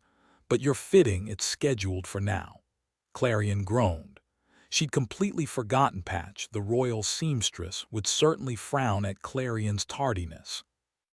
Though she'd already crafted a stunning coronation gown, the upcoming ball demanded another masterpiece. "Appreciate it," Clarion muttered, rubbing her tired eyes. "Shall we head over?" Her sewing talent guide wove through the palace halls with practiced ease, dodging the bustling helper talents, dusting, polishing, and the ever-busy organizer talents Clarion had nicknamed Elvina's Decor Brigade. They darted about like hummingbirds, critiquing every misplaced cushion and smudged candlestick. Her guide, however, maneuvered around them with the grace of someone who knew better than to get caught in their whirlwind. When they finally reached Patch's studio, the seamstress's sharp voice cut through the air. "Took you long enough." Patch hovered midair, her slender frame wrapped in a sleek black cloak embroidered with delicate calla lilies. Her pale skin seemed almost translucent, as if she'd spent years hidden from daylight. A measuring tape coiled around her neck like a resting snake, and though she favored dark attire, her studio was a riot of color. Bolts of fabric in every hue imaginable stacked high, half-finished gowns draped over mannequins, and baskets overflowing with shimmering spider silk. Near the window, a massive web glistened between the branches of the pixie dust tree, its golden threads catching the afternoon sun. No doubt Phil, Patch's orb-weaver companion, lounged at its center, spinning her finest silk. But what truly caught Clarion off guard was the sight of Aurelia, the Minister of Summer, lounging in a sunlit armchair. Dressed in a gown of sunflower petals that glowed against her rich ebony skin, she looked every bit the embodiment of warmth and radiance. "Minister," Clarion blinked. "What brings you here?" Aurelia's golden eyes flicked up, amused. "You stood me up earlier." Clarion's stomach dropped. She'd completely forgotten their meeting, too exhausted from her duties to even remember. "Oh no, relax," Aurelia chuckled, waving a hand. "We can talk here. I just wanted your thoughts on the ball's menu. Brought my cooking talents, but Patch banished them before they could sneeze on her precious fabrics." Patch shot her a withering look. "One crumb and I swear—" "Fine, fine," Aurelia yawned, stretching lazily. "We'll wait." Without another word, Patch steered Clarion behind a privacy screen, where her unfinished ball gown awaited its final fitting, and where, no doubt, Patch's perfectionism would ensure every stitch was flawless. The shimmering fabric flowed through her fingers like liquid sunlight. Clarion stepped out of her dress, careful to hide the bandage wrapped around her arm. If Patch noticed the injury, she didn't mention it, instead expertly lacing her into the new gown before steering her toward the mirror. "Well?" she asked. Clarion barely recognized herself. The golden skirts cascaded around her, pooling into an elegant train, while the delicate sleeves whispered against the floor with every movement. For the first time in weeks, she felt powerful, regal, even. "It's stunning," she breathed. Patch and Aurelia exchanged satisfied glances in the reflection. "Good," Patch said, already reaching for her pins. "Just a few tweaks and it'll be flawless." Time blurred as Patch worked, her fingers darting over the fabric. Then, with a rustle of silk, Aurelia swept back in, trailed by a parade of attendants carrying trays. Patch's lips thinned as they arranged an elaborate tea setup in the corner. "If so much as a crumb—" "Relax," Aurelia cut in, unfazed. Their bickering faded into the background as Clarion's thoughts spiraled, her coronation, the nightmares, my Laurie's warning. She needed to return to Winter. Now, finally freed from the pins, she changed back into her travel-worn gown. Patch cradled the golden dress like a treasure before announcing, "All yours, Aurelia."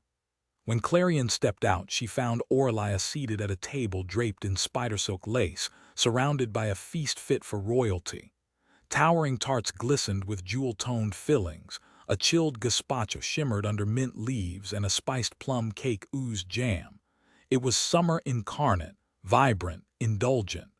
Yet the sight left Clarion hollow. How could she savor this while Winter suffered? Aurelia's expectant gaze pinned her in place. Forcing a smile, Clarion took her seat. It's incredible, she lied. Orlia leaned forward. Tell me what you'd change. Clarion stared at the feast, her appetite gone. Clarion stared at her plate, unsure how to even start eating when her stomach twisted with nerves. She forced herself to take a little of everything, chewing mechanically without tasting a bite. After a moment, she exhaled sharply, pushing food around with her fork. Orlia tilted her head. You're miles away, Your Highness. What's troubling you?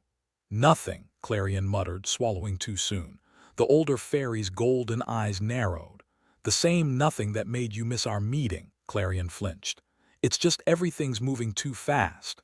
The coronation crept closer each day, and with it the weight of expectations. Promises she wasn't sure she could keep, time slipping like sand through her fingers. Even her closest bonds felt fragile now. Orlia hummed thoughtfully. Back on the mainland, summer makes people reckless. They'll nap in the sun all afternoon or dance until dawn. The heat does strange things to them. Clarion almost laughed, what she wouldn't give for that kind of freedom. What I mean, Orlia continued, is that summer reminds us to enjoy the moment however we choose. Clarion stabbed at a pastry, watching the filling ooze out. Good advice, but impossible.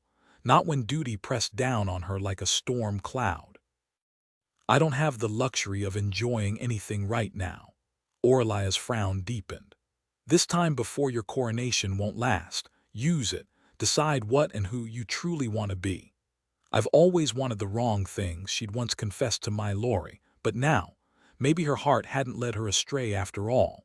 When she closed her eyes, she saw Pixie Hollow thriving, winter's warmth without barriers, my Lori's steady presence. Those fleeting moments of joy had tasted like power. What if she stopped second-guessing herself?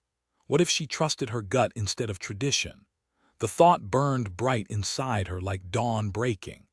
That night she found herself at the border again, perched on the bridge between spring and winter. The cold nipped at her skin, the wind curling around her wrist like an old friend. It called to her, the glittering ice libraries, the sled-cut mountain paths, the fairies who ran with wolves. No other warm fairy knew this world. And now that she did, she'd never be free of its pull. Clarion felt a chill run through her as she became aware of someone approaching. Glancing up, she spotted my Lori gliding down from the sky, his wings casting a soft silver glow over the snow. It was as if some part of her had been waiting for him, or maybe searching for him without realizing it. He landed gracefully beside her, and this time she didn't scold herself for the way her pulse quickened. Why shouldn't she enjoy this moment? You came back, she said, pleased by the flicker of happiness in his expression. I told you I would, she reminded him, a playful edge in her voice. And Yarrow mentioned you might teach me to skate. I couldn't miss that. My Lori raised an eyebrow. Did she now? Probably because she didn't witness your spectacular sledding disaster. Who knows what chaos you'll unleash on the ice? She shot him a mock glare, but the amusement in his eyes made it hard to stay annoyed. He settled beside her, their knees nearly touching in the quiet darkness. The closeness sent a shiver through her. Ridiculous, really, considering they'd been much closer the night before. But that had been necessity. This felt deliberate, dangerous. Especially with the way he was watching her, something unspoken in his gaze that made her chest tighten. I'll teach you, he murmured, his voice distant as if lost in thought. I'll remember that, she replied, her own words softer than she intended. His fingers brushed the edge of her sleeve. How's the arm? Perfect, she said, rolling up her sleeve to show him. The wound had healed remarkably fast, no sign of infection, she smirked. Maybe trust your healers a little more, he exhaled sharply. I do, but we got lucky. If it had been worse, my Lori. She reached out, her hand resting on his forearm. He froze, then met her eyes, the gold of her glow reflecting in his. The contact sent warmth through her despite the winter air. Stop. It was my choice to cross, my risk. Even if something had gone wrong, it wouldn't have been on you. The memory of Rowan flashed in her mind, sharp and sudden. She swallowed the guilt. That's not true, he argued. If I had better control over my magic, we wouldn't be in this mess. No one should ever be stuck in a nightmare. Both our worlds would be safe if I could just do what I was meant to. But I can't, and that means I'm powerless to help." The weight of her emotions surprised her. She hadn't realized how raw they were until now. She kept her gaze lowered, unable to face him while her feelings spilled out unchecked. Once she started, the words wouldn't stop. "What kind of ruler am I? Out of every fairy in Pixie Hollow, I'm the only one who fails at the very thing I was born for." My Laurie's hand covered hers, his warmth cutting through the crisp air. She hadn't even noticed how tightly she'd been gripping his arm or how close she was to breaking down. Slowly, she relaxed her hold, but the dull ache of failure lingered. When he finally let go, she pulled her arm back into the gentle embrace of spring, the absence of his touch leaving an unexpected emptiness. "You can't hold yourself responsible for what you can't change," he said. She let out a rough laugh, blinking back tears before wiping them away. "You can't just throw my own words back at me. Not until you follow them yourself." "Fine, then I take it back," he said, the faintest smile tugging at his lips. "You're not the failure you think you are. Your magic does work, just not the way you expect. I've seen it." "Rarely," Clarion countered. "And half the time I don't even realize I'm using it. That doesn't count." "Then start there," she gave a startled chuckle. "Are you seriously trying to teach me magic right now?" "Indulge me," he said, shifting to face her fully, one knee drawn up. "What do you feel when it happens? When it actually works?" she exhaled, leaning back on her hands and tilting her face toward the fading light. "Terror. During the nightmare attack in autumn it came without thought."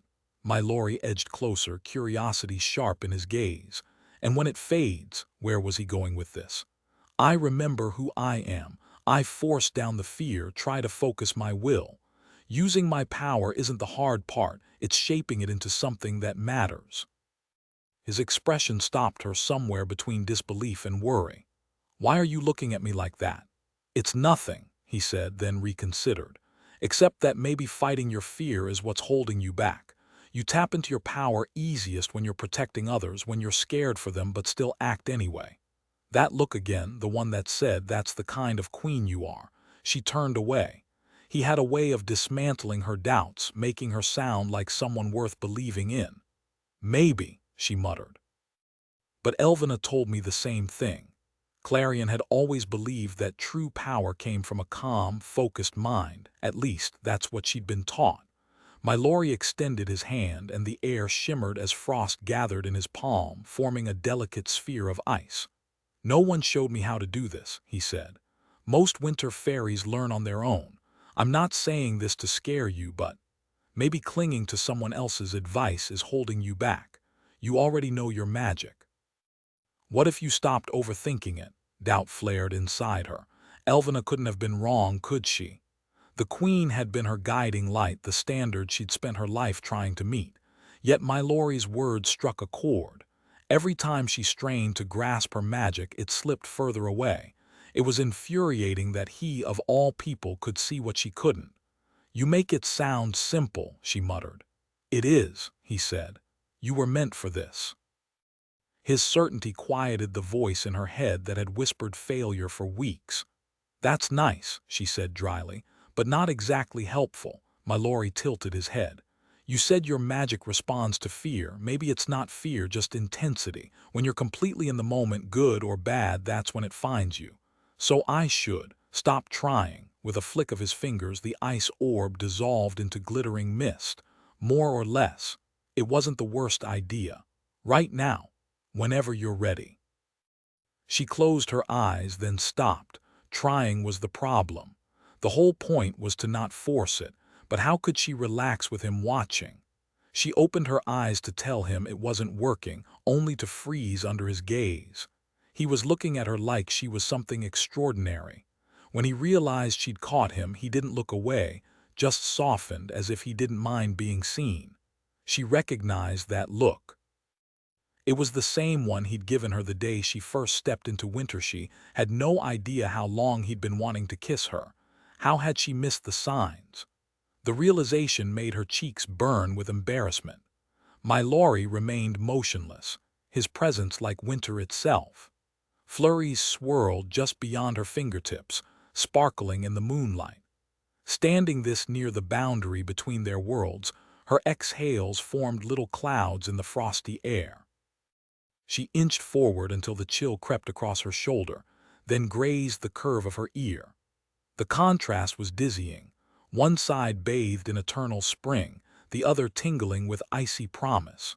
With deliberate care, she brushed her fingers along his jawline, gently guiding his face toward her own. That small gap between them held an unspoken question, and his response came without hesitation. His cool palm cradled the nape of her neck, sending shivers down her spine even as warmth blossomed in her chest.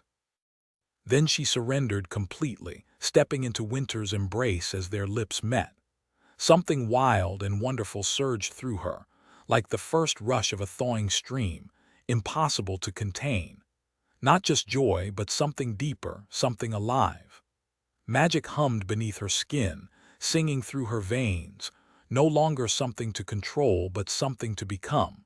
It poured from her like sunlight glowing golden against the night. When Mylori pulled back slightly, their foreheads still touching, the world seemed to pulse around them. She opened her eyes to find the sky alight, stars burning brighter than she'd ever seen. Their reflection shimmered in his storm-gray eyes as if the heavens had descended just for them. Pixie dust clung to her lashes, dusted her sleeves, and swirled around them like a living snowfall, gilding everything in its path. "Did I do this?" she whispered.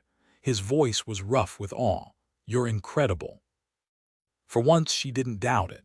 Days before the coronation ball, Elvina called her in. Clarion's stomach dropped. She knows. How? Maybe she'd noticed the way Clarion's thoughts kept drifting, or maybe there were whispers. Someone had seen them that night by the border. Or maybe the magic had left its mark on her in ways she couldn't hide. Back in her room, she'd studied her reflection, fingertips brushing her still tender lips. The memory of him was everywhere, the sharp cold of his touch, the way the stars had flared around them as if celebrating their secret. Logically, nothing had changed, and yet everything had. The weight of it pressed against her ribs, relentless. If she didn't get a grip, she'd lose herself completely to this reckless, radiant feeling. Her stomach twisted at the mere thought of him, a relentless flutter that left her breathless. Every heartbeat felt like a drum roll, every moment without him stretched too thin. She'd barely touched her meals since their goodbye, too tangled in emotions she refused to name. Excitement, fear, something deeper.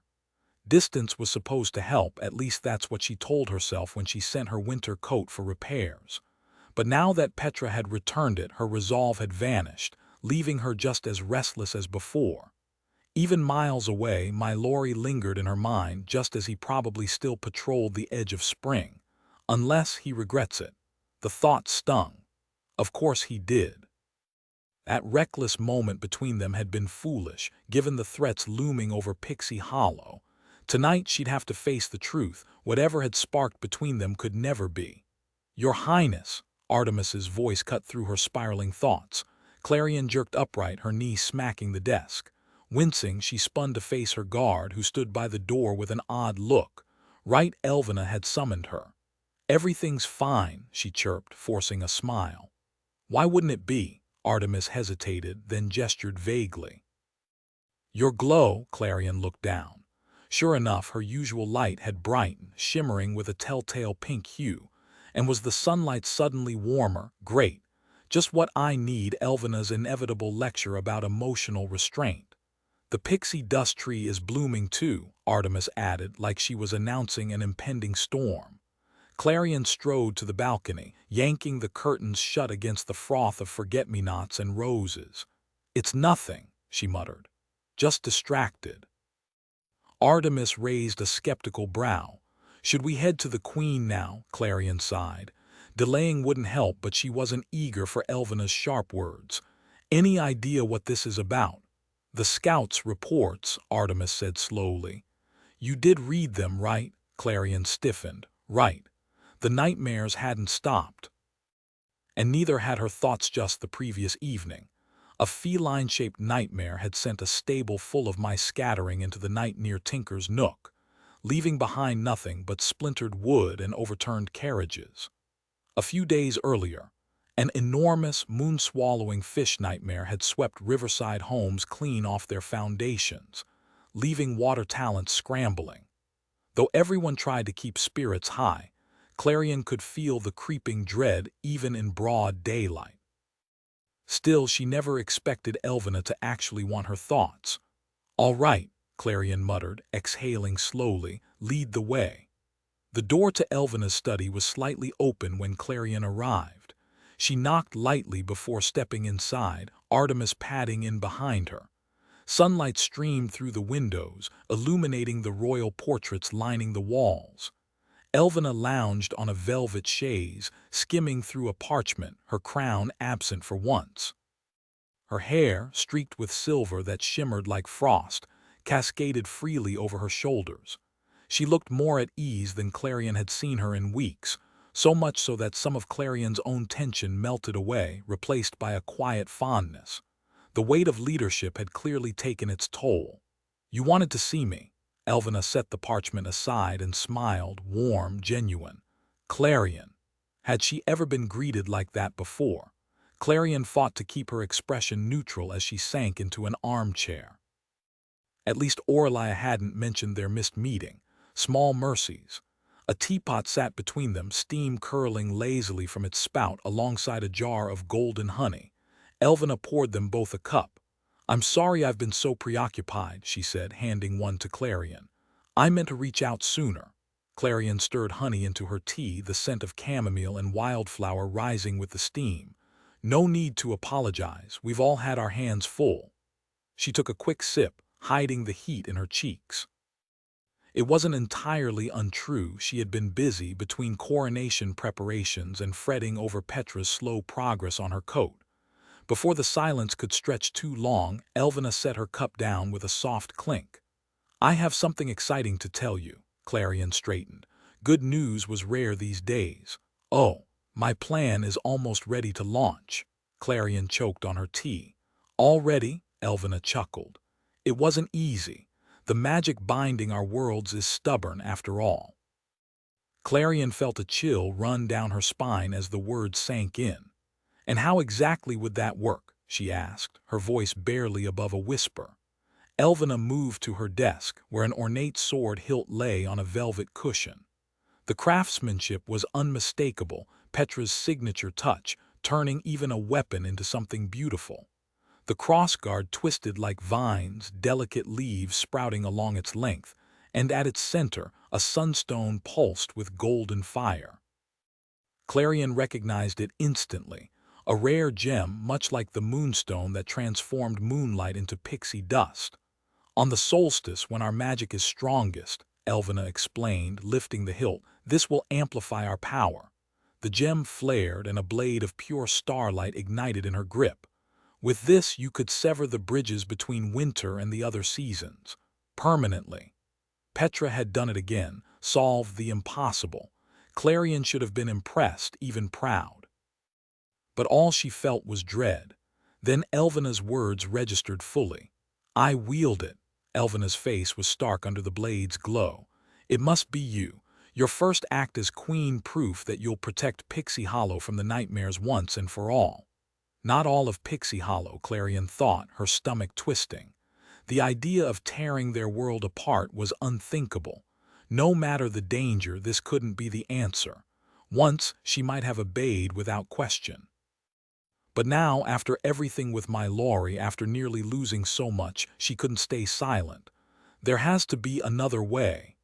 The starlight dimmed, leaving only the hilt in Elvina's hand. Her expression hardened. "You object." Clarion shot to her feet, the chair screeching against the floor. Elvina didn't flinch. "How can you think this is right?" Clarion demanded. "You train me to lead, not to destroy. You understand perfectly that our role is to make sure every season reaches the mainland right on schedule. But this isn't how nature intended things to be." The past few weeks had taught her one undeniable truth. Every season had its purpose.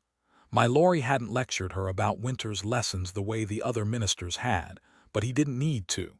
She'd lived it. Winter was about resilience, holding onto hope even when the night stretched endless and cold. Elvina studied her with that same unreadable expression. Maybe you were correct when you challenged me earlier. There are things I haven't taught you. The calm in her voice took the edge off Clarion's anger. Suspicion still lingered, but curiosity won out. What do you mean? Winter stands alone, that's how it must stay. Elvina set the sword down and folded her hands. There's a tale one only queens hear. It's time you knew. Clarion sank back into her chair, torn between frustration and the pull of the unknown. Elvina relaxed slightly, reclaiming the upper hand. Long ago, so long that no living fairy remembers, the seasons existed in balance. The warm lands and the winter woods weren't enemies. Her voice shifted, slipping into the rhythm of a storyteller. But when the nightmares threatened everything, the first queen locked them away deep in winter's heart. She gave the warden of the woods the duty of guarding them. For years peace held, until he turned on her. Clarion stiffened. Why would he betray her? Elvina's smile was thin. History doesn't say. Maybe power tempted him. Maybe he grew tired of watching over frozen wastes while the queen ruled all. Clarion clenched her fists. Barren, winter was anything but. She'd seen its stark beauty, felt its quiet strength. No one who truly knew it could call it a wasteland. Elvina leaned forward.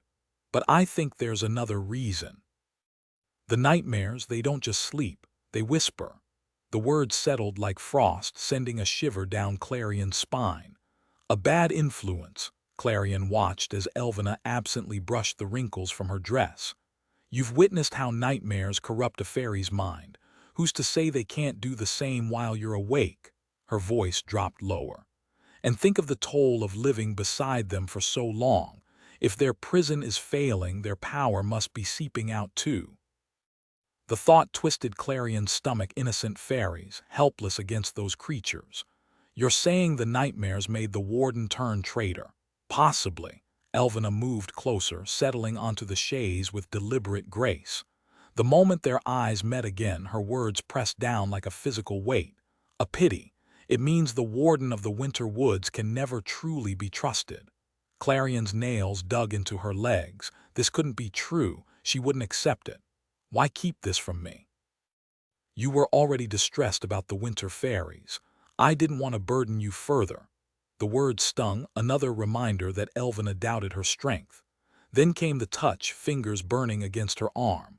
But now you know, and at your coronation you'll complete our final duty. The Queen of Pixie Hollow must shield the warm seasons from the nightmares. Clarion's defiance surged back, sharp and unyielding. If that's the case, we should be helping them, not turning away. We can't, Elvina snapped. The risk is too great, we don't even know how to fight them. So you'd have me leave them to die? Clarion's voice cracked. Let the nightmares tear through their homes, hunt them down. That's not strategy, it's cruelty. I won't do it. For a heartbeat, Elvina looked stunned. Then with icy precision she straightened, her plain robe suddenly regal. This is about survival. Your fondness for the winter woods clouds your judgment. They've endured worse. They'll manage. But they shouldn't have to. Clarion clenched her jaw. Mistaking her silence for surrender, Elvina exhaled, as if piecing her composure back together. You'll see reason eventually, Clarion. Clarion knew her compassion was both a gift and a weight she couldn't always bear. You can't carry everyone's pain, Elvina had warned. I'll keep that in mind, Clarion answered, her voice tight. Without another word, she turned and hurried from the study, her stomach twisting. The moment she reached her room, she dropped to her knees and dragged out the box Petra had sent, hidden beneath her bed like a secret. Her fingers fumbled with the ribbon before she tore the lid off. There it was, her coat untouched, perfect. She pressed it to her chest, burying her face in the soft fur of the hood. No one was around to see her like this, crumpled on the floor, clinging to the one thing that still felt like hers. When the worst of the panic subsided, she forced herself to think. Elvina's words didn't matter, truth or lie, the weight was the same. They had until the solstice to lock the nightmares away, or the winter woods would be lost forever.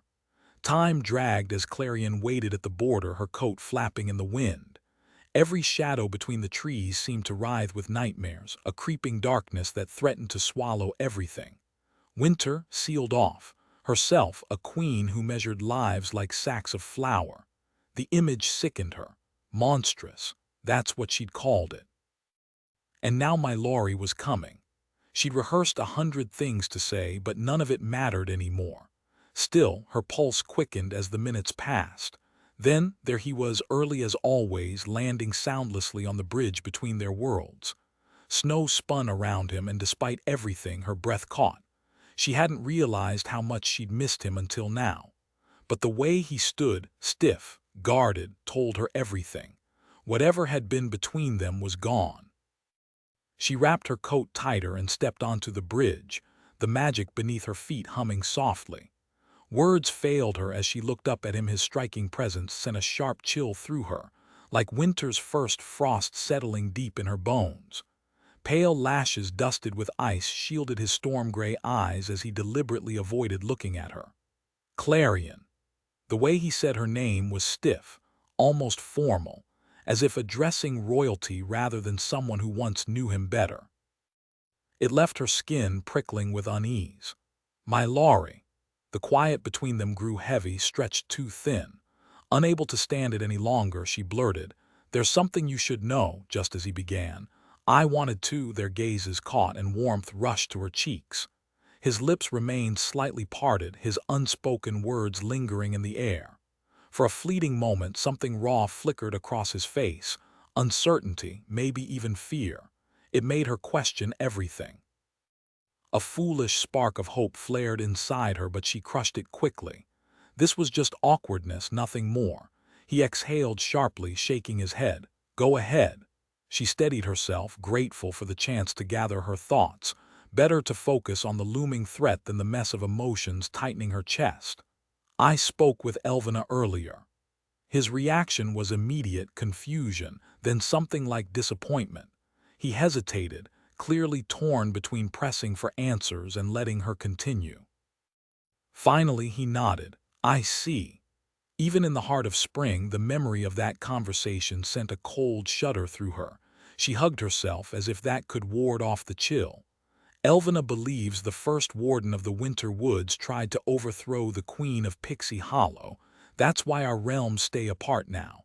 And she thinks the nightmares had some kind of hold over him, that it could happen again. The words stuck in her throat. She couldn't bring herself to voice the doubts gnawing at her, couldn't ask if he carried the same bitterness as his predecessor. But the way his expression shifted, clarity dawning, told her he already understood. "You're afraid it might be true," he said quietly. There was no anger, just weary acceptance. Shame twisted inside her. After everything he'd done, how could she even consider it? Her fingers twitched, aching to reach for him, but she clenched them together instead.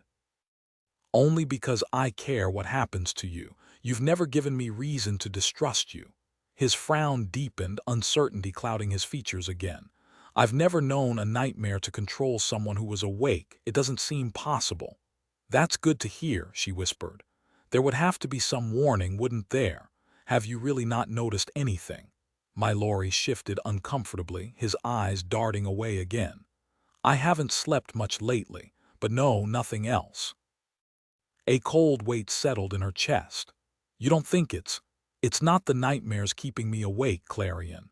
His voice was so quiet, so tender, she almost wondered if she'd imagined it. But when his gaze met hers again, the raw emotion there sent warmth rushing to her cheeks. The memory of their kiss flickered back, his hands cradling her face, the quiet promise in every touch. She'd been naive to think a man like my Laurie would ever give half his heart to anything. "Oh," she breathed, barely a whisper. "You never came back." His voice was rough with hurt and something else, relief. "At first I thought something was wrong, then I told myself you had second thoughts." "No," Clarion said with a dry laugh. "Not for a second, I just panicked, and I hate that my fear made you doubt me." That was the terrifying part. Her heart no longer felt like her own. He was right here within reach, and yet it still wasn't close enough. She ached for more, for a way to truly be part of his world. And now, with Elvena's scheme looming, the thought of losing him forever made her stomach twist. She couldn't keep the truth from him any longer. "There's more," she admitted, stepping forward until winter's chill brushed her skin. She curled her fingers around his arm. "Elvena didn't just share theories, she has a deadline." The hope in his eyes dimmed. "What kind of deadline?" "She's moving forward with her plan. By the summer solstice, the bridges between winter and the other seasons will be gone." His face went pale. "I didn't think she could actually do it." The defeat in his voice sent a shiver through her. "Neither did I, but we still have time. I won't give up now. If she failed this time, no." She refused to let that happen. Squaring her shoulders, she met his gaze. "I think we're supposed to do this together, end the nightmares for good." "You and I," he repeated, as if sealing a pact. Maybe it was reckless, but the pull between them felt like more than chance, like the air itself hummed with what could be. "If we act before sunset, we can trap them all before they escape." She lifted her chin, willing herself to sound surer than she felt. Mallory studied her, his usual hesitation softening into something new, something like pride clarion pushed forward before doubt could take hold. "Once it's done, everyone trapped by the nightmare's magic will wake up, just like when the Dreamweavers first imprisoned them." Mallory gave a slow nod, though his hesitation lingered. "All right, but if we want to reach the prison before dark, flying is our only option." Her composure wavered. "You mean, with Noctua?" "Unless you'd rather hike," he said, the faintest hint of amusement in his voice. "But that means starting at dawn tomorrow." She stifled a groan. "Fine, call her." Mallory looked far too smug as he lifted his fingers to his lips and let out a sharp whistle. The sound sliced through the quiet of the forest, and for a moment the world seemed to pause. Then, with a rush of wings, Noctua emerged from the pines, her dark silhouette stark against the deepening sunset. Clarion tightened her coat and stepped forward, bracing herself. The owl ruffled her feathers and gave a low, approving hoot. "She's warming up to you," Mallory observed. "You could ride alone this time if you'd like." The thought sent a jolt of panic through her. "Absolutely not," she said, gripping the reins. His hand settled at her waist, the chill of his touch seeping through layers of fabric. She fought the instinct to lean into him. "Who knew the mighty queen of Pixie Hollow could be bested by a bird?" he teased. Clarion shot him a sly look. "Or maybe I just prefer your company." That caught him off guard. Smug, she climbed onto Noctua's back, refusing to flinch when the owl turned to study her with gleaming golden eyes. Mallory settled behind her, his arm secure around her waist as he took the reins. "Ready?" His whisper sent a shiver down her spine. "Ready." They launched into the sky, weaving between snow-heavy branches and glinting icicles. When they broke through the treetops, the world unfolded beneath them, vast stretches of ice and water shimmering in the fading light. The wind whipped through her hair, sharp and exhilarating. Snowflakes swirled like sparks in the sunset, painting the sky in shades of rose and gold. Then, with a sudden dip, they plunged back into the shadows of the woods. The frozen lake stretched beneath them, its glassy surface reflecting nothing but a hollow, watchful gaze, as if every shadow lurking beneath knew she had returned and despised her for it. Fear prickled along her skin, sharp as the cold, and the scar on her arm pulsed with the echo of past battles fought in this very place. But hesitation wasn't an option. The towering pines closed in, their branches heavy with snow, and Noctua alighted on a nearby limb, feathers ruffled with unease. Even the air felt wrong here, thick with a creeping mist that clung to the ice like a living thing. Clarion shivered, her breath fogging in front of her as she dismounted, boots sinking into the snow. Mallory landed beside her, his gaze locked on the prison just beyond the twisted birches. A gust of wind howled through the trees, slicing through her coat like claws. Snow swirled up in a sudden flurry, smothering the last traces of sunlight. The world itself seemed to whisper, "Turn back." "Ready?" she asked, forcing steadiness into her voice. Mallory hesitated, then laced his fingers through hers. The warmth of his touch sent a jolt through her, equal parts comfort and thrill. Together, they pushed forward, breaking through the drifts until the lake's edge loomed before them. No matter how many times she faced it, the sheer wrongness of this place never dulled. The silence was suffocating, as if the lake devoured every sound before it could escape. Dread settled over her like armor, heavy and unyielding, but she stepped onto the ice anyway. Beneath the deceptive gleam of the frozen surface, dark shapes writhed, nightmares, restless and furious. They recoiled as she passed, only to lash out moments later, their forms twisting like smoke. The ice groaned underfoot, thin cracks spiderwebbing beneath her steps. One misstep and she'd plunge into the abyss. By the time they reached the center, the sun had nearly vanished, staining the horizon a bloody crimson. The nightmare seethed below, their hunger palpable, their desperation clawing at the weakening barrier. Clarion exhaled, releasing Mylori's hand. Kneeling, she pressed her palm to the ice, feeling the frayed edges of the dream magic beneath. It was worse than before, thin, unraveling. Instinct screamed at her to force it back into place, to wrestle control like she always had. But this time she paused. She felt the solid ice beneath her, the steady rhythm of her breath. Maybe strength wasn't about fighting. Maybe it was about trust. You were made for this. The thought settled inside her. Quiet and sure electricity hummed beneath her skin as Clarion's glow brightened. She pressed her hand to the frozen surface, sending waves of golden magic spiraling through her fingertips. The light pooled in her palm, casting Mylori's astonished face in its radiance. With a deep breath, she released the energy, starlight streaming into the ice like liquid gold, mending the fractured dream thread strand by strand. The frozen prison illuminated from within, surrounding her in a kaleidoscope of amber and white. The nightmares writhed against their bonds, their howls vibrating through her ribs. Waves of dread crashed over her, the ache of abandonment, the nausea of public shame, the paralyzing fear of past mistakes rising like ghosts. Shadowy jaws snapped inches from her face while that haunting vision of her future self flickered behind her eyelids. Her pulse pounded in her temples, fingers twitching as she fought to focus. One final pull, and the barrier held, delicate as frosted lace yet humming with power. Beyond its shimmering veil, the creatures recoiled, hissing. "Mylori," she gasped. "Your turn." Ice crystallized beneath his touch, swallowing the nightmare's screams until only silence remained. The golden glow faded beneath thickening frost, leaving the lake dark and still. As her eyes adjusted, Clarion marveled at their work, the ice now luminescent, the air lighter as if they'd peeled back centuries of decay. Mylori exhaled sharply, wonder softening his features.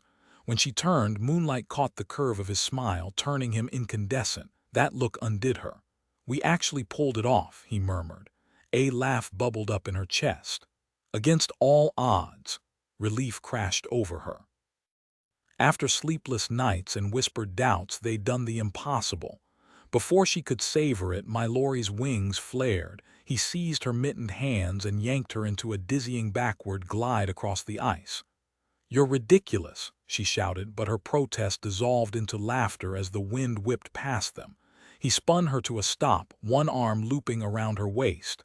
"Trust me," he said, breathless. "You'll love this." How could she resist? "Lead the way." They soared to a neighboring peak, where the world stretched beneath them like a quilt of stars. The winter woods stretched out before them, dominated by the frozen lake that shimmered with streaks of gold under the pale moonlight.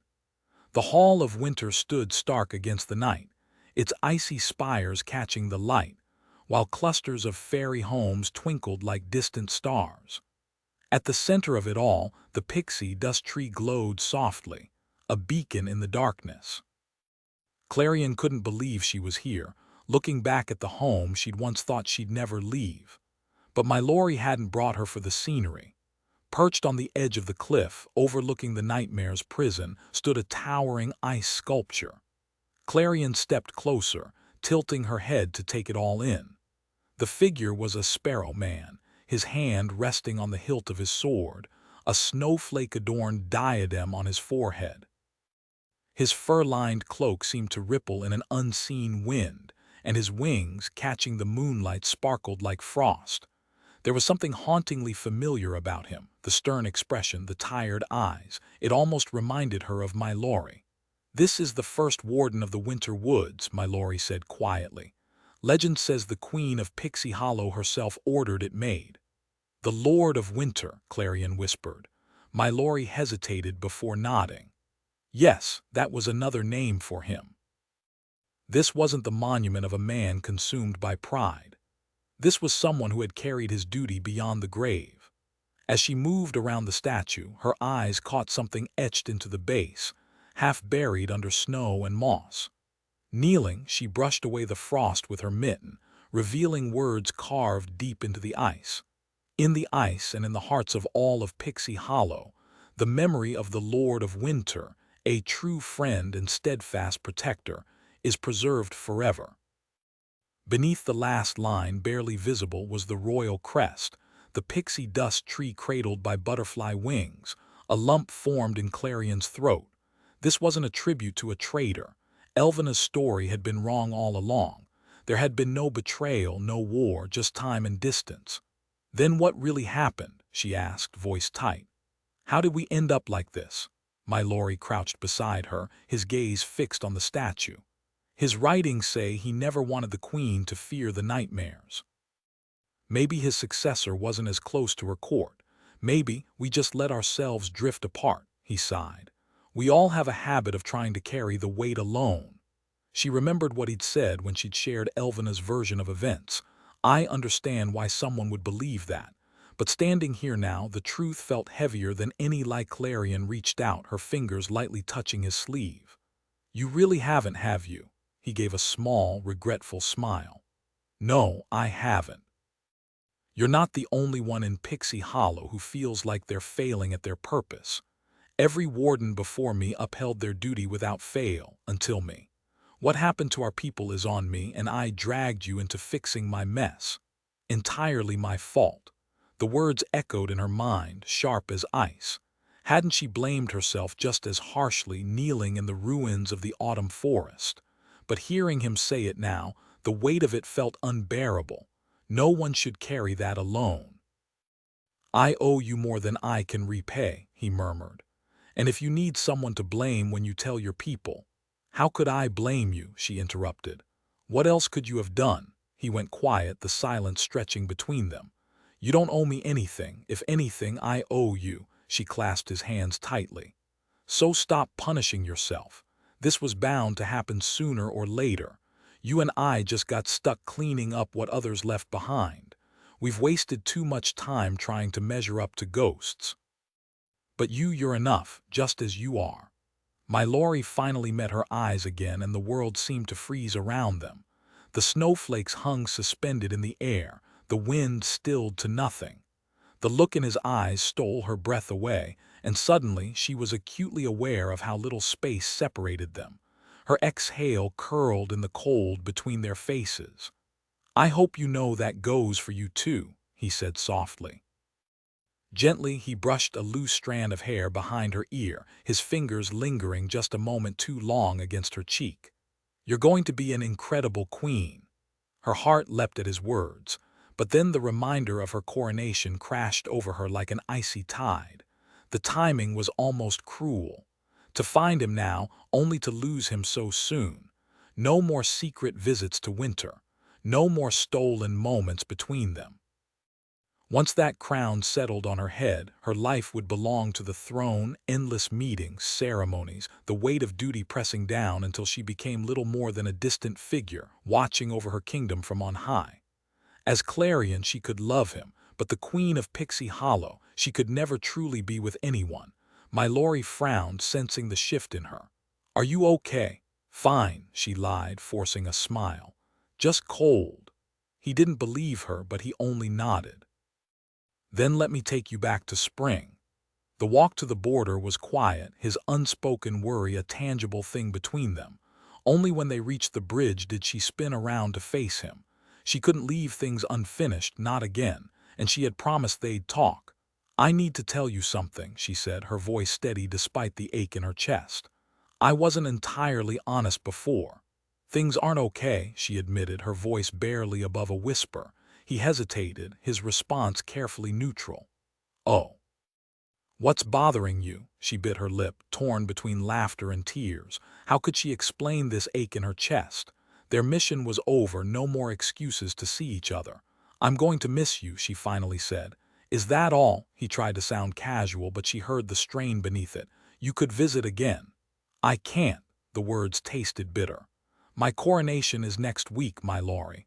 Once we're both ruling our kingdoms, there won't be time for this."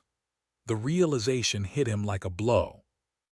His jaw tightened, but all he said was, "Right. I care about you," she rushed on, her pulse hammering. "Too much."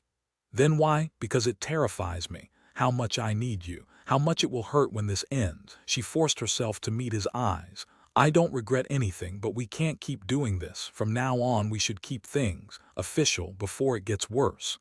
For a long moment, he just stared at her. Then slowly the tension in his shoulders eased.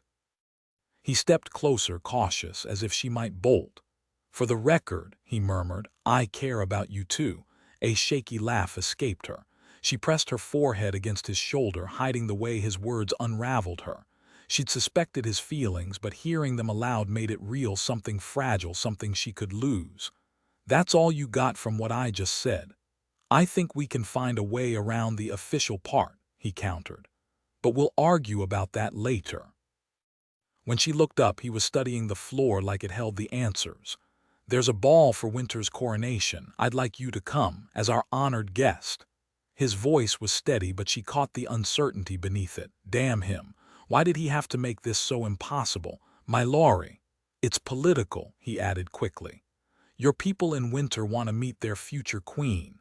She exhaled sharply. The smart thing would be to refuse, to walk away now before this hurt anymore. But if she wanted to unite their kingdoms, she'd have to learn to stand beside him without breaking. Maybe, in time, these feelings would dull. Until then, she'd have to get used to the ache.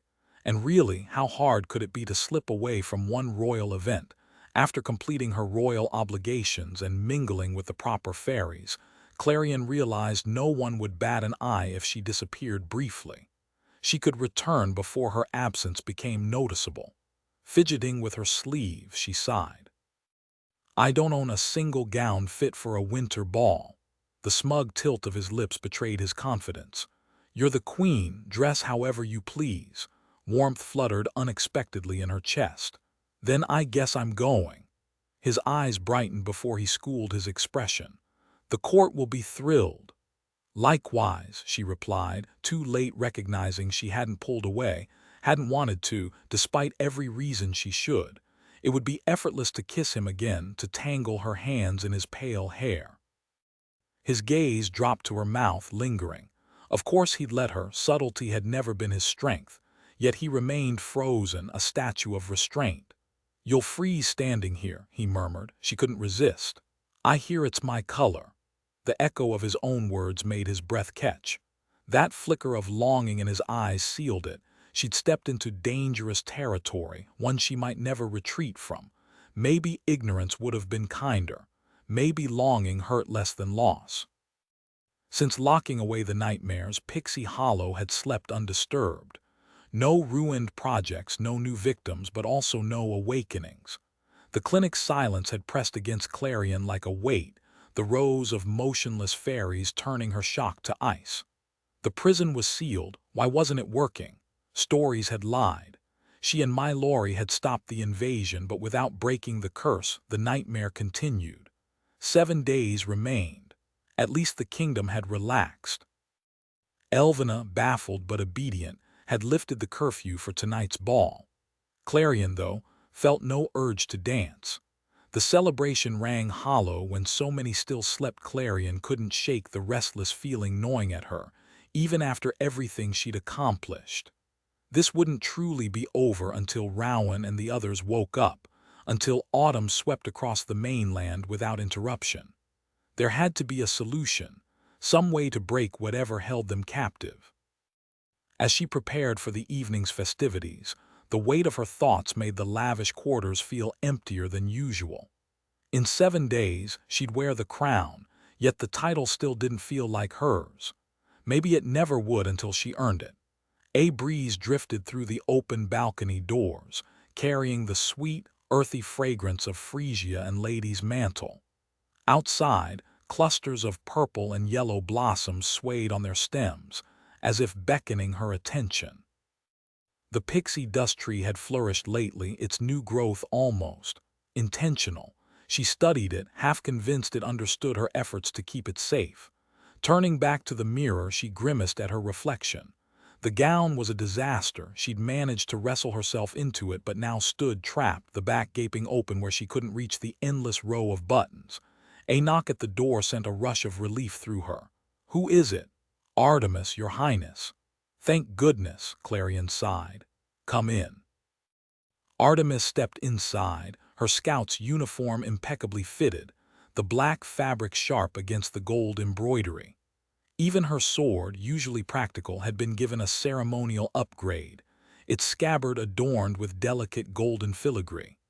But what really caught Clarion off guard was Artemis's hair, usually windswept from patrols, now smoothed back like polished wood. Despite the polished appearance, exhaustion lingered in her expression. Tonight's knighting ceremony was meant to honor scouts like her, those who'd faced danger head-on. Artemis had more than earned it, especially after saving Clarion's life. Taking in the sight of Clarion's wardrobe struggle, Artemis arched a brow.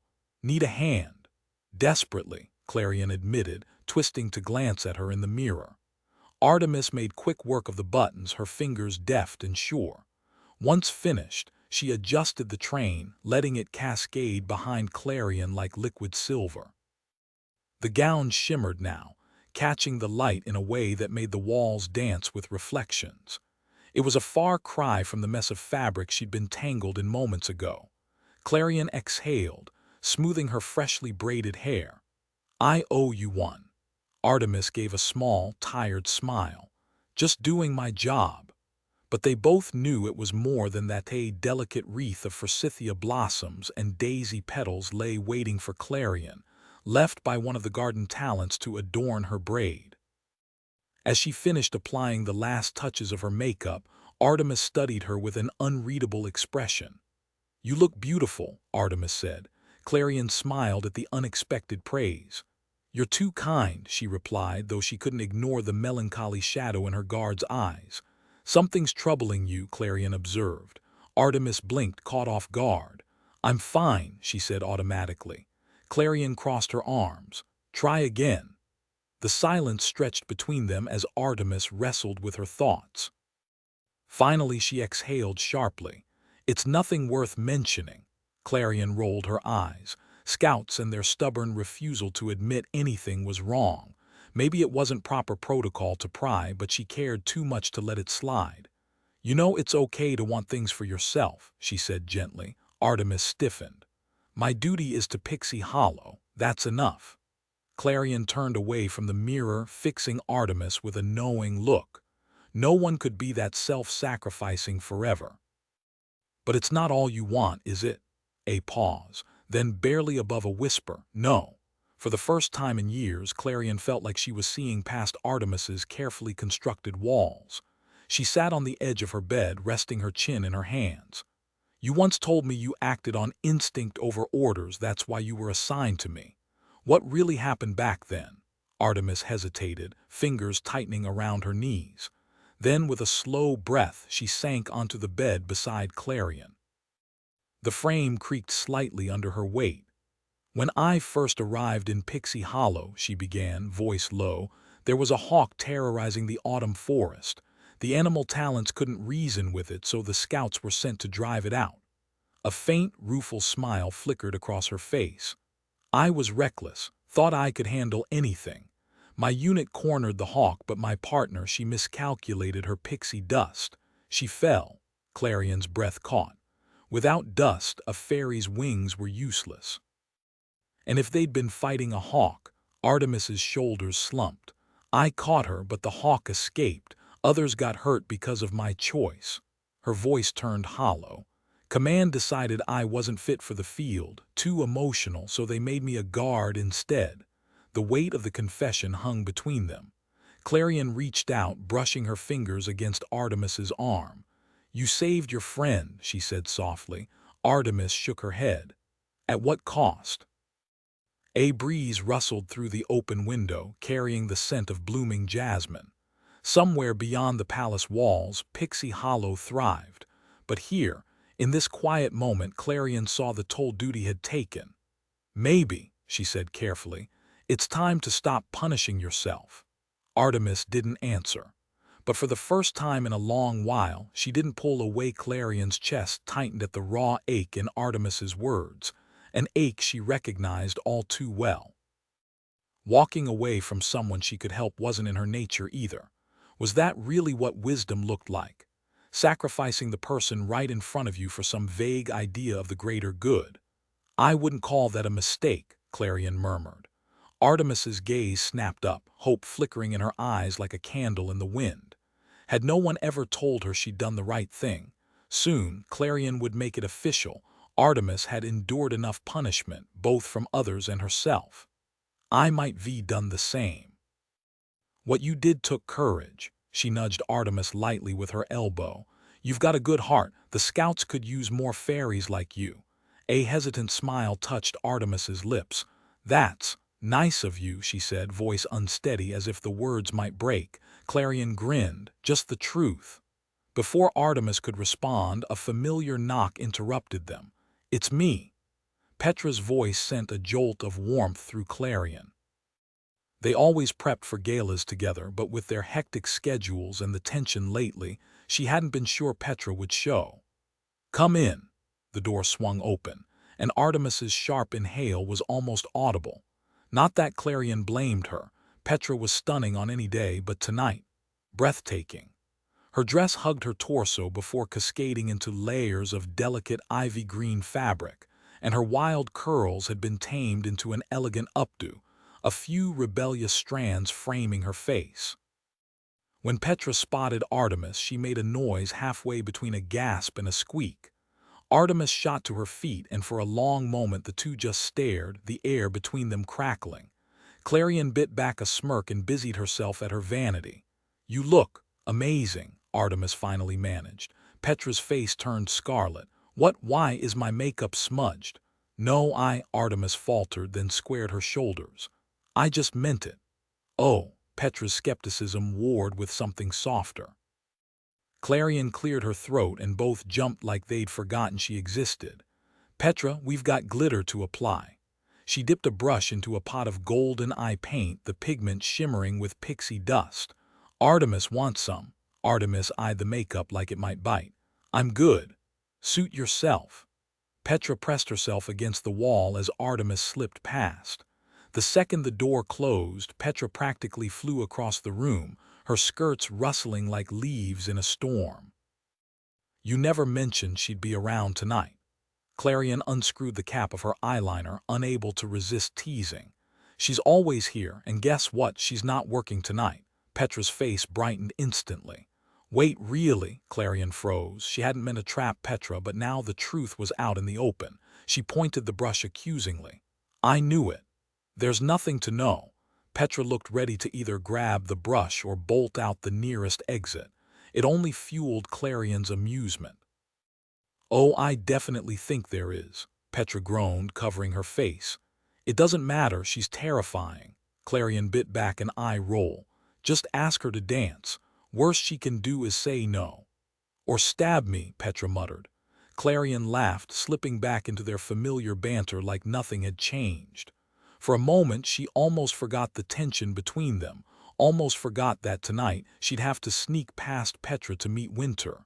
The weight of it pressed down on her. If Petra knew, she'd try to stop her, and after their plan had fallen short, talking to Mylori was more urgent than ever.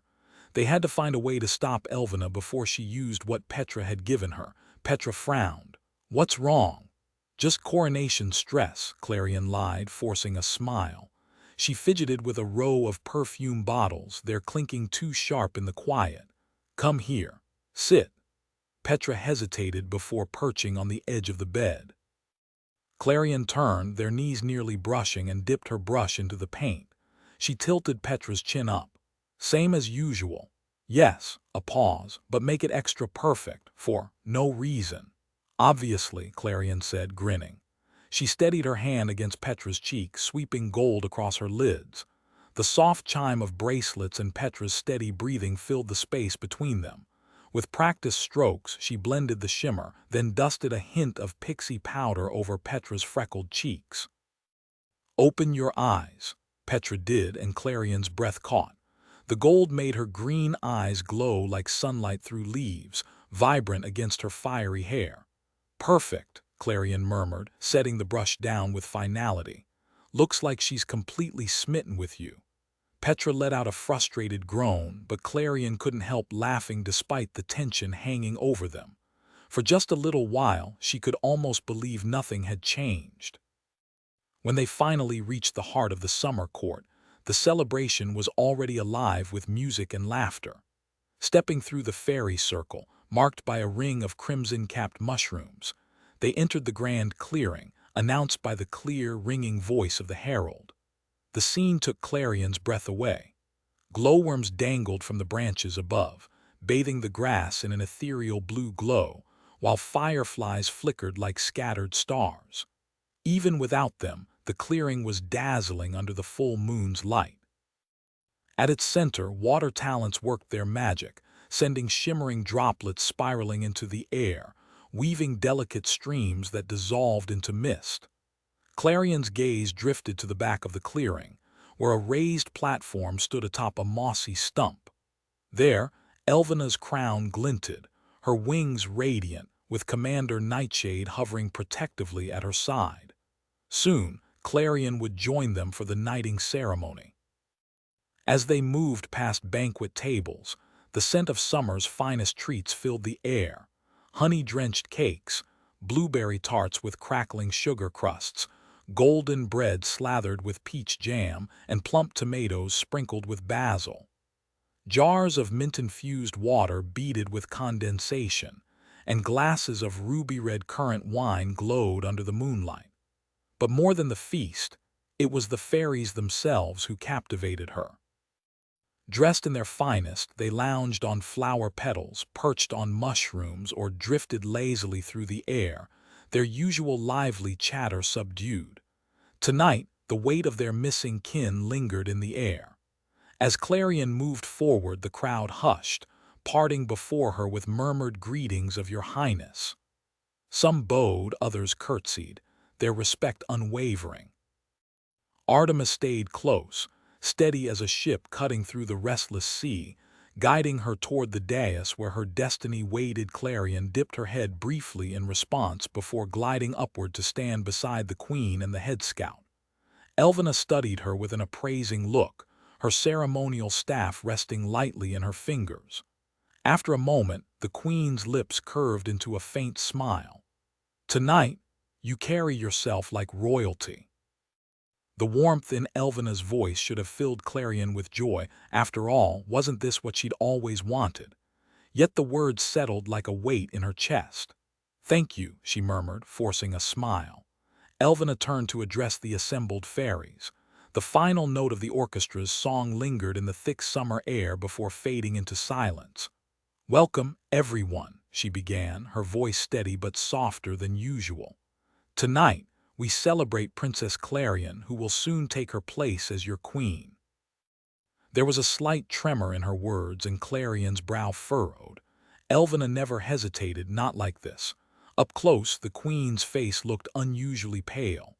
"It's been too long since we've gathered freely. Though we remember those still healing, the darkness over Pixie Hollow is finally lifting." A ripple of quiet applause spread through the crowd. When it faded, Elvena continued, "Tonight, we honor the scout talents who have kept us safe." Night after night, they flew into danger, guided evacuations, and helped rebuild what was lost. For their courage, they will receive the highest distinction a scout can earn, the title of knight. Clarion's gaze drifted over the neatly arranged scouts before the dais. Most stood proudly, but her attention snagged on Artemis, lingering at the back. The raw hope in her eyes was too much to bear, and Clarion quickly looked away. "All Knights of Pixie Hollow, step forward," Elvina announced. A select group of scouts rose, hovering behind the queen in a half-circle. Gleaming star-shaped pins, crafted from iridescent abalone, adorned their dark coats. "Come forth when your name is called," Elvina instructed. One by one they approached, kneeling before her. Even with their heads bowed, their joy was palpable. They had earned this. Yet as Clarion watched, a pang twisted inside her. Artemis should have been among them. With a tap of her staff on each shoulder, Elvina declared, "I name you Knights of Pixie Hollow. Rise and be honored." As the last scout stood, the clearing erupted in cheers, the sound echoing through the warm night amid the lively commotion. A server slipped through the crowd and pressed a frosty glass into Clarion's hand. The condensation beaded against her fingers as she examined the lemonade, its rosemary sprig bobbing like a tiny green sail. "Our future queen has something to say," Elvina announced, her voice cutting through the chatter. Every eye turned toward Clarion, and suddenly the weight of the moment pressed down on her. She stepped forward, the summer air thick and heavy, or maybe that was just the way her pulse hammered in her throat. "Good evening," she began, forcing steadiness into her voice. "I won't keep you long, save the grand speeches for the coronation, but I do want to thank you all for being here tonight. Dance, celebrate, and let's raise a glass to better days ahead." The crowd erupted in a chorus of clinking glasses. Clarion took a quick sip, the tartness doing little to wash away the guilt gnawing at her. She hadn't earned this, not yet. As the music swelled again, Elvina gave her shoulder a reassuring squeeze. No words were needed, the approval was clear. Now free to slip away, Clarion wove through the ballroom, past twirling fairies and bursts of shimmering magic. The scene should have been enchanting, but the laughter and clasped hands only sharpened the hollow ache in her chest. She was surrounded, yet utterly alone. A sudden grip on her arm jolted her back to reality. Petra stood there, grinning like she'd just won something. "Found a quiet spot," she said, already tugging Clarion along. "Perfect for avoiding small talk or, actual conversation." Clarion pulled free with a polite but firm twist of her wrist. "I think I need some air," Petra scoffed. "Oh, come on, you can't ditch me here with all these people, the horror of it." "Worse than that," Clarion arched a brow. "Absolutely," Petra said with a dramatic shudder. "Imagine someone might ask me to dance." Petra stopped mid-sentence, shaking her head. "No, don't throw me off. If you're walking out, I'm coming with you." Clarion hesitated, then blurted, "That's not necessary." Petra narrowed her eyes. "Why not?" "Because." Clarion scrambled for a reason. "I just need a minute outside." "You should stay, enjoy the music, the dancing." "Enjoy?" Petra scoffed. "You know I hate these things. What's really happening?" Clarion forced a laugh, the sound hollow even to herself. "Nothing's happening." "Oh, really?" Petra crossed her arms. "Then why are you dodging me like this?" She could be relentless. "I'm not," Clarion said, though the strain in her voice betrayed her. Petra's expression flickered with hurt. "Did I do something wrong?" "No, it's not you." Clarion glanced toward the glowing lanterns, her pulse quickening. She had to go. "I just need space." Petra's cheeks flushed. "How am I supposed to fix this if you won't tell me what's wrong?" A few curious glances turned their way. Clarion grabbed Petra's arm, pulling her toward the tree line where the fairy lights faded into shadow. The party's glow caught the shimmer of pixie dust on Petra's skin, turning her fiery hair into a halo. But the cool night air sent a shiver down Clarion's spine. She hugged herself, staring at the moss underfoot. There was no way out but the truth. "I'm not mad at you, but you shut me out when I tried to talk about winter." Petra stiffened. "Winter? Why, the attacks ended." "But the sleepers haven't woken," Clarion shot back. "And Elvina showed me what you built for her." Petra went still. "Oh, that was it." Clarion lifted her gaze to find Petra pale, her lips pressed tight. "I thought we agreed. I thought you understood how dangerous her plan was." Her voice cracked, raw with something she hadn't meant to reveal. She swallowed the rest, the frustration, the betrayal. This wasn't Petra's fault. Duty came first. Still, her choices had left Clarion scrambling. "It doesn't matter, I'm handling it my way." Petra's face shifted, resolve hardening, though her cheeks stayed flushed. She always wore her emotions like a banner. "And that's what you're doing now?" The skepticism stung. Clarion bristled. "I've done my part tonight. I'm protecting Pixie Hollow." Petra exhaled sharply. "In a gown and slippers. Don't lie to me. You're not hunting a cure, you're going to see him." Clarion stumbled back as if struck. Petra's frustration simmered beneath her words. Was she jealous of my Lori stealing Clarion's attention, or did she genuinely believe her friend had lost all sense of duty over some boy? Whatever the reason, her irritation was impossible to miss. "And why should that bother you?" Clarion shot back. Petra's wings flickered with disbelief. "You're being crowned in 7 days." "Which means I'm stuck inside until then," Clarion snapped, "and forbidden from speaking to anyone you don't like." "That's not the point." Petra's glow flared, edges tinged with fiery orange. "You're taking risks you shouldn't. You've been hurt because of him, you're exhausted, and now you're sneaking off when everyone needs you to be strong. It's reckless. But you never listened to me. Then again, why would you? Nobody does. I'm just the one who's always too afraid." The raw hurt in Petra's voice cooled Clarion's anger, but the words still stung. "You think I'm selfish. You think I don't care." She bit back the retort, swallowing the words unspoken. When had they last fought like this? Part of her wanted to argue, to mend things between them, but there was no time. This wasn't just about her. It was about Pixie Hollow, about duty. She didn't owe Petra an explanation. Blinking hard, Clarion wiped away the tears before they could fall. No time to fix her makeup. No time to let the winter fairies see her like this. "I have to go." "Clarion, please." Ignoring the plea, she stepped into the shadows, heading for winter. If only Petra had let it go. If only she hadn't pushed Clarion into this fight when she was already stretched thin. The regrets circled in her mind as she retrieved her coat from the hollow of an old oak. She pressed it to her chest, the scent of frost and pine stirring no warmth, just a sharp reminder of everything Petra had done for her. Taking a steadying breath, she locked away the ache. No room for self-pity tonight. This trip was about responsibility, not emotions. A queen should be able to handle that. Yet all she wanted was to disappear into her chambers and mourn the friendship she just shattered. The night was deep, but she could have found the border between winter and spring with her eyes closed. Her wings carried her effortlessly, recognizing every familiar landmark. The jagged rocks rising from the ground, the river's winding curves, the low-hanging branches that brushed against her like old friends guiding her home. Tonight, the forest seemed to mourn with her. Willow tendrils whispered against her skin, and the cherry blossoms burst open in riotous clusters, their petals clinging to her dress before drifting onto the still pond below. When she reached the border, my Lori stood waiting. She landed softly, her gown's train dissolving into shimmering gold dust that painted the ice and water in dazzling streaks.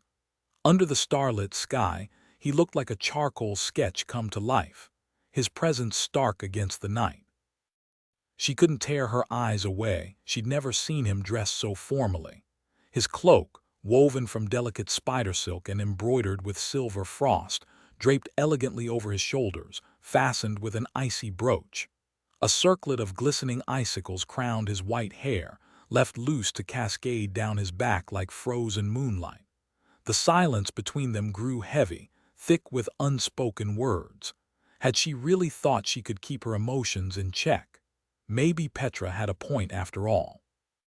Finally, my Lori spoke, the fur trim of his cloak shifting as he bowed. "We're here to escort you to the ball."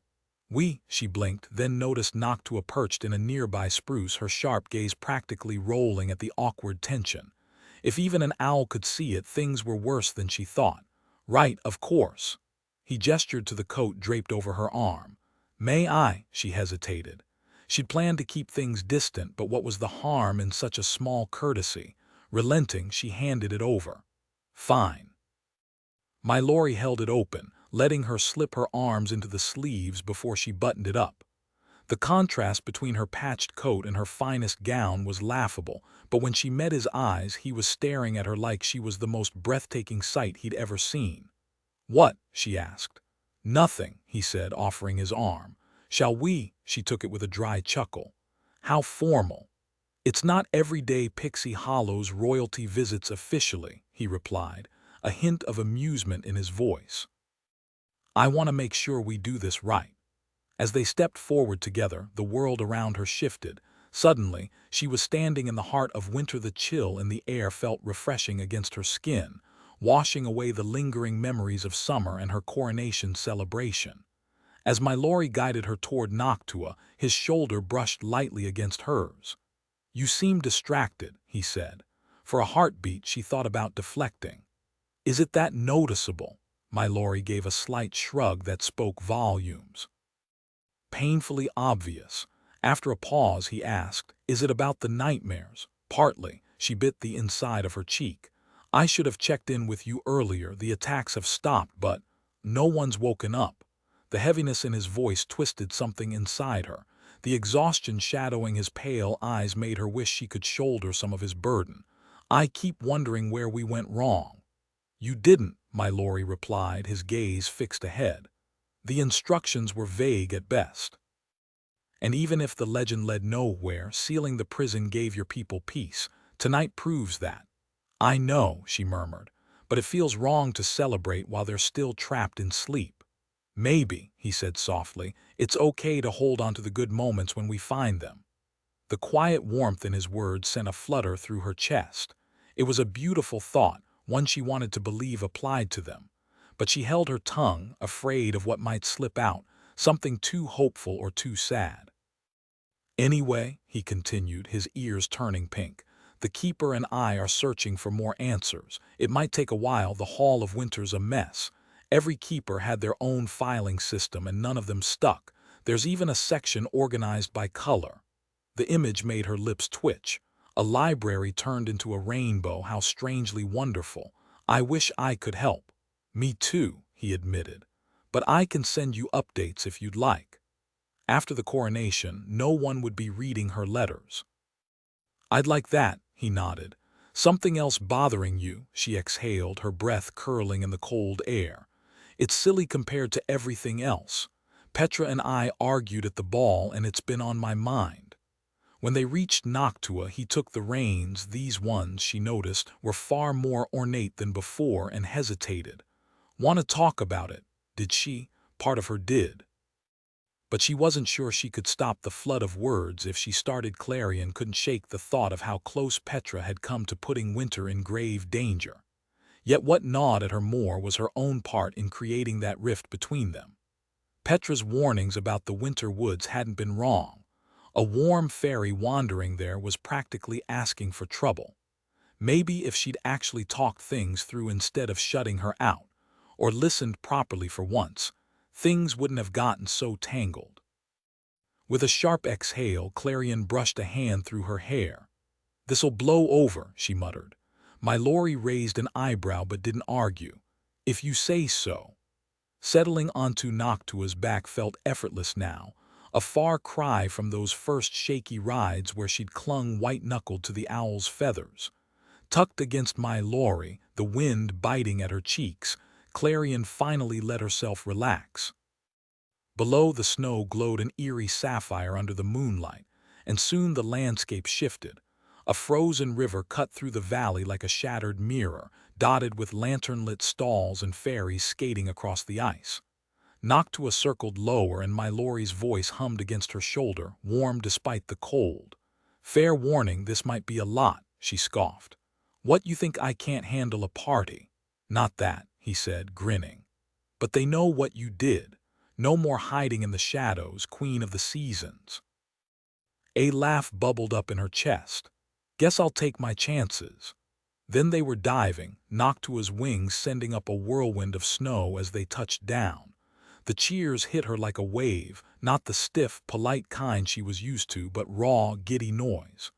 Fairies swarmed them, shouting her name like she was some kind of hero, not just a figurehead.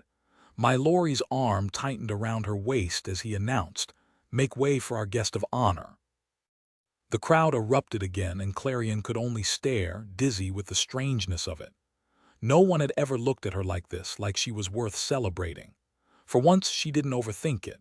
She just smiled back. My Laurie moved closer, his breath warm against her ear as he whispered, "I did try to warn you." Clarion laughed softly. "That you did." As she stepped down from her mount, the crisp winter breeze caught the shimmering edges of her gown, sending tiny flecks of light dancing around her. Together, she and my Laurie waded through the gathering of fairies, though their progress was slow. Every few steps, someone stopped her with a greeting or a gift. A fairy with a long, silvery braid stepped forward, her smile warm despite the chill. "Your Highness, welcome to the winter woods. I'd like you to have this." She held out a delicate jasmine bloom, perfectly preserved in ice, its petals glistening like spun sugar. Clarion's breath caught. Jasmine was rare here, found only where winter reluctantly gave way to spring. She took it carefully, afraid even the slightest pressure might shatter it. "It's beautiful, thank you." Before she could say more, a sparrow man appeared, offering a tiny ice sculpture of a snow hare. "For your bravery, Your Highness, we won't forget what you've done for us." Her throat tightened. The ice would melt soon, but the gesture wouldn't. "I'm honored," she murmured, cradling it in her mittened palm. By the time the third fairy approached, Clarion realized a line had formed. She lost track of names and faces, overwhelmed by the sheer number of gifts, carved trinkets, woven garlands, even a jar of preserved firefly light. Winter fairies, so often isolated, were pouring out their gratitude in ways she hadn't expected. It was almost too much. Between the fight with Petra and now this, her emotions felt like a storm barely held back. When the crowd finally thinned, a helpful fairy loaded her gifts onto a sleigh, promising to deliver them later. The last one waiting was my Laurie. Relief washed over her at the sight of him. "Still standing?" he asked. "Barely," she admitted, though she was smiling. "But I wouldn't miss the rest of the festival." "Then you're in luck," he said, offering his hand. "I know just where to start." She took it without hesitation, warmth spreading through her at his touch. The frozen river ahead glittered under the glow of countless candles, their light painting the ice in shades of gold and pink. The night was alive with laughter, music, and the quiet magic of winter. And for the first time in a long while, Clarion felt like she belonged. The river shimmered with reflections of candlelight, casting an ethereal glow across the water. Winter fairies had transformed the banks into a bustling marketplace, their wooden stalls adorned with snow-laden roofs and dangling icicles. Each booth tempted passers-by with seasonal delights, steaming mugs of spiced cider, creamy butternut soup sprinkled with ruby pomegranate seeds, crisp salads dotted with paper-thin beet slices, and delicate pastries drizzled with citrus glaze. Clarion couldn't resist sampling every treat, her laughter mingling with the joyful hum of fairies gliding on the ice or twirling through the frosty air, their gowns a striking contrast of ivory and crimson. She lingered, captivated by the intricate ice jewelry adorning their wrists and ears, so unlike the fashions of her own home. "Care to join them?" My Laurie's voice startled her, and she spun to face him, cheeks warming at being caught in such open admiration. His tone carried an unspoken challenge, and it took her a second to realize he wasn't just making conversation. "You dance?" she asked, raising an eyebrow. "In theory," he admitted, shrugging. "Though I don't often have the opportunity." "Color me surprised," she teased, unable to picture his usual composed demeanor giving way to something so carefree. "I've never really danced either, or at least not the way I've wanted to." "Why not?" she exhaled, the weight of expectation settling in her chest. "Queens don't dance." His gaze held hers, steady and warm. "Here they might." A pause. "And you're not queen yet." The words unraveled something in her. He was right, she wasn't bound by duty tonight. And the way he looked at her, hopeful and earnest, made resistance feel foolish. With a mock sigh of surrender, she stepped closer, tilting her head up. "Fine, you win." For once, my Laurie seemed at a loss for words. The flicker of surprise in his eyes sent a thrill through her. She'd caught him off guard, but he recovered quickly, offering his hand with a playful formality. "Then may I have the honor?" She placed her hand in his, feigning indifference. "If you insist." The music swelled around them as they moved together, his hand resting lightly at her waist, the other clasping hers. His touch was cool, familiar, carrying the crisp scent of pine and winter air. Despite his claim of inexperience, he led with effortless grace, their steps perfectly in sync. Around them, the world faded. No crowds, no expectations, just the quiet joy of stolen movement beneath the glittering sky. The delicate folds of her dress swirled around them as they danced, catching snowflakes in the soft glow of the stars above. "What do you think of your first winter ball?" he asked, his voice low and warm. "It's breathtaking," she admitted, searching for the right word before settling on the most unexpected one. "Cozy," Mallory smiled, but his gaze soon turned distant. "This could be your reality if you chose it." For the first time, Clarion truly let herself imagine it. As queen, she could reshape the seasons, blending warmth into the cold. Elvena's teachings had guided her, but winter had shown her another path, one where she ruled not with detachment but with kindness. The idea of no longer standing alone sent a rush of longing through her, deeper than anything she'd ever felt. When the music faded, Mallory kept her close, his hand lingering at her waist. She fought the urge to rest her head against him, but the chill was creeping in, her fingers stiff, her ears burning. "I should return before summer notices I'm missing." If he minded, he didn't show it. Still, she sensed his hesitation before he finally let go, his touch lingering just a moment longer. "You're right, let's get you somewhere warmer." The journey back was quiet, the air thick with unspoken words.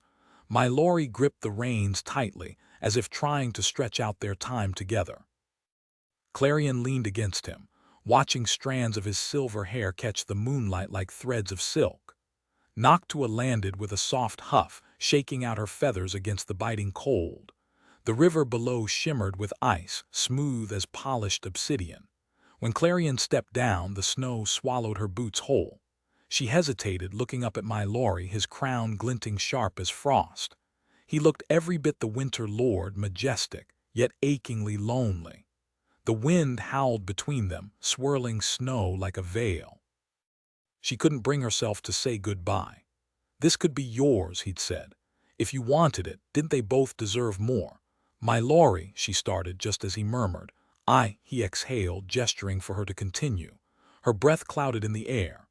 "Would you come down first?" Without a word, he leapt from Noctua's back, landing beside her in the snow. Even standing on flat ground, she had to tilt her head up to meet his eyes, but at least now he felt solid, real, not some fleeting vision that might disappear. She peeled off her gloves, fingers trembling slightly. Taking a deep breath, she forced the words out. "I've been doing a lot of thinking." Mallory's response was so quiet she almost missed it. About what you told me, The rest tumbled out before she could stop it. Any attempt at eloquence vanished as her gloves dropped into the snow. Instead, she clutched the edges of his cloak where it draped over his shoulders, her grip tightening. She met his gaze, steady despite the storm inside her. "I don't want to go." Something in his expression shattered, like he'd been holding his breath for years. The intensity in his eyes nearly knocked her back. His hands closed over hers, thumbs pressing against her pulse points. She could feel his heartbeat racing beneath her fingertips, the icy contrast of his skin against hers. "Then stay," he whispered, the words hanging between them.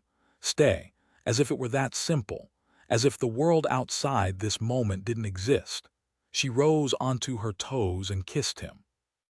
For a heartbeat, they hovered there, suspended in disbelief. Then he responded, his mouth warm against hers, and suddenly she was burning. The taste of spiced chocolate lingered on his lips, and she drank in the sharp inhale he took when she leaned closer. His fingers tangled in her hair, tilting her head back as the kiss deepened. The delicate pins holding her flower crown gave way, scattering petals and golden dust at their feet. Every brush of his skin against her sent sparks through her, both searing and soothing. When she finally pulled back, gasping, even the inch between them felt like too much. She hated her own frailty, the way her body protested the cold of his world. "I can't feel my fingers," she admitted with a shaky laugh. His lips curved against hers as he spoke. "We'll fix that." Neither of them moved. Instead, he wrapped an arm around her waist, guiding her backward step by step. She clung to him, her laughter breathless as she tried to keep her balance. He stopped only when they stood at the very edge, her feet on the first hints of spring moss, his still dusted with snow. Even here the chill clung to her. Frost glimmered on her lashes, their mingled breath curling in the air. This, she decided, was enough. They could make this work. For now there was nothing else, just the two of them caught between seasons. Then, like a blade through silk, a voice shattered the moment. "Clarion, Elvina." She descended like a comet, her fury radiating in waves of light. Mallory didn't release her immediately. His grip tightened almost possessively. As much as she appreciated the gesture, she wished she could simply dissolve into the wind, scatter like petals and disappear. This couldn't be happening. When Elvina's feet touched the riverbank, Clarion instinctively flinched. Clarion had known Elvina long enough to recognize the quiet storm beneath her composed exterior. The Fairy Queen was usually restrained, her emotions measured, but not today. Rage twisted her delicate features, sharpening them in the flickering glow of the fireflies. Yet what truly struck Clarion was the sight of Petra and Artemis lingering behind her. Petra, usually so poised, was a mess of tangled hair and bitten lips, half hidden behind a cluster of wildflowers. Artemis met Clarion's gaze with a silent warning in her eyes, as if to say, "This wasn't my doing." Clarion's stomach twisted. Of course Petra had told Elvina everything after their argument at the masquerade. The humiliation burned, but worse was the sting of betrayal, though deep down she couldn't say she was surprised. "What are you doing here?" Clarion managed, her voice steadier than she felt. Elvina's wings flared, her glow intensifying with fury. "So this is what's kept you so distracted. This is why you've been sneaking off to the winter woods." Her voice dripped with disappointment. "I expected more from you." Mallory stepped forward before Clarion could respond. "This was my fault," he said, his tone firm but not unkind. He might have been wearing his crown, but there was no arrogance in him, only quiet resolve. Clarion shot him a sharp look. Of course he'd try to shield her from Elvina's wrath, but she wouldn't let him. Not again. Elvina barely glanced at him, her expression so dismissive it made Clarion's blood boil. She knew now how little Elvina thought of winter fairies, how deep the prejudice ran. No words would change her mind, but Clarion refused to stand by while Mallory took the blame for something that wasn't his fault. He had already sacrificed enough. She moved in front of him, blocking Elvina's glare. "You don't understand," Clarion said, her voice low but fierce. "The winter woods aren't what you think. The wardens, they've given up everything to protect Pixie Hollow. They deserve better than this." Elvina's jaw tightened. "We're leaving," she snapped. Now, no." Clarion's voice cut through the quiet night, sharp enough that the stars above flickered in response. Elvina took a step back, her expression one of pure disbelief. This wasn't the composed, obedient air she knew, this was someone else entirely. And truthfully, Clarion barely recognized herself either. Where had this defiance come from? "You don't have a choice," Elvina snapped, regaining her composure. "He's been helping me stop the nightmares. If you just listen." "Clarion," Elvina warned, her voice low. "Everything I've done has been for Pixie Hollow. Can you honestly say the same?" The words hit like a slap. Elvina stiffened, her eyes widening. "What did you just say?" Clarion's hands trembled, her pulse roaring in her ears. This fury was unfamiliar, wild, like a storm she couldn't control. But she wouldn't stop now. "You abandoned the winter fairies," she said, her voice steady despite the fire inside her. "You left them with an impossible burden. Governing talent magic is the only thing that can stop the nightmares, and you ignored them." Elvina let out a cold, humorless laugh. "You don't understand any of this." I do, Clarion shot back. Winter has suffered long enough because of our ignorance, and the Warden of the Winter Woods isn't the villain you think he is. Elvena's expression darkened. No, he's young, untested, but ambition festers just like it did with his predecessor. The beasts he deals with corrupt everything. You're not safe with him. Beside her, Mallory flinched. So that was it. Elvena would dismiss everything Clarion had said. I've never felt safer, she said firmly. Elvena took a step forward, her gaze sharpening like she was ready to drag Clarion away by force. He's already turned you against me. No, Clarion said, the words spilling out before she could stop them. You did that yourself. Elvena froze. Clarion's voice wavered, but the truth was finally out. The truth she'd been too afraid to face. I've spent my whole life trying to be what you wanted, to earn the crown by being just like you, but I'm not you, and Winter showed me that. Her magic surged, glowing brighter with every word. The light from her wings cast Elvena's stunned face in an eerie pallor. No, Elvena murmured. You're certainly not. But there was no disgust in her voice, only something like awe. A rustling came from the nearby thicket. Petra emerged, her face pale. I hate to interrupt, she said quietly, but something's not right. She pointed upward and Clarion followed her gaze. Now that she looked, the air itself felt. Off the night had grown heavier in the last few moments, the clouds pressing down like a suffocating blanket, smothering the moon and stars. A strange energy hummed in the air, raising goosebumps along her skin. The weather talents hadn't predicted a storm, but this wasn't just rain. It felt darker, charged with something unsettling. Then a streak of gold cut through the gloom, too bright to ignore. As it neared, Clarion recognized the scout from Winter, his usually pristine uniform disheveled, his grip on his bow trembling. His breath came in ragged gasps, his eyes wide with panic. My Laurie, he managed, voice raw. They're here. The nightmares, they've overrun the festival. My Laurie's composure shattered. What do you mean? The scout's voice was hoarse. We're trying to evacuate fairies to the Hall of Winter, but Clarion's stomach dropped. This wasn't supposed to happen. Hadn't they already fought so hard? Hadn't they sealed the nightmares away? A bitter laugh nearly escaped her. What a joke. All their efforts just grains of sand against an endless tide. This is on you, the voice in her head whispered. How many more would be lost because of her? How did they escape? She demanded, forcing herself to focus. Elvena's sharp gaze locked onto her. You tried to contain them. My Laurie ran a hand through his hair, visibly shaken. I don't know how this happened. But then his jaw set, resolve hardening. I have to go. Clarion grabbed his arm. Not alone. The relief in his eyes nearly undid her. Clarion.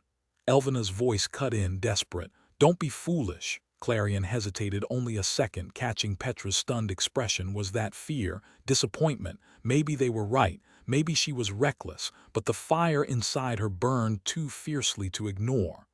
I can't stay, she said, voice steady. Without another word, she followed my Laurie into the biting winds of winter. Please, let us make it in time. The plea echoed in her mind as they raced toward the festival, the storm-choked sky swallowing them whole. The clouds, thick as smoke, blurred her vision, but she held tight to my Laurie, her grip unyielding. Whatever waited ahead, they'd face it together. The blizzard raged around her, thick snowflakes clinging to her lashes and biting into her skin like shards of glass. Each howling gust threatened to throw them off balance, and for a moment Clarion could have sworn the wind carried a whisper, fall. Winter had never felt like this before, not in all her journeys across its borders. It was alive, and it wanted them gone. A flicker of movement caught her eye, and she spun just in time to see something dark and winged streaking toward them, wreathed in eerie violet light. My Laurie, she cried. Behind you. He turned just as lightning cracked the sky, revealing the nightmare in all its monstrous glory. With a sharp tug on the reins, he sent Noctua swerving aside, barely dodging the creature's outstretched claws. Clarion clung to my Laurie's back, her breath shaky, realizing just how close they'd come to disaster. Casual flights were one thing, but this was a fight for survival. The nightmare twisted midair, reshaping itself into a warped reflection of Noctua. Same wingspan, same silhouette, but with a beak that split open to reveal rows of jagged, human-like teeth. And behind it, something worse, a seething mass of darkness moving too fast. The buzzing started low, then erupted into a piercing screech that rattled her ribs. Not just one nightmare, dozens, maybe more. "We have to get down," Clarion yelled over the storm. Mallory's jaw tightened as he assessed the swarm. "Hold tight," he said, and with that, Noctua folded her wings and plunged toward the tree line. The wind screamed in Clarion's ears as they dropped, snow and ice slicing past them. Branches clawed at her coat, but she barely registered the sting. Her pulse was roaring too loud. At the last second, Noctua flared her wings, slowing just enough to land without breaking them all. Silence. The nightmares hadn't followed, but she could still feel them, lurking just beyond the skeletal branches above, waiting. Only when the last of their awful humming faded did she finally exhale. The sky above was still a dull, oppressive gray, but at least the eerie feeling of being watched had faded. With each shaky breath, Clarion felt the fear loosen its hold. The nightmares were gone for now. She and Mallory dismounted Noctua, their boots sinking into the snow as they steadied themselves. When she turned to him, she noticed his usually immaculate appearance was in disarray. His diadem missing, his hair tangled with broken twigs and ice. A thin cut traced his cheek, and without thinking she brushed her thumb over it, wiping away the blood. "You okay?" "Fine," he said, his gaze scanning her for any sign of injury. Finding none, his shoulders relaxed slightly. "I'll manage." Her legs still trembled as she turned, taking in the unfamiliar landscape. The once familiar woods now felt foreign, twisted. "We can't stay here." Mallory didn't argue. He moved ahead, his faint silver glow cutting through the storm's gloom. She followed, stepping carefully into his footprints, the snow crunching underfoot. The forest was eerily silent, the usual whispers of wind buried beneath the unnatural hush. Every shadow seemed alive, branches stretched like skeletal fingers, icicles gleamed like fangs. This wasn't her winter woods anymore. It was a nightmare. Then came the screams. Clarion froze, her blood turning to ice.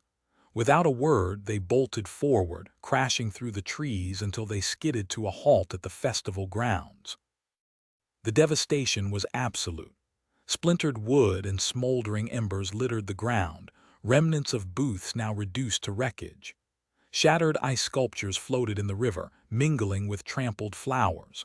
But worst of all were the fairies, motionless, half buried in snow like statues frozen in time.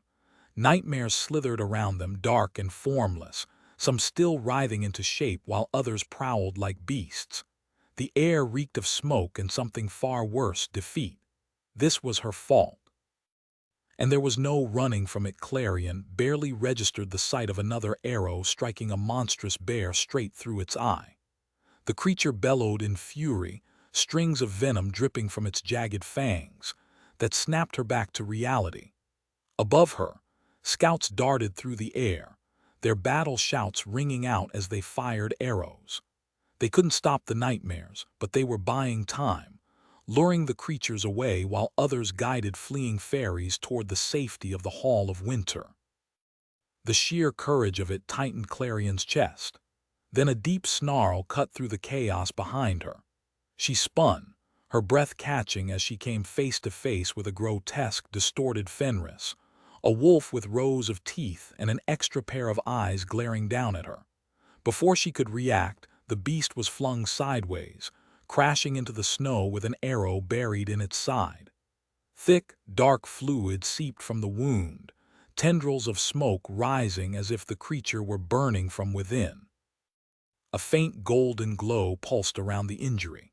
Clarion turned slowly, her vision blurring with relief. There stood Petra, gripping some strange, unfamiliar weapon, her expression torn between victory and shock. The moonlight turned her hair a deep crimson, snowflakes clinging to her curls like scattered stardust. Beside her, Artemis stood with effortless poise, a shadow against the white landscape, one hand resting casually on her hip. "Not bad," Artemis remarked, sounding almost annoyed to admit it. Thinking. For a moment Clarion could only stare. They were here. The absurdity of it almost made her laugh. Petra, of all people, wielding a weapon, but the relief drowned out everything else. "Go," Mallory urged gently. "I'll make sure the others reach the hall." She swallowed hard, fear gripping her at the thought of him facing the nightmares alone. "Be safe," she managed. He gave a sharp nod. "You too. I'll find you." With that, he took off, his cloak billowing behind him before he disappeared into the storm. Clarion forced herself to turn away, sprinting through the snow toward Petra and Artemis. "What are you doing here?" she demanded. Then, realizing the bigger question, she added, "How did you even get here?" Petra lowered her weapon, shrugging as if it were the simplest thing in the world. "Like we'd let you handle this by yourself." The coats might have been hideous, but Petra wasn't wrong. They did the job. Clarion took in the sight of them, swallowing back the lump in her throat. The bulky, mismatched fabric draped over them like circus tents, clearly stitched together from whatever scraps Petra had scavenged from Tinker's nook. A laugh escaped Clarion despite the sting in her eyes. "She also wanted to test her other experiment," Artemis said, eyeing Petra's weapon with envy. She lifted her own, a rickety contraption that looked like it might collapse if you breathed on it wrong. To Clarion, it resembled a scout's bow crudely attached to a wooden plank with a groove running down the middle for an arrow. The bowstring was held by some kind of trigger mechanism. "Or at least mine is the rough draft." Petra flashed a smug grin. "Which is exactly why you stick close to me. All those sleepless nights finally paid off." Artemis rolled her eyes. "Yeah, paid off in ruining a perfectly good bow. Where's the skill in this?" "There's plenty of skill," Petra shot back, jabbing a finger at her. "You just don't—" "Wait," Clarion's gut twisted. "This is what you've been working on, not the sword." Silence. Petra's smile faltered. "Well, yeah, I would have told you sooner, but things got complicated." The memory of their fight flickered in Clarion's mind, but Petra rushed ahead before she could respond. "I was working on Elvena's sword, but most of that time went into making it look real." Clarion frowned. "What do you mean, real?" "It doesn't work," Petra blurted, as if the words had been burning inside her. "If she finds out—" "She won't," Artemis cut in, sounding exhausted. Clearly, this wasn't the first time they'd had this talk. "Then I'm actually getting exiled this time," Clarion's voice sharpened. "It doesn't work," Petra hesitated, then sighed. "I mean, Sunstones channel sunlight, so in theory it could interact with Starlight. But it won't do what Elvena wants." "I was going to tell her, but you seemed so sure of yourself," and the rest of her words blurred together. Only one thing stuck in Clarion's mind.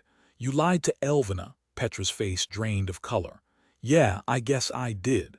That wasn't like Petra, not at all. Clarion struggled to make sense of it. "Why?" "I don't know," Petra muttered, dragging a hand down her face. "By the time I realized, it was too late." "And now," Artemis just sighed with careful diplomacy, she told her, "we never stopped believing in you." Her eyes flicked meaningfully toward Petra. "Even during the moments we questioned your choices." Petra's guilt quickly replaced her earlier panic. "I owe you both an apology. My behavior was completely out of line." "Condescending," Clarion offered. Petra winced. "Yeah, that, and dragging Elvena into this when I knew you'd hate it. I just lost my head, same as always. I was terrified you'd do something reckless. I couldn't bear the thought of you getting hurt." Clarion let out a shaky laugh. "You weren't entirely wrong." Relief and regret tangled inside her. So much remained unresolved, but for now this fragile truce would have to be enough, especially when none of them knew if they'd survive the night. "I'm sorry too. I shouldn't have." "Save it for later," Petra murmured. Clarion swallowed hard, forcing down the lump in her throat. She nodded toward the strange weapon in Petra's grip. "So what exactly is that thing?" Petra's face lit up. "Oh, this." What followed was an excited, jargon-filled explanation about some kind of anti-nightmare device. "I'm calling it a shadow bow or maybe a dusk bow, still fine-tuning the name. It fires arrows tipped with enchanted pixie dust. Not as strong as royal magic, obviously, but my theory was," She stopped abruptly, paling. Actually, never mind the technicalities. Not important right now. Her voice cracked as the nightmare Petra had struck earlier began reforming, its shadowy mass writhing back into shape. They had seconds before it attacked again. Artemis cut straight to the point. "What's our move?" Clarion squared her shoulders. "Most of the winter court is sheltering in the Hall of Winter. We secure them first, then meet my Laurie to fortify the entrance." "Clear." Artemis gave a sharp salute. "Clear, Your Majesty." Petra knocked another arrow, the glowing tip casting gold across her determined face. That eerie focus settled over her, the same unshakable calm she got when facing an impossible deadline. "Let's move." Between them and safety stretched an army of nightmares. But as Clarion glanced at Petra and Artemis, their fierce resolve burning bright, she felt something unfamiliar: hope.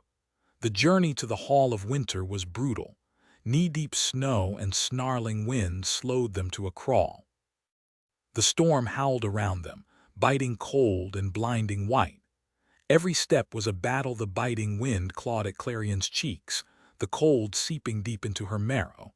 She couldn't tell whether this relentless storm came from natural winter or the nightmare's dark influence. "Just a little further," she shouted over her shoulder to Artemis and Petra, praying she wasn't lying. The blizzard swallowed all landmarks, leaving only echoes of distant battles, muffled cries and snarls torn away by the gale. Even through the swirling snow, she felt the nightmare's presence like an oily mist clinging to her skin, raising every hair on her arms. Dark shapes writhed overhead, shadowy ribbons against the storm clouds, too preoccupied with chasing the retreating fairies to notice their approach. Clarion's breath hitched. She sent a desperate plea skyward. Let them outrun death. Regret twisted in her gut. She never should have agreed to let my Laurie scout ahead alone. When the Hall of Winter finally emerged through the snow, its massive ice doors pulsing with ancient runes, her pulse spiked. From the ridge, the valley below looked like a war zone. Nightmares swarmed the hall, their numbers staggering. Scouts herded panicked fairies through the fractured entrance while others darted through the air, baiting monsters away. And there, amid the chaos, stood my Laurie, encircled by his guard. Her chest tightened at the sight of him, fluid, lethal, commanding. Jagged spears of frost erupted from his hands, freezing nightmares mid-lunge. The creatures thrashed against their icy prisons, more pouring from the darkened sky. Artemis knocked an arrow, her gaze sharp. "This is bad." Clarion didn't need her to elaborate. Hopeless hung unspoken between them. "Just until dawn," she said, forcing steadiness into her voice. "They can't fight in sunlight." But dawn felt lifetimes away. The hall's runes flickered as a nightmare slammed against the doors. Even ancient magic had limits. Artemis smirked. "So we play target practice. Cover me to the doors, then help thin their numbers carefully." Clarion met her stare. "No heroics." "Wouldn't dream of it," Artemis lied. Together they plunged into the storm. Clarion moved forward with Petra and Artemis at her sides, Petra's fiery hair streaming behind her like a banner, Artemis baring her teeth in a fierce grimace. The valley's air was thick with dread, just as suffocating as the prison had been. The nightmare's presence weighed on them like a crushing weight, their malice seeping into every breath. A chill ran down Clarion's spine, the taste of fear sharp on her tongue. Shadows twisted around them, nightmares shifting like tattered curtains in the wind. Scouts darted past, their hollow faces ghostly in the eerie glow of their lanterns. The swarm seemed never-ending, creatures emerging from the snowstorm like phantoms. Clarion and her friends struck down any nightmares that crossed their path, arrows and magic cutting through the darkness. Some recoiled from the heat of her starlight, retreating into the safety of the forest's gloom. Pathetic, she thought. Then movement. A massive stag materialized behind Artemis, its antlers slick with inky poison. "Artemis, look out!" Clarion yelled. Artemis spun, blade flashing as she drove it into the creature's leg, only for the weapon to pass through like mist. The shadows coiled around her sword, yanking it from her grip. The stag reared, hooves slamming down, but Artemis twisted aside with barely a sound, summoning a second blade. Before she could strike again, Petra's arrow, glowing with enchanted light, pierced the beast's side. It howled, dark blood spilling as it staggered back. "Nice shot," Artemis muttered, wiping sweat from her brow. The cut on her cheek stood out starkly, and Petra's arms shook slightly from the strain of her bow. Even Clarion's magic flickered weakly inside her. "Go," Petra urged. "We'll hold them off." Clarion hesitated, then nodded, sprinting toward the Hall of Winter. The battle raged around her, but one thought anchored her: my Lori. A fresh wave of nightmares lunged from the storm, forcing her back. Instinct took over. She flung out her hand, a burst of starlight scattering them. They writhed, recoiling from the searing energy. By the time they fled, her breath came in ragged gasps. How much longer could she last? "The Queen has arrived," a scout's voice rang out above the chaos. "Stand your ground." Cheers erupted across the valley. Clarion clenched her fists, feeling the tremble in her fingers. Her power wasn't just strength, it was a beacon. And right now, that might be enough. Clarion raced the final stretch to the Hall of Winter, hurling a burst of starlight at a nightmare poised to attack my Lori. The creature reeled back with a piercing shriek. My Lori turned to her, surprise and relief flashing in his eyes. She reached him in seconds, scanning him quickly. "You're okay." His fingers brushed her cheek, fleeting but warm, before he dropped his hand. "So are you." No time for more. The nightmares she'd stunned were regrouping. Their guttural snarls and the scrape of claws on ice reverberated through the frozen valley. They inched forward warily, some still half-formed, others coiling like black mist around them. Clarion and my Lori moved back to back, frost gathering at his fingertips while golden light pooled in her palms. The fight erupted in a blur. She slashed through the shadows with precision, her magic cutting effortlessly through the nightmares. But exhaustion crept in with every strike. A rat-like beast whipped its tail, slamming her into the mountainside. Pain flared as she gasped for air, vision swimming. My Lori's ice blast sent the creature flying before he hauled her up, gripped tight on her arm. "You're pushing too hard. Get inside." "Not a chance," she snapped, shaking off the dizziness. "We hold the line until sunrise." The look he gave her said everything. Dawn felt impossible, but he wouldn't back down. Her chest tightened. The storm behind them only brought more nightmares, an endless tide. She squeezed his hand. "I'm staying. Don't ask me to leave." His resolve cracked. Forehead pressed to hers, he whispered, "We've gotten everyone out we can. It's time to fall back and make our last stand." A chill ran through her at the words, but she nodded. "Call the scouts. I'll find Artemis and Petra." He shot into the sky, bellowing orders. Clarion plunged back into the fray, searching until she spotted her friends locked in combat with a nightmare shaped like a bobcat. She sprinted toward them, the air thick with shrieks and chaos. She tumbled into a roll as something lunged at her. A streak of golden energy shot down her arm, slamming the creature backward. Her pulse roared in her ears as she scrambled up, just in time to see the beast sink its fangs into Artemis's leg. Artemis's scream tore through the night. The monster thrashed, shaking her like a doll, her body whipping back and forth. "Artemis!" Petra yelled, loosing an arrow that barely grazed the beast's shoulder. The bobcat turned, its glowing eyes locking onto Petra, whose face had gone pale with terror. A nightmare bat dove for Clarion. She summoned Starlight in her palm and blasted it, only for another to crash into her, pinning her to the frozen ground. She writhed, magic flaring in bursts until it erupted in a shockwave, hurling the creature off. Gasping, she dragged herself up, her hands shaking too badly to focus. But she couldn't stop. Nearby, a wisp of pixie dust drifted down, another fallen comrade. The sight twisted inside her, but she forced herself to focus on Artemis, now ghostly white, her leg twisted at a sickening angle, blood pooling beneath her. The nightmare bobcat stalked toward Petra, venom dripping from its claws. Petra fumbled with her bow, but the beast struck before she could fire. The impact sent her flying into a tree with a sickening crunch. Her bow skidded across the ice as she lay motionless, her red hair fanned out like a crimson stain in the snow. Clarion's breath hitched. Not another one. How many had they lost today? The grief surged through her, then detonated outward in a blinding explosion of light. The valley blazed like midday, the ice reflecting her magic until the nightmares shrieked, writhing in agony. They twisted, desperate to escape the merciless glow, their true forms exposed, small, pitiful things. One by one they disintegrated, reduced to ashes carried away by the wind.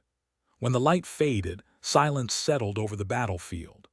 Clarion's legs gave out, and she crumpled to her knees empty. The fight had drained everything from her. The familiar glow of starlight that normally pulsed within her chest had faded to an icy stillness, like embers snuffed out by winter's breath. Though exhaustion threatened to pull her under, though darkness flickered at the edges of her vision, she dragged herself forward through the snow toward Petra.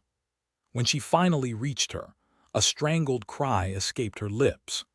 Petra's freckles had vanished beneath the sickly pallor of her skin, her eyelids twitching as if caught in some unseen terror Clarion couldn't fight.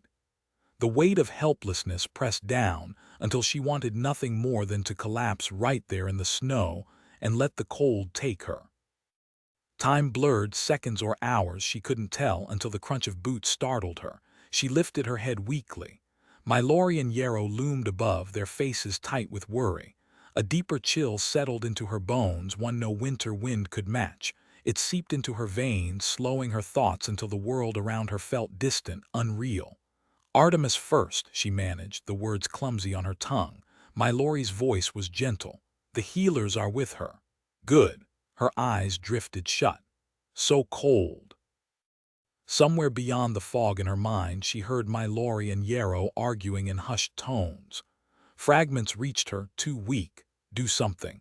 But Yarrow's sharp reply cut through. There's no wound to mend. She's pushed herself past the brink. She won't last here. She needs Spring's healers.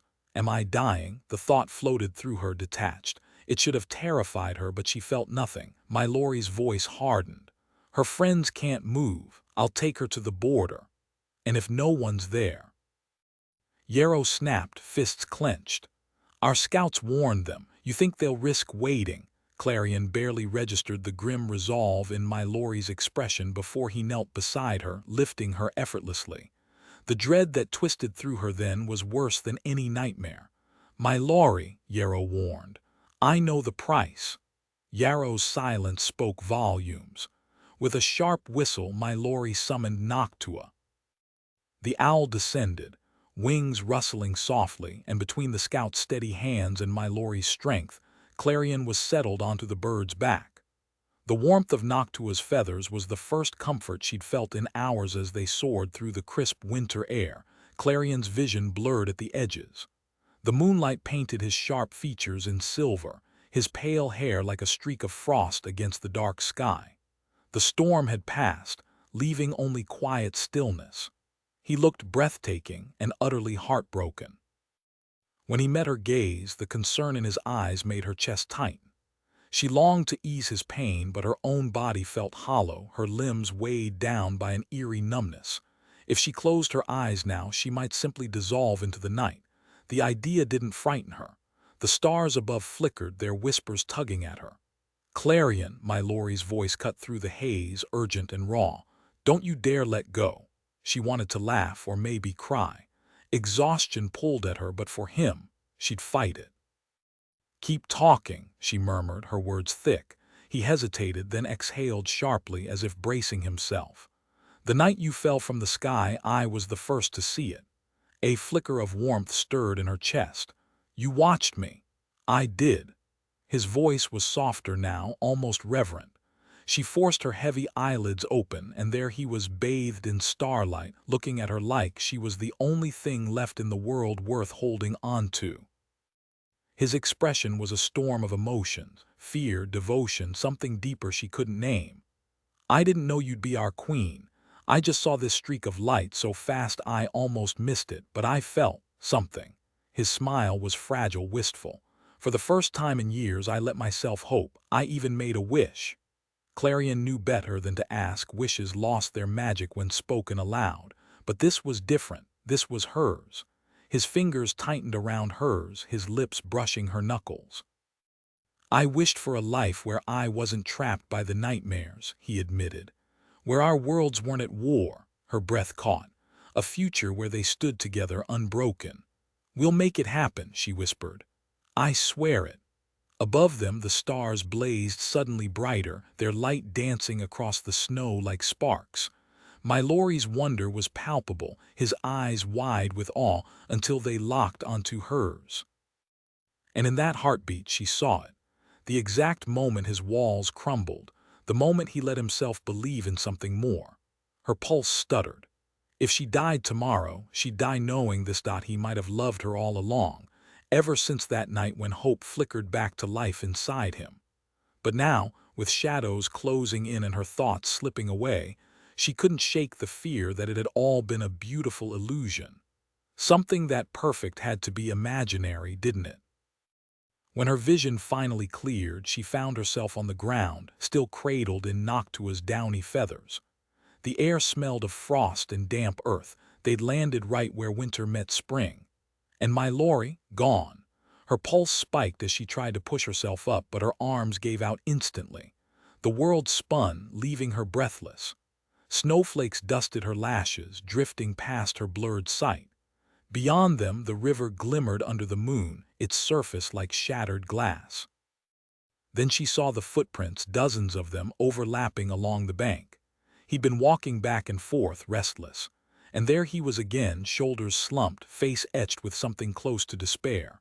What happened? Her mind felt like fog. The cold had seeped into her bones, numbing even her thoughts. It was like watching herself from somewhere far away. "What are you doing?" she slurred. My Laurie whipped around, eyes wide. For a second he just stared. Then his expression hardened. "Nothing. Where are your healers?" Blinked, fighting to focus. "Feverfew Fields." "Where's that?" His voice cracked. "The edge of summer and autumn." His jaw tightened. "Okay." And then it hit her why he was asking. The nightmares, the explosion, him trying to drag her back to warmth. Panic sliced through the haze. He can't go there. Crossing that border would shatter his wings. She had to stop him, but how? She couldn't even sit up, let alone walk. Her body had gone still, as if it had accepted the cold as permanent. Magic was her only shot. Elvina had explained teleportation once, the theory at least. If there was ever a time to pull it off, she clawed inward, searching for any scrap of power left. Nothing, just emptiness. A ragged breath escaped her. "Leave me," she whispered. The look on his face, pure anguish. They both knew the truth. In this state, she wouldn't survive the journey. Her radiance had nearly faded completely. Now that he pointed it out, she could see it too, her dull complexion, the way darkness clung to her without her light to hold it at bay. Clarion felt no physical pain, but the despair in his eyes cut deeper than any wound. He looked as broken as she felt, like part of him was fading with her. There had been something she meant to say, but the thought dissolved before she could grasp it. Speaking took too much effort. Staying awake was impossible. As her eyelids grew heavy, he made a choked noise. With a swift movement, his wings carried him onto Noctua's back, pulling her close. "My Laurie, don't." He didn't respond. Instead, he gripped the reins and urged Noctua forward, soaring past the border without hesitation. Crossing into spring was like diving into scalding water, searing, overwhelming. Relief and dread twisted inside her. A winter fairy had no defenses here. "Please," she whispered, but the word barely escaped her lips. Had he even heard? Her head rested against his shoulder, her vision blurring as she caught only the hard set of his jaw, his unwavering focus ahead. His skin was already flushed, sweat glistening at his temples. Pressed against him, she could feel his pulse racing. The heat was unbearable for him. "Your wings," she managed, her voice trembling. When had the tears started, they came without warning. "Clarion," he murmured, her name a desperate prayer. "They mean nothing compared to you. I'd give them up 1,000 times." His words shattered what little composure she had left. Tears streamed unchecked down her face, but she couldn't lift a hand to wipe them away. The world blurred, her vision swimming. "Why? Pixie Hollow needs you," he said softly. "As warden, my duty is to protect it, and that means protecting you." If only she had the strength to argue. She'd scream at him if she could. How could he dismiss his own life so easily? But she was powerless, trapped in her own failing body, forced to watch as he threw himself into danger for her sake. It was agony. "Hate me if you want," he said, voice rough. "But I won't let you go." She hated that she understood. Love made fools of them both. The shift into summer was unmistakable. Below, vibrant greens and golden flowers blurred together, the air thick with warmth. It seeped into her skin like a long-lost embrace. Snow melted from her hair, water trailing down her neck. Feeling returned to her limbs in sharp, stinging waves. But the warmth did nothing to thaw the hollow ache inside her. Her chest felt vast and empty, like the void between stars. Mallory's breaths grew labored, his exhales stirring the strands of hair framing her face. This was the last place he should be. And yet, here he was, burning for her. The night air was thick with humidity, a relief compared to the brutal heat of the day. The sharp, herbal scent of feverfew drifted around Clarion as she blinked wearily, taking in the sight of the moonlit petals, both breathtaking and unsettling. "There," she murmured, her voice heavy with exhaustion. When they landed in the field, Mallory dismounted Noctua with a pained groan, his movements unsteady as if each step took immense effort. His wings, usually so strong, sagged against his back, their edges glistening with an unnatural dampness. No, not just damp. They were dissolving, dripping like melting wax. The sight twisted Clarion's stomach with guilt. Mallory staggered toward the clinic door, his knock barely audible. A healer appeared almost instantly, silhouetted by the warm glow from inside. Clarion couldn't hear their exchange, but she saw the healer's expression shift, confusion, then alarm, then grim determination.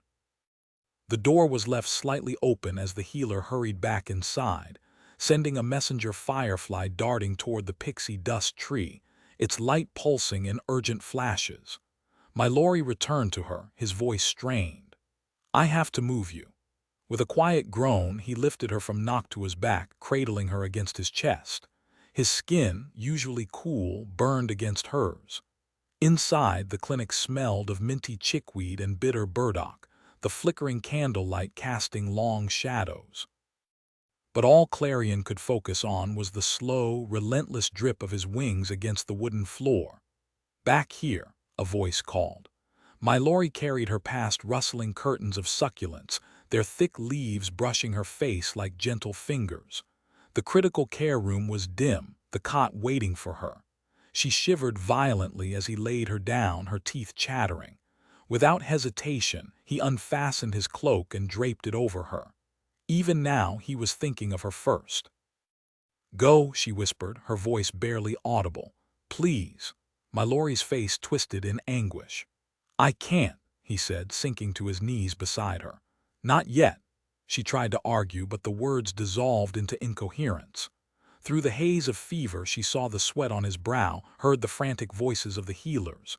Everything blurred, sound, sensation, thought, until all that remained was the quiet, desperate plea between them. Cool water touched her lips, followed by the faint shimmer of fairy magic. A sharp sting, then warmth creeping back inch by inch. Time blurred as she drifted until a familiar voice cut through the haze. "Warden, Elvina." Clarion barely managed to open her eyes, just enough to see candlelight flickering across the ceiling. The flame swayed, casting eerie shadows in the otherwise suffocating dark.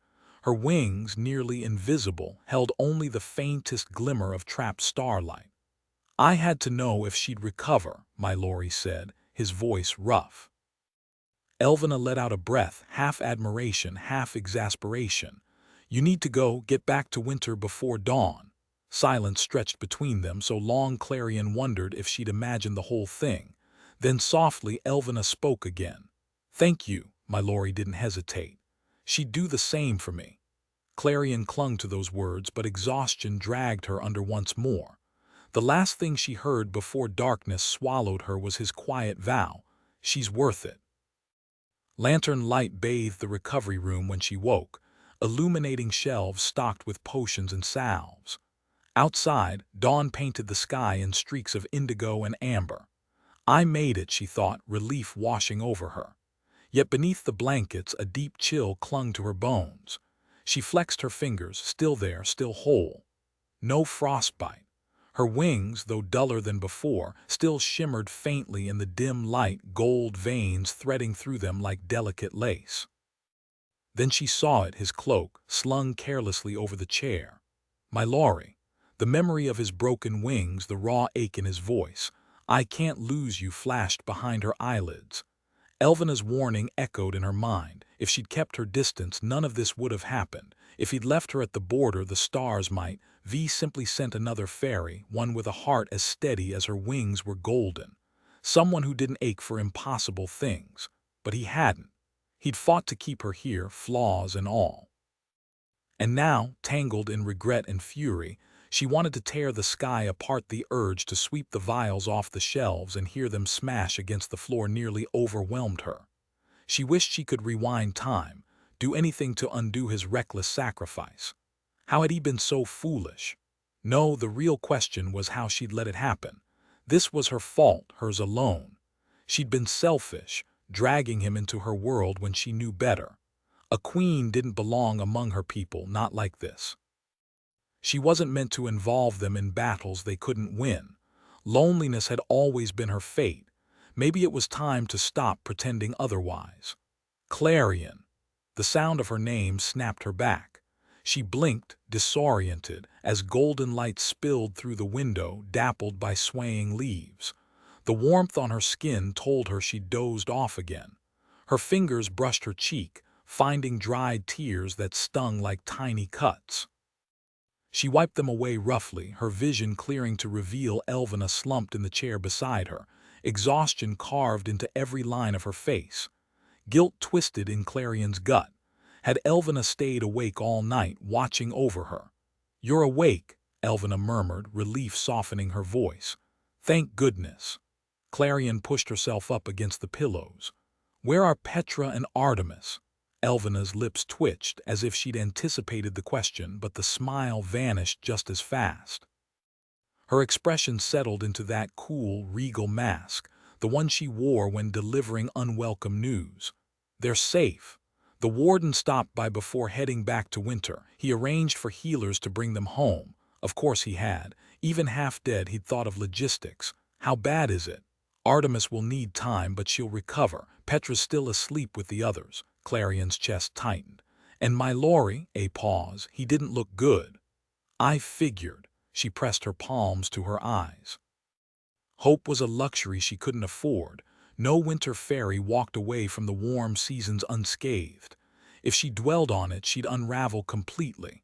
Elvina waited silent until Clarion steadied herself.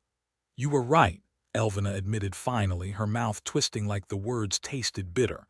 Clarion wiped her face with the edge of the blanket, letting out a dry chuckle. "About what?" "About the warden," Elvina exhaled, shoulders slumping. "About all of it. My plan was reckless. Our kingdoms, we should have been allies from the start." Clarion had waited years to hear that. So why did it feel hollow now? Where did this come from all of a sudden? Clarion asked, her voice tight with confusion. Elvina kept her hands folded neatly in her lap, her tone steady. "He saved your life. That means I owe him." There had to be a way to fix this. Maybe her magic wasn't strong enough to hold back the nightmares like the dream talents once had. But the Keeper's book mentioned something else. A queen nightmare lurking deep in its prison like a wasp in its nest, powerful enough to control the others. Clarion's Starlight had wiped out every nightmare outside the Hall of Winter. If she could take down the queen, maybe the spell would shatter. But she was still weak, and every time she tried to help, things only got worse. "We could do this together," Clarion insisted. "With both of our magic, we could end them." Elvina gave a tired smile. "I can't. My power is fading." "Fading," Clarion's voice came out small, almost like a child's. Elvina opened her palm, and a soft glow of starlight unfolded like petals, dimmer than Clarion had ever seen. With a slow curl of her fingers, Elvina snuffed it out. "This is all I have left." Fairies didn't just lose their magic. It wasn't supposed to happen. Why? "It's how things are," Elvina said quietly. "Soon after you take the crown, I'll return to the stars, just like every queen before me." Clarion shook her head, the words refusing to sink in. It couldn't be true, she would have noticed. But had Elvina always been this fragile? Had there always been silver in her hair, her frame so slight beneath her gown? Fairies lived long lives, queens even longer. They weren't supposed to just fade away. "I don't get it," Clarion whispered. Elvina's voice trembled just slightly. "I should have told you sooner. There's so much I never explained." Clarion didn't want to hear it. She'd spent years waiting for Elvina to trust her with the truth, but now it felt like a weight too heavy to carry. Tears stung her throat as Elvina reached out, tucking a loose strand of hair behind her ear. "I've never set foot on the mainland," Elvina murmured, "but I've heard stories. Humans love their children from the first breath. They raise them hoping they'll be stronger, wiser." Her fingers lingered on Clarion's chin. "And I watched you rise from that star. I think I finally understood what it means to be a mother. I know how hard it is to be told from the very beginning that the world rests on your shoulders. You feel it deep inside, that undeniable truth. I recognize parts of myself in you, but far more often I saw someone entirely different. Life taught me harsh lessons, ones I still carry. I wanted to shield you from that pain. You mean everything to me." Elvina lowered her hand, her voice softening. "A crown is heavier than it looks, and immortality means watching everyone you love slip away while you stay the same. I built walls to survive it. I pushed you to do the same, even when I saw how much it hurt you. And still, you never stopped trying." Clarion's chest tightened. For the first time, she saw Elvina clearly, not just as a mentor, but as someone who had spent centuries alone, shaped by grief. All those years of caution, all that distance, had only left them both with scars. But now the chains were broken. The future was hers to shape. Mylori's words echoed in her mind. "I wanted more for us." The memory sparked something inside her, a flicker of warmth cutting through the cold. Maybe she could change things. Maybe a true queen wasn't meant to be untouchable, but a guiding light, one that carried others forward. She'd make his sacrifices count. She'd fight for Pixie Hollow, for every fairy who called it home. "I get it now," Clarion said quietly. "Thank you." Elvina blinked, then nodded.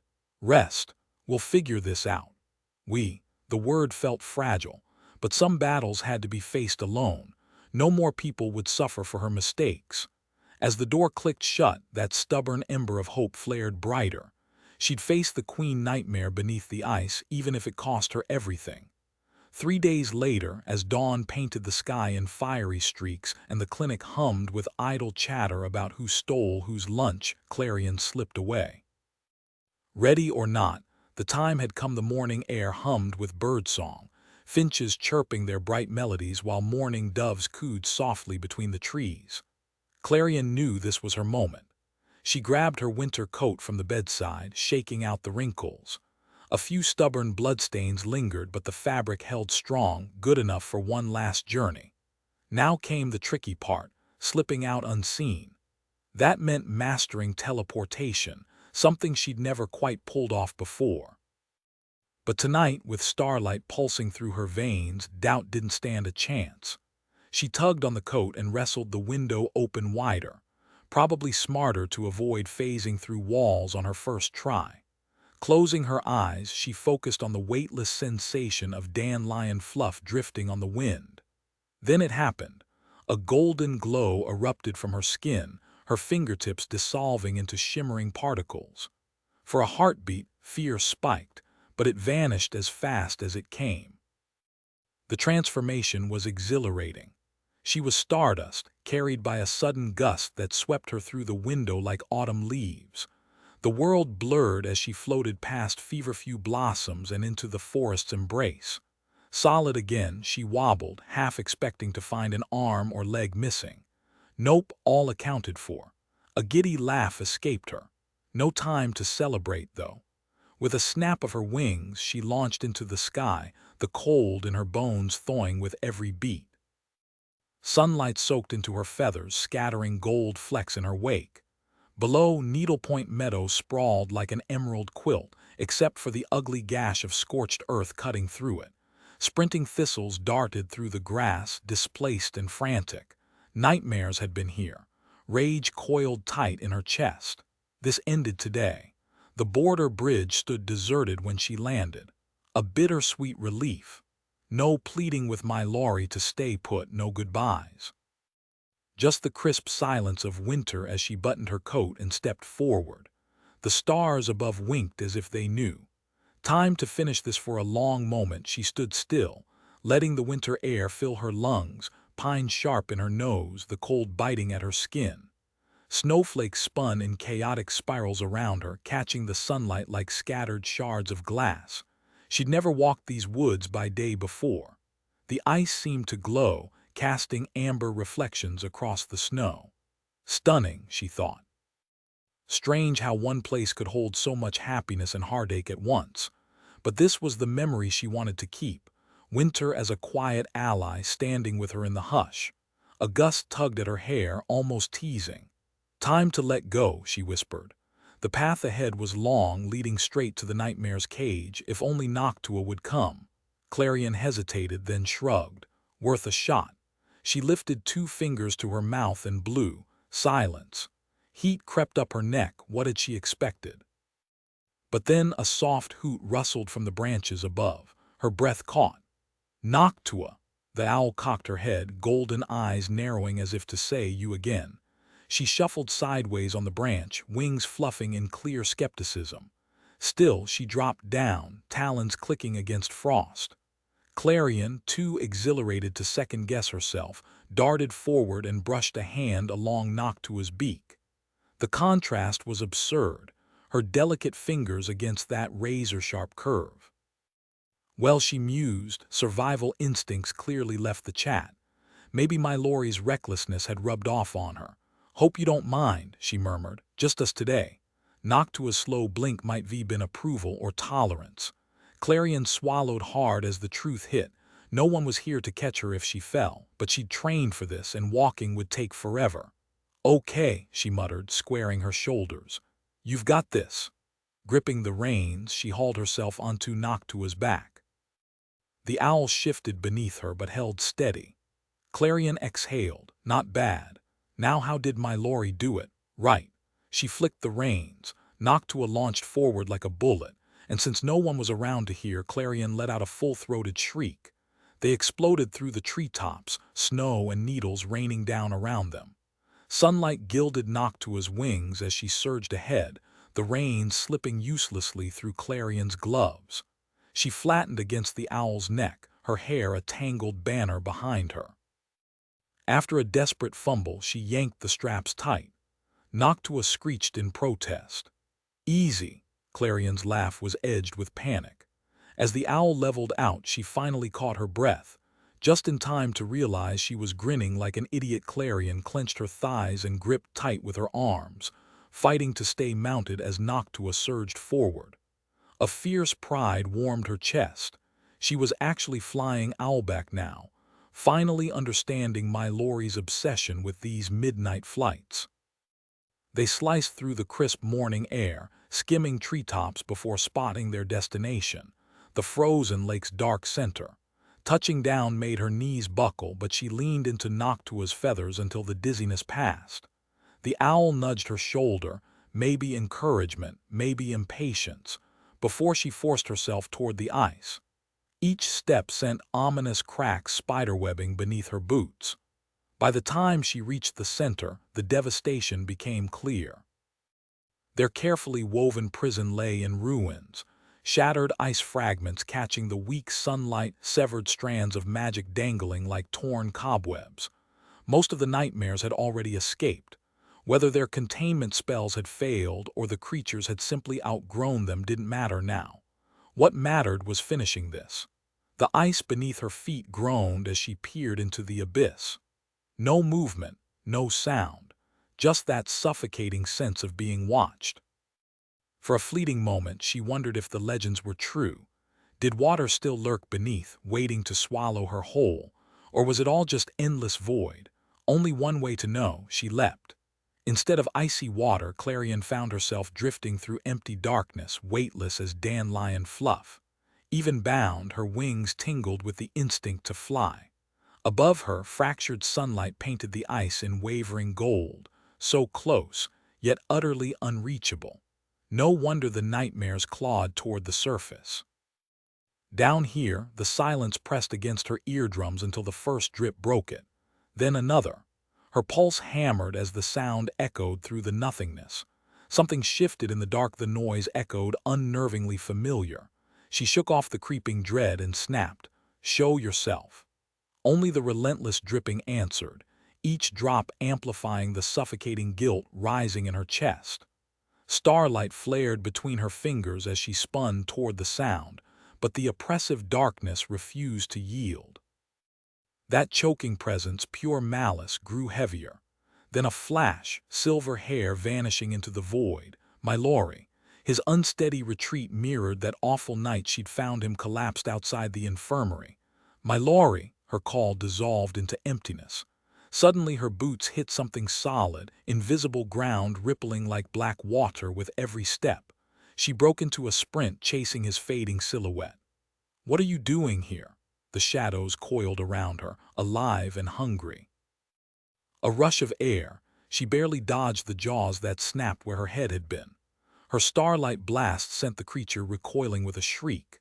Her magic-lit hands shook, fighting blind in this nightmare. But Mallory stood ahead now, watching her with those storm-gray eyes. As she ran toward him, the world sharpened, charcoal trees emerging, spectral grass bending to unfelt wind.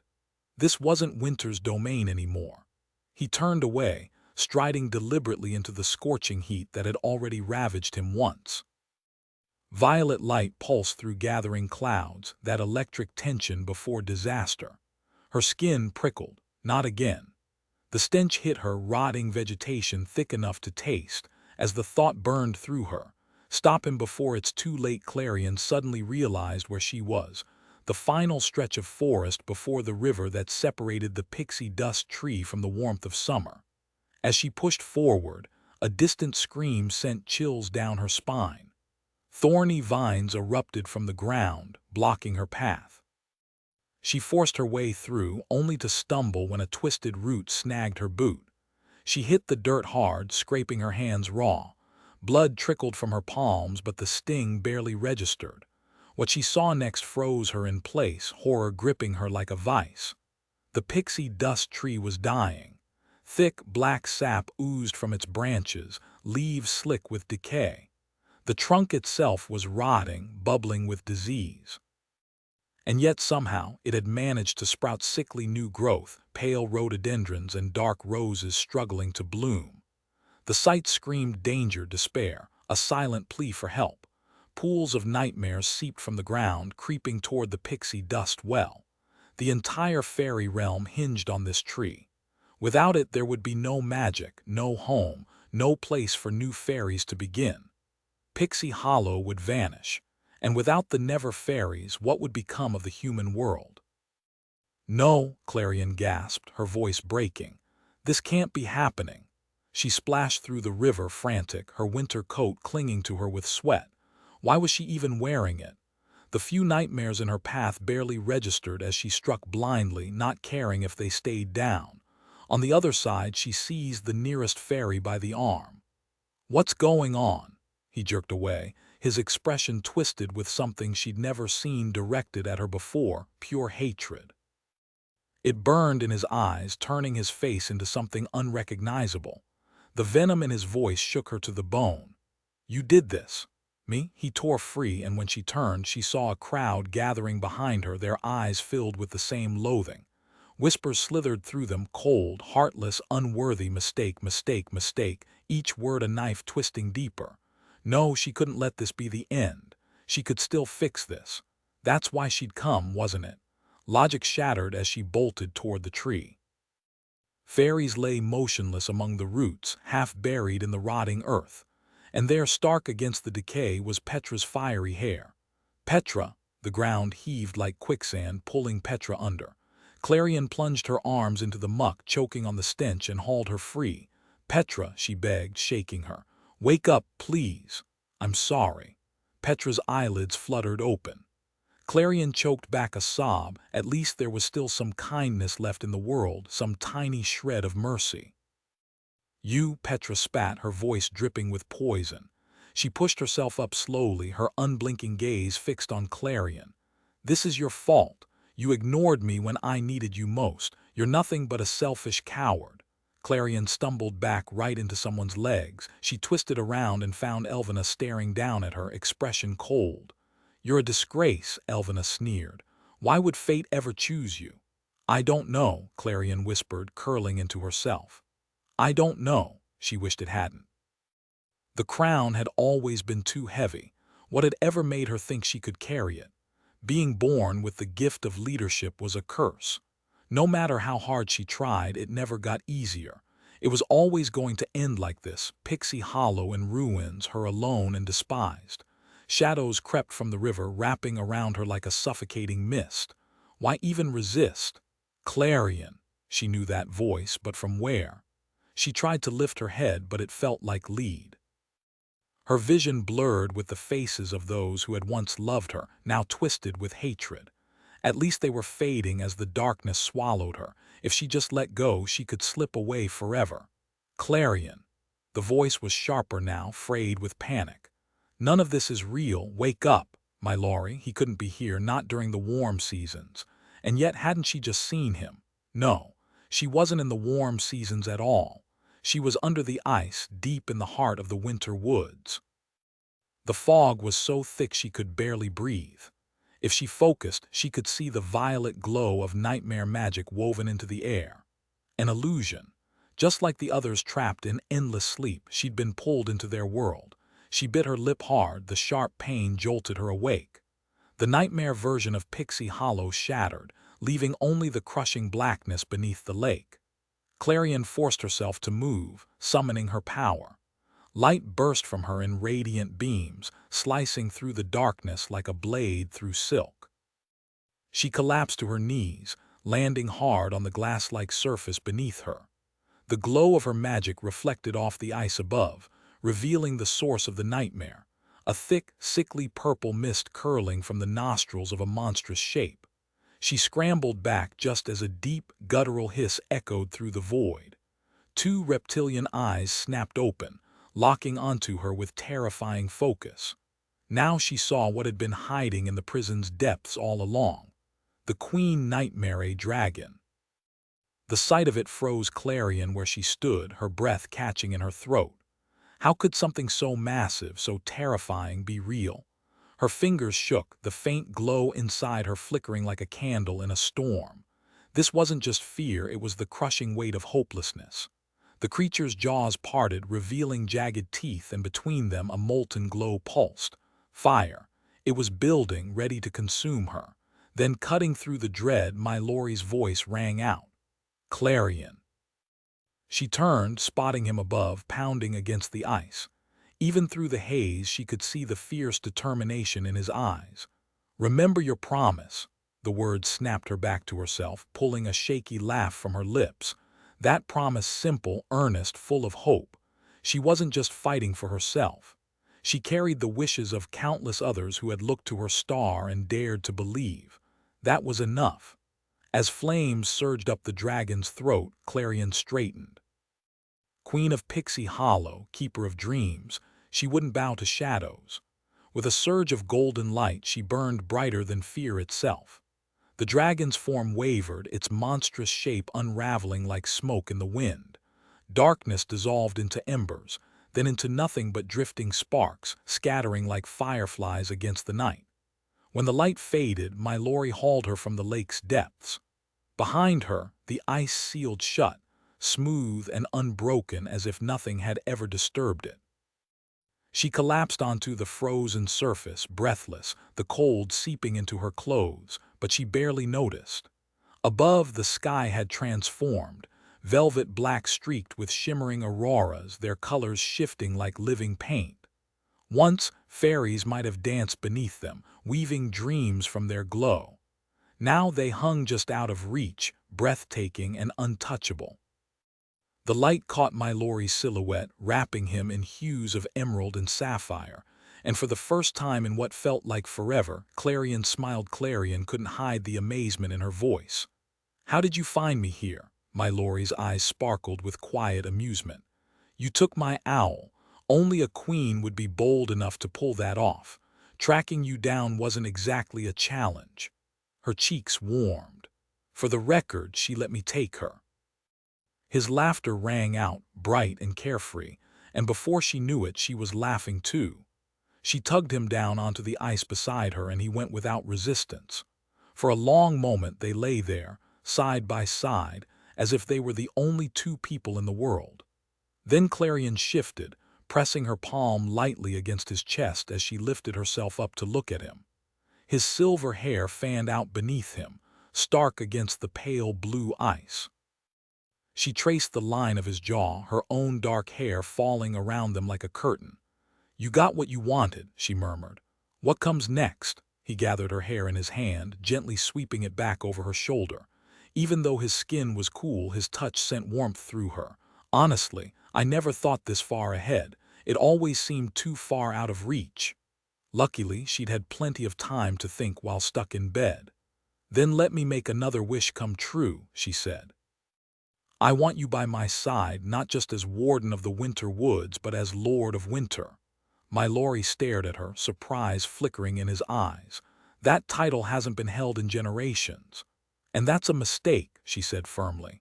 She sat up and took his hands, squeezing them as if she could will her certainty into him. "You belong in that role. We have ministers for every season except winter. It's time that changed." He hesitated. "Your council might object." She tilted her head, earning a faint smile from him. "Then I'll convince them," she said, rising and pulling him up with her. "Once I'm queen, they'll understand. We all have something to contribute." "All right," he said, though the hint of a smirk betrayed his attempt at formality. "I accept." "It'll be my first act as queen," she declared. "No more division between our worlds." "No more division," he echoed softly. But as the quiet settled between them, the weight of what still lay ahead pressed in. The moment of triumph faded and reality returned. There was work to be done, and one last thing she couldn't ignore. Reluctantly, she let go of his hands. Clarion's voice caught in her throat, the question unfinished but understood. His expression darkened with grim realization. "It's beyond repair," he admitted, turning away as the lightness between them dissolved. Her eyes traced the intricate spirals of his wing, stopping where the damage began, a brutal, jagged ruin as if fire and ice had warped it beyond recognition. The sight hit her like a physical blow, guilt twisting inside her. "My Laurie, I never meant for this to happen." His response was firm, unshaken. "Clarion, look at me." When she did, his hands settled on her shoulders, steadying her. The raw honesty in his gaze made her chest tight. "I don't regret a single second of it. If I had to choose again, I'd make the same decision." She swallowed hard, forcing back the sting of tears. "You should have let me go." "Never." His grip tightened slightly, his voice unwavering. "Winter doesn't hide its scars, they're proof of survival, and I'll still fly, just differently. Noctua won't let me stay grounded for long." She knew he was right. The fairies would honor his sacrifice, but that didn't ease the weight in her chest. "You didn't even think. Why?" A faint, knowing smile touched his lips. "You already have the answer." Of course she did. It was the same reason her pulse raced now, the same reason her hands trembled. She loved him, his stubborn courage, his quiet humor, the way he'd risk everything without hesitation. He had freed her in more ways than one. And yet that love terrified her, because if he kept throwing himself into danger for her sake, she'd lose him. Elvena's warning echoed in her mind. Love was a vulnerability, especially for someone like him. "I know," she whispered. His smile faltered as he searched her face. "It's not about how I feel," she managed, voice breaking. "It's about what loving me could cost you." The words tore at her, but she held his gaze. If he saw even a flicker of doubt, he'd never believe her, and she couldn't bear that. Not when the truth was this clear. "It will weaken your leadership," she insisted. Mallory looked lost, like a man grasping at air. Everything he thought was secure now slipping away. "You can't be sure of that," he argued, his voice tight with desperation. "It weakens my leadership," she countered. The truth was, it already had. She'd watched Pixie Hollow crumble before allowing him to be hurt again. "Every choice I make would be for you. I'd sacrifice anything, everything to keep you safe. Do you understand? I love you, Mallory, and that terrifies me." His reply was heavy with sorrow. "I love you too." The words nearly shattered her. Good, she thought bitterly. Let this hurt remind us why we can't stay together. A love like theirs was destruction. A broken wing healed, a broken heart might not. She steeled herself, voice steady.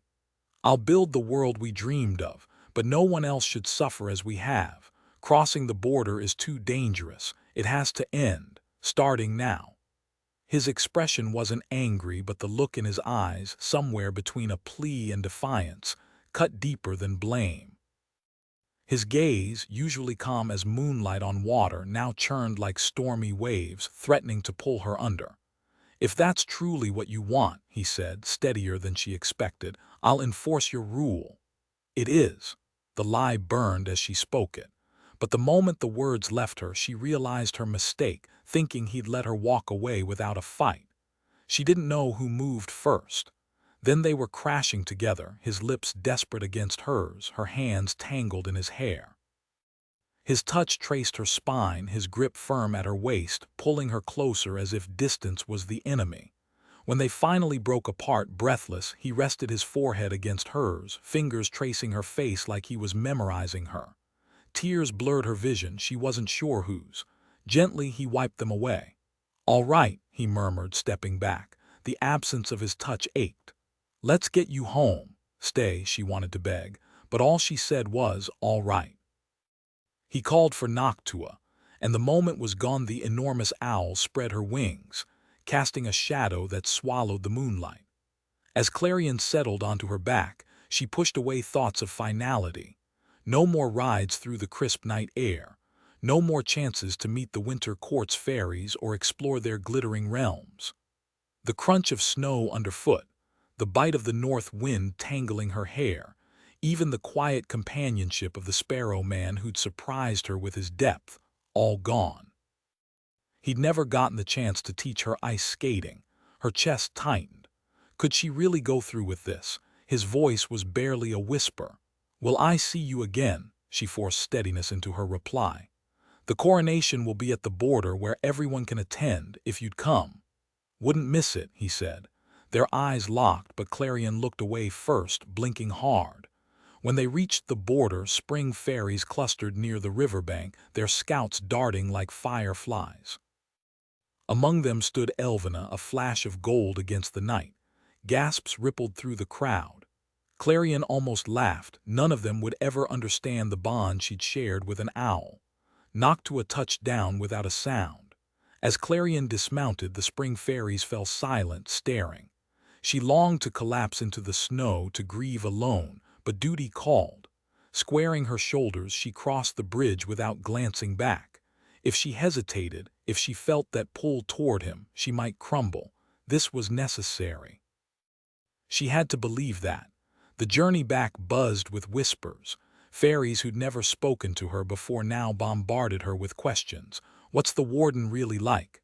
How did you break the curse?"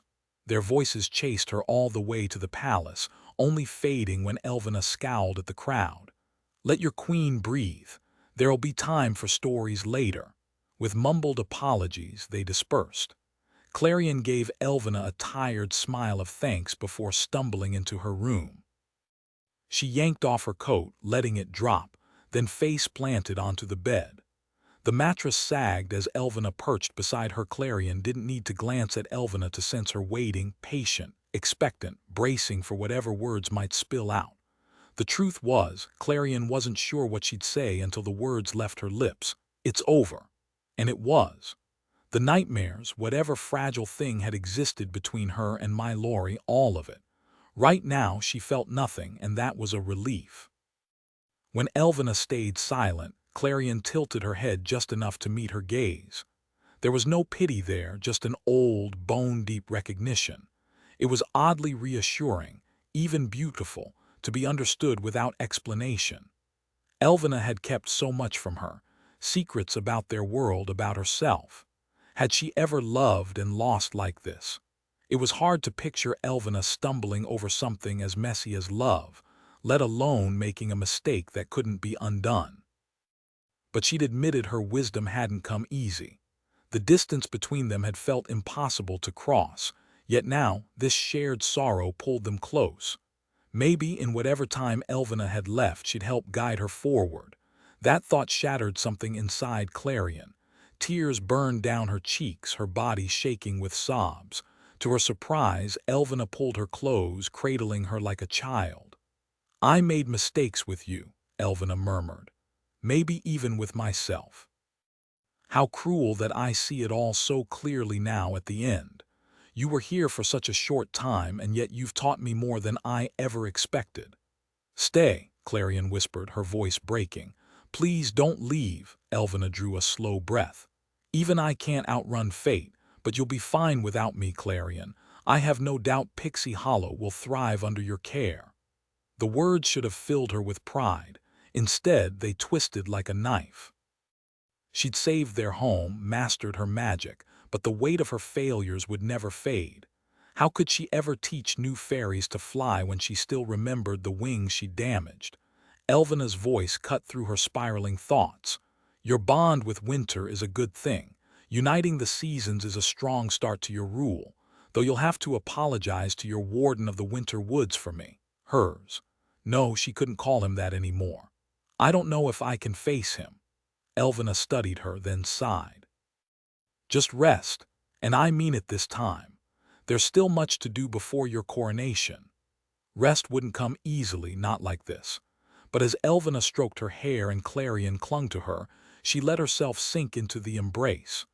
Broken as she was, being held, being seen, was enough. Elvina's voice wrapped around Clarion like a warm blanket as she spun tales of forgotten queens and daring heroes from days long past. The stories carried Clarion into a dream of icy landscapes and shimmering constellations, where a pair of knowing gray eyes watched her with a kindness she didn't deserve. When Clarion woke, sunlight streamed through her window, painting the room in amber. She blinked, disoriented. Had she really slept the whole day away? Her body still ached with exhaustion, but the crushing weight in her chest had eased. For a second, she considered sinking back into the pillows. Then she remembered Petra. That jolted her upright. She kicked off the tangled sheets, the sudden rush of air against her skin a relief after the stifling heat. 3 items sat on her nightstand: a bowl of now-cold oatmeal, a small pouch of pixie dust tied with a leaf, and a letter bearing the Queen's seal. Her fingers trembled as she broke the wax. Elvina's elegant script leaped off the page: "Come to the clinic." The spell is broken. Clarion's breath caught. The tension she'd carried for weeks dissolved in an instant. Pixie Hollow was safe. And Petra, she'd see her again. She yanked on the nearest dress, shook the dust over her wings, and inhaled its honeyed scent. A glance in the mirror showed gold flecks dusting her lashes, her hair a wild mess from sleep. Her face still bore the marks of tears and crumpled sheets, but none of that mattered now. She was out the balcony doors before another thought could slow her down. The pixie dust tree swayed gently in the breeze, its leaves whispering secrets. Clarion paused just long enough to take it all in: the sprawling, sunlit hollow, the quiet hum of life below. For once the responsibility didn't feel like a burden. She could do this. With a deep breath she launched into the sky. No hiding. No scouts hunting her. No Artemis muttering sarcastic remarks as she flew toward winter. Speaking of Artemis, she'd have to check on her too. But first, Petra. The wind rushed past, carrying away the last traces of doubt. She was ready. Clarion glided above Summer Glade, her heart lifting at the sight of Pixie Hollow restored to its usual lively state. Even from the air, she could hear the cheerful melodies and laughter drifting up from below. Garden talents hovered over feverfew fields, their magic coaxing fresh blossoms and greenery to life. The breeze carried the earthy scent of damp soil mingled with the sharp tang of medicinal herbs. She touched down near the healer's clinic, where golden flowers gave way to thick, soft grass. A cluster of toadstools formed a natural porch, their broad caps creating a perfect landing spot. With a quick flutter of her wings, she landed gracefully, her pulse quickening the moment she spotted Artemis.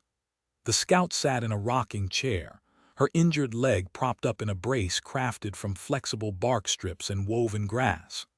A sturdy wooden staff rested against her shoulder, and though her dark hair was messier than usual, her tired eyes brightened when she heard Clarion's voice. Without a word, Artemis pushed herself up, gripping the staff for balance as she took slow, deliberate steps forward. The rhythmic thunk of the staff against the toadstool caps marked her progress before she suddenly pulled Clarion into a fierce embrace. Her arm tightened around Clarion's shoulders, almost too tight, but Clarion didn't mind. This kind of affection from Artemis was rare. "You pulled it off," Artemis murmured into her hair. "Couldn't have done it alone." Clarion leaned back, studying her. "How's the leg?" "Almost good as new, Your Highness," Artemis replied, though the way she shifted her weight told a different story. Clarion raised an eyebrow. "Cut the act." Artemis sighed. "Fine, it's manageable, but I swear if those healers try to keep me bedridden one more day, I'll fly off anyway." "No, you won't," Clarion said firmly. "That's an order. Rest. Heal." Artemis smirked. "Well, they did say I could attend your coronation. A queen needs her guard, doesn't she?" "Obviously, you're coming," Clarion said, then hesitated. "But after that, maybe it's time for a change. You've more than earned a promotion." "Respectfully," Artemis cut in, "I like where I am. If it's all the same to you, I'd rather stay right here." Clarion blinked. "You want to keep guarding me? I thought you were eager to get back to patrol duty." "I was." Artemis mistook Clarion's hesitation for reluctance and quickly clarified, "Unless you think I'd be more useful somewhere else." "It's not that," Clarion said. She had been ready to let Artemis leave, but part of her had secretly hoped for this moment. After so many years side by side, the idea of Pixie Hollow without Artemis felt unsettling. "I just wonder what made you change your mind so suddenly." Artemis let out a quiet sigh. "I used to think guarding you was my penance, maybe even my punishment. That reclaiming my old role was the only way I could truly matter here." She shook her head. "Lately, I've questioned whether my motives were ever that simple. Since being reassigned, I've felt like I had something to prove." "You don't," Clarion assured her. "I've always known you as one of the most honorable fairies in Pixie Hollow." Artemis gave a small, grateful nod, tapping her staff against the ground. "If I went back to patrolling, I'd have to suppress the very qualities you claim to admire. I've spent years trying to do just that, but after seeing you in action these past few days—" She trailed off, her gaze unwavering. Clarion felt a warmth spread through her at the intensity in Artemis's eyes. "I believe in you," Artemis finally said. "Your strength, your compassion, your leadership. Protecting someone like you isn't just duty, it's a privilege." Clarion smirked, deflecting the sincerity before it overwhelmed her. "So what you're really saying is you'd miss me?" Artemis rolled her eyes. "I'm saying no one else is stubborn enough to handle you. Frankly, even I haven't been at my best lately." The unspoken jab hung in the air. "You look exhausted." Clarion burst out laughing. She couldn't deny it. Neither of them had slept much since everything went sideways. "Well," she said, "I'd be happy to have you back, and yes, I'd miss you too." "Good," Artemis muttered. "This injury won't stop me from doing my job." "I never doubted it." Clarion gave her a bright smile before turning toward the clinic. "Now, if you'll excuse me, I should check on the others." Artemis dipped her head. "Of course, Your Highness." She paused, then added, "Last I heard, the Tinker was still unconscious. When she wakes—" Clarion squeezed her shoulder as she passed. You'll know before anyone else." Artemis's quiet gratitude followed her inside, where the scent of chamomile and nettle filled the air. As the door closed behind her, the sound of chatter and laughter spilled into the atrium, louder than she'd ever heard it before. For the first time in what felt like forever, the air buzzed with something like happiness.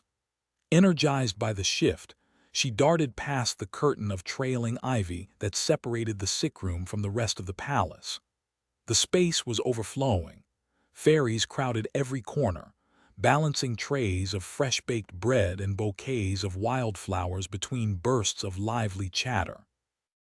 Those who had woken were swarmed by friends, some laughing, others clinging to each other as if they'd never let go. The room hummed with warmth, so much so that no one even glanced her way, except Elvina, who stood near the back with a healer. The queen gave her a knowing look before nodding toward a small bed tucked in the corner. Clarion didn't hesitate. She rushed to Petra's side, where her friend lay with her fiery hair fanned out in perfect, unnatural curls. Someone had clearly taken the time to style it, which was almost funny. Petra never bothered with that kind of thing. The sight made Clarion's chest tighten. Carefully, she cradled Petra's hand in hers. "You've got to wake up soon," she murmured. "I've missed you." As if on cue, Petra's fingers twitched. "Get Artemis," Clarion called, barely hearing the healer's quick response. All she could think about was the weight lifting from her shoulders, bright and dizzying.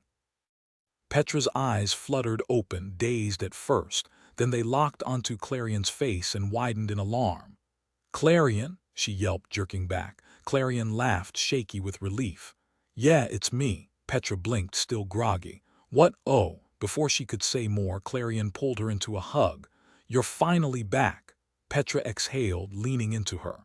"What even happened? I feel like I slept for a year, but also like I just ran a marathon."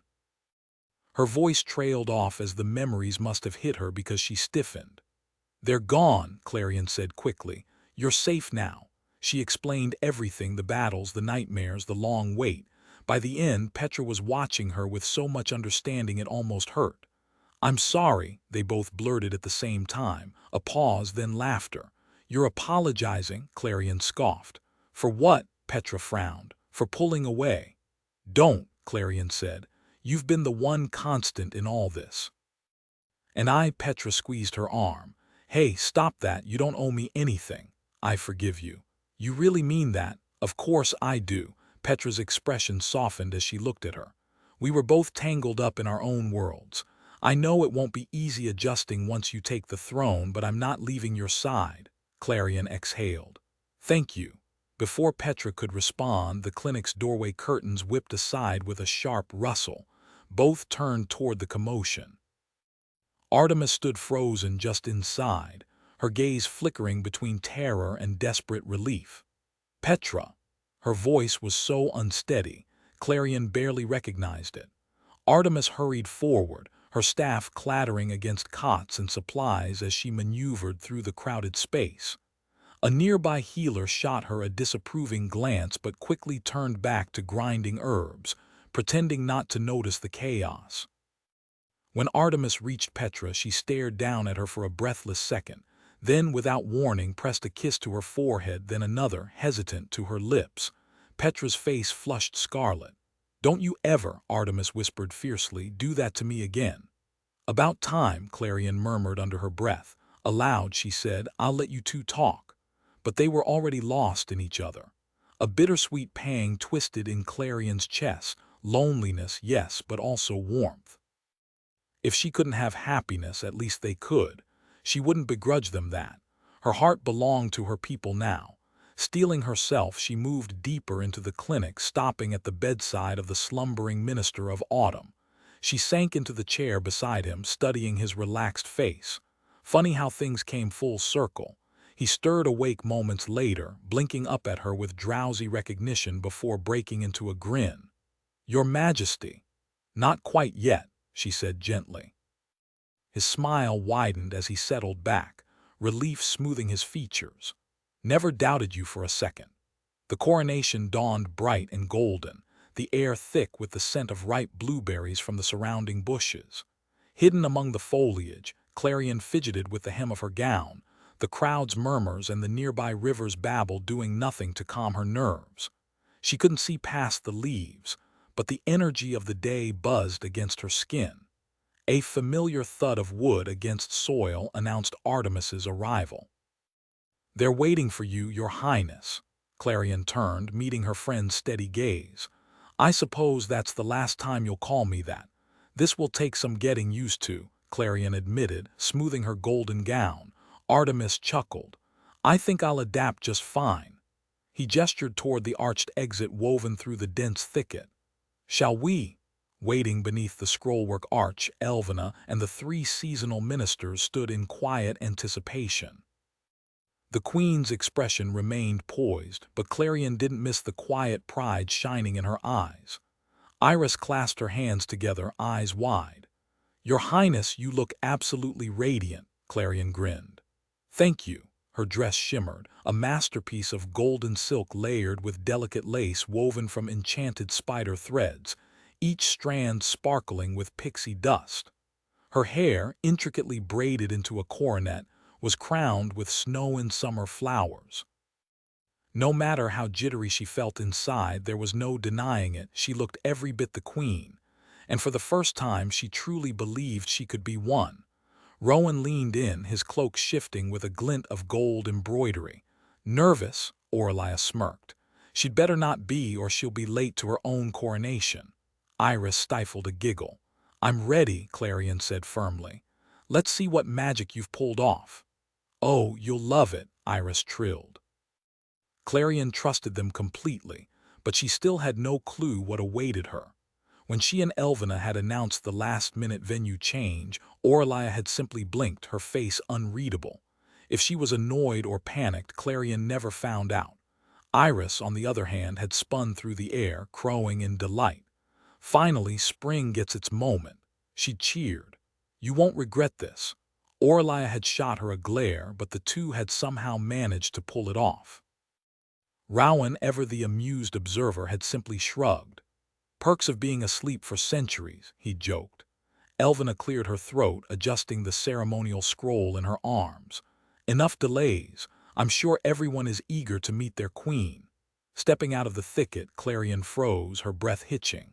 The ceremony grounds were breathtaking. Aurelia and Iris exchanged satisfied smiles. They had truly outdone themselves. Golden sunlight streamed through the canopy, painting the ground in shifting patterns of light. Aurelia's rainbows arched overhead like banners of woven color. Rows of chairs curved around the bridge connecting winter and spring, where winter fairies waited on the other side. Frost talents had sculpted ice benches, each draped in mistletoe and delicate snow blossoms. The thoughtfulness of it all, especially the coordination with my Lori, warmed her heart. The herald's voice rang out, commanding the gathered fairies to rise. "All rise for Her Royal Highness, Princess Clarion." Every fairy in Pixie Hollow stood at once, their eyes fixed on her with a warmth she'd never seen before. A rush of pride surged through her as she stepped forward, Elvina at her side, the murmurs of the crowd blending into the swelling music from the nearby performers. The delicate fabric of her gown floated just above the ground, drifting behind her like mist on a quiet morning. As they reached the bridge, Clarion paused beneath the breathtaking archway, her favorite detail of the ceremony. Winter's side shimmered with frost-kissed birch, while spring's half bloomed with fresh moss and twisting sapling branches. The two seasons intertwined seamlessly, a living symbol of balance. A stray snowflake landed on her cheek, melting instantly, and for a heartbeat she thought she caught the faintest scent of pine and wildflowers. Then, just as she glanced over the crowd, searching for a familiar face, Elvina unrolled the scroll. The questions came one after another, each met with Clarion's steady voice. Promises made, oaths sworn. When the crown, a delicate copper masterpiece she knew Petra had crafted, settled onto her head, something tightened in her chest. Elvina's hands lingered for a second too long, her expression unreadable. The moment the words Queen Clarion echoed through the hollow, the clearing erupted. Pixie dust filled the air like golden fireflies, and fast flyers darted overhead, stirring the glittering haze into a whirlwind of celebration. For the first time, Clarion truly believed she was exactly where she was meant to be. Clarion gazed at the crowd, her heart swelling with an overwhelming affection for every face before her. This deep, unshakable love would be her anchor. As the noise settled, she steadied herself and spoke clearly. "If you'll allow me, I'd like to speak to you not just as your queen, but as someone who wants to truly be part of your lives." The silence that followed was instant, almost unnerving. Would she ever get accustomed to the way they hung on her every word? "Some of you might only know me from afar, and for that I take responsibility. But today marks a new beginning. My name is Clarion, and I want to earn your trust." She offered a small, hopeful smile. "Your well-being will always come first, and I promise to lead with both fairness and a little laughter. My door is always open, whether you need help or just want to share a story." She caught Elvina's subtle nod of encouragement and pressed on. "These past weeks have taught me more than I ever expected, especially about our neighbors, the winter fairies." Her gaze drifted toward them, warm with appreciation. "I know they've been seen as distant, even cold, but the truth, they're bold, resilient, and far kinder than rumors suggest. They've shown me how to keep faith alive, even when the world feels frozen. And I believe we can accomplish incredible things together." A ripple of cheers rose from the winter fairies, and she waited, letting the moment settle. But none of this would be possible without one person, the warden of the winter woods. Her voice wavered slightly, but she pushed through. "Without him, the nightmares would still hold power over us. Many of us, maybe all of us, would still be trapped. I owe him more than I can ever repay." Her next words came with quiet conviction. "That's why my first act as queen is to unite our realms. We'll share resources, knowledge, and support. And from this day forward, the warden will be known as the Lord of Winter, a title he's more than earned." She hesitated, bracing for reaction, but then applause swelled around her, lifting her spirits. The warmth of their acceptance gave her the strength to continue. There was still more to say, and now she knew they'd listen. "Yet," she went on, "as everyone understands, their realm, while breathtaking, poses dangers for summer fairies just as ours does for them. That's why I'm putting a strict ban on crossing the border from this moment forward. Even if we can't be together physically, remember we're still connected in heart and mission." She paused, letting the weight of her words settle. "Through this alliance, I aim to usher in a new chapter for Pixie Hollow, one filled with promise. I won't pretend I'll get everything right, but I promise to give my all for you." Her final words lingered in the balmy spring breeze before my Laurie's voice cut through the silence. "Long live Queen Clarion." Hearing her name sent a jolt through her, an invisible thread yanking her attention straight to him. The sunlight caught his eyes, turning them to liquid silver, and for a heartbeat the rest of the world blurred. The cheers around her dulled to a hum. It was just the two of them, suspended in a moment that felt stolen from time itself. The way he looked at her, full of pride, yet aching with something deeper, made her chest tighten. She tore her gaze away, anchoring herself back to the celebration. The festivities stretched late into the evening, laughter and music spilling past the river that once divided them. At first, the seasonal fairies kept their distance, but curiosity won out. A handful ventured to the water's edge, trading shouts and playful dares. Someone started a game of toss with a snowball that ended in a tragic puddle, sparking laughter instead of frustration. Plates of food appeared on the bridge, offerings from one season to another. Honey cakes from the warm fairies, frost-glazed berries from the winter ones. Yet as twilight painted the sky, Clarion's joy dimmed. The hardest part still lay ahead.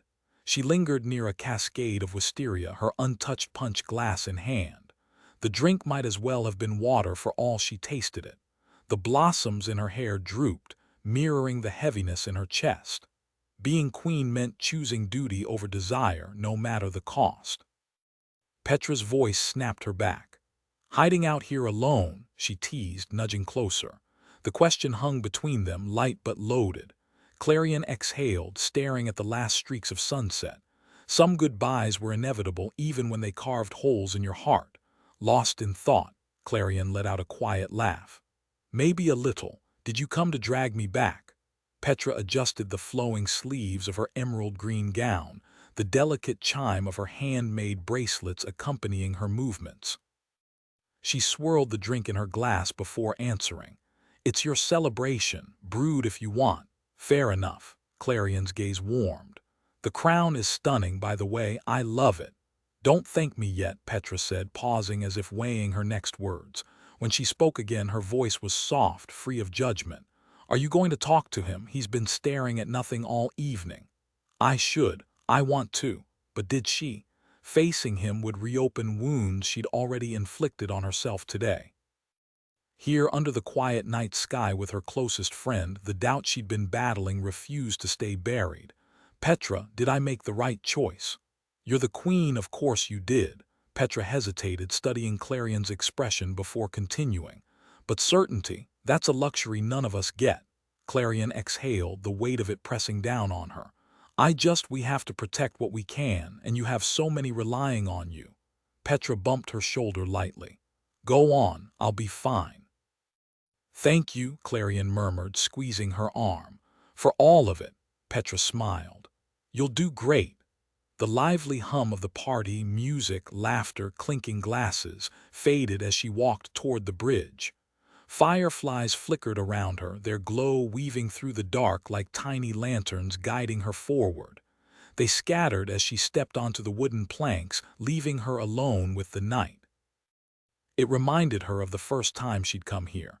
That same quiet dread beneath her resolve, the same moonlit cherry blossoms drifting down. The air smelled of damp moss and river mist, cool against her skin. Her gown's train whispered against the ground as she moved. Above, heavy clouds promised rain, turning the evening thick with tension. Mylori appeared almost instantly, as if he'd been waiting for her light to cut through the fog. Reliable, unbearably so. His eyes, clear, steady, seemed to see straight through her. Her chest ached. She wasn't sure she could endure losing him, but no matter what, she would lose him. The universe had already decided that. The only thing left was to make sure he stayed safe, even if that meant keeping him far from her. The space between them, winter and spring, felt like an uncrossable line. The air between them was heavy, like frozen glass, yet somehow weightless. Mylori spoke first, his voice crisp and distant. Congratulations, Your Majesty. The formality of his words struck her like a gust of winter wind. All those shared moments gone. He might as well have been speaking to a stranger, just as he had when they first met. She clenched her fists to keep from reaching for him, from begging him to look at her the way he had only days ago. Her eyes caught on the turquoise beads fastened to his tunic, securing the quills of 2 white feathers. A new cloak, she realized, woven entirely from Noctua's plumage, draped over his shoulders like folded wings. Swallowing hard, she met his gaze. Thank you, Lord Mylori. The title shattered what little restraint he had left. Why keep pretending? His voice was raw, aching. I haven't stopped thinking of you since we parted. This time she didn't fight the pull between them. She stepped forward, wrapping her arms around him, the chill of his presence seeping into her skin. His heartbeat thundered against her cheek, steady and strong. Her fingers pressed into his shoulders, perhaps too tightly, but she needed the anchor. Neither have I, she admitted. You made me believe I was worthy of this crown, and now I trade it all just to be anyone else. I'd give it back if I could. Don't, he murmured. You are worthy. You'll do extraordinary things, Clarion. You already have. And I'll do them alone. The words tumbled out before she could stop them. Mylori lifted her chin, his eyes searching hers. You'll have your people's love, and even if I'm not there, I'll still be yours. No star will ever burn brighter. I will never stop loving you. A sob caught in her throat. Unbecoming for a queen, perhaps, but she couldn't bring herself to care. Nor I, she whispered. She cupped his face and kissed him once fiercely, memorizing every detail. The warmth of his lips, the hitch in his breath, the scent of pine and frost clinging to him. It wasn't enough. It could never be enough. This was the end. Reluctantly, she pulled back just enough to murmur, "Be free, my Laurie. Stop lingering here like a shadow." His smile was the most painful thing she'd ever seen. You too. Never, she thought, she would carry him with her always. But as Queen of Pixie Hollow, she would bear this sorrow alone. That at least was her burden to carry. Slowly she stepped away, her hands sliding down his arms until their fingers finally parted.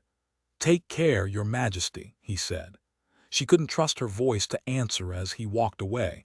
A breeze stirred, lifting his hair and making his cloak ripple behind him. For just a moment she saw the glimmer of his wing, silver and sharp as broken glass under the moonlight. Clarion lingered on the bridge, watching until the trees swallowed him from view. The clouds parted and a light rain began to fall, filling the air with the earthy scent of wet soil. Alone in spring, she gazed at the barren expanse of winter, knowing it would always pull her back, no matter how long she lived. It's surreal to think you're holding this book in your hands. 5 books later, and I still can't quite wrap my head around how far this journey has taken me. If you told me back in 2016 that I'd ever write for Disney Fairies, I would have laughed in disbelief. Yet here we are. Dreams have a funny way of sneaking up on you. Stepping into this world has been an incredible honor, and I hope it feels as magical for you as it did for me. Whether you're a longtime fan or new to Pixie Hollow, as Queen Clarion would say, happiness led you here. Welcome home. None of this would have been possible without an amazing team. My agents, Claire Friedman and Jess Milio, are absolute rock stars. Thank you for always having my back. To my editor, Caitlin Sarantu, your brilliance and tireless dedication shaped this book in ways I couldn't have imagined. Working with you has been nothing short of magical. A massive shout-out to the Disney Press crew, Rachel Rivera, Warren Maslin, Nancy Adams, and Jennifer Black, who wrangled tiny fairies and my typos with equal patience. Catherine McHugh, Hannah Mayer, Jeremy Burton, Kaya Hilson, and Crystal McCoy, thank you for bringing this book to life. And to Charlie Bowater and Jegam Vardanyan, the cover is pure enchantment. To my friends, Courtney Good, you're my ride or die, and I owe you endless coffee for the pep talks and tough love. Joe Schultz, Megan Lally, Kaylee Cassidy, and Alex Clayton, your chaotic energy kept me sane during revisions. Charles Keegan, Diane McClamrock, Andrew Oye, and Anna O'Connor, your support got me through the toughest days. Helen Wiley, Audrey Colthurst, and Elisha Walker, I'd be a mess without you. Love you all.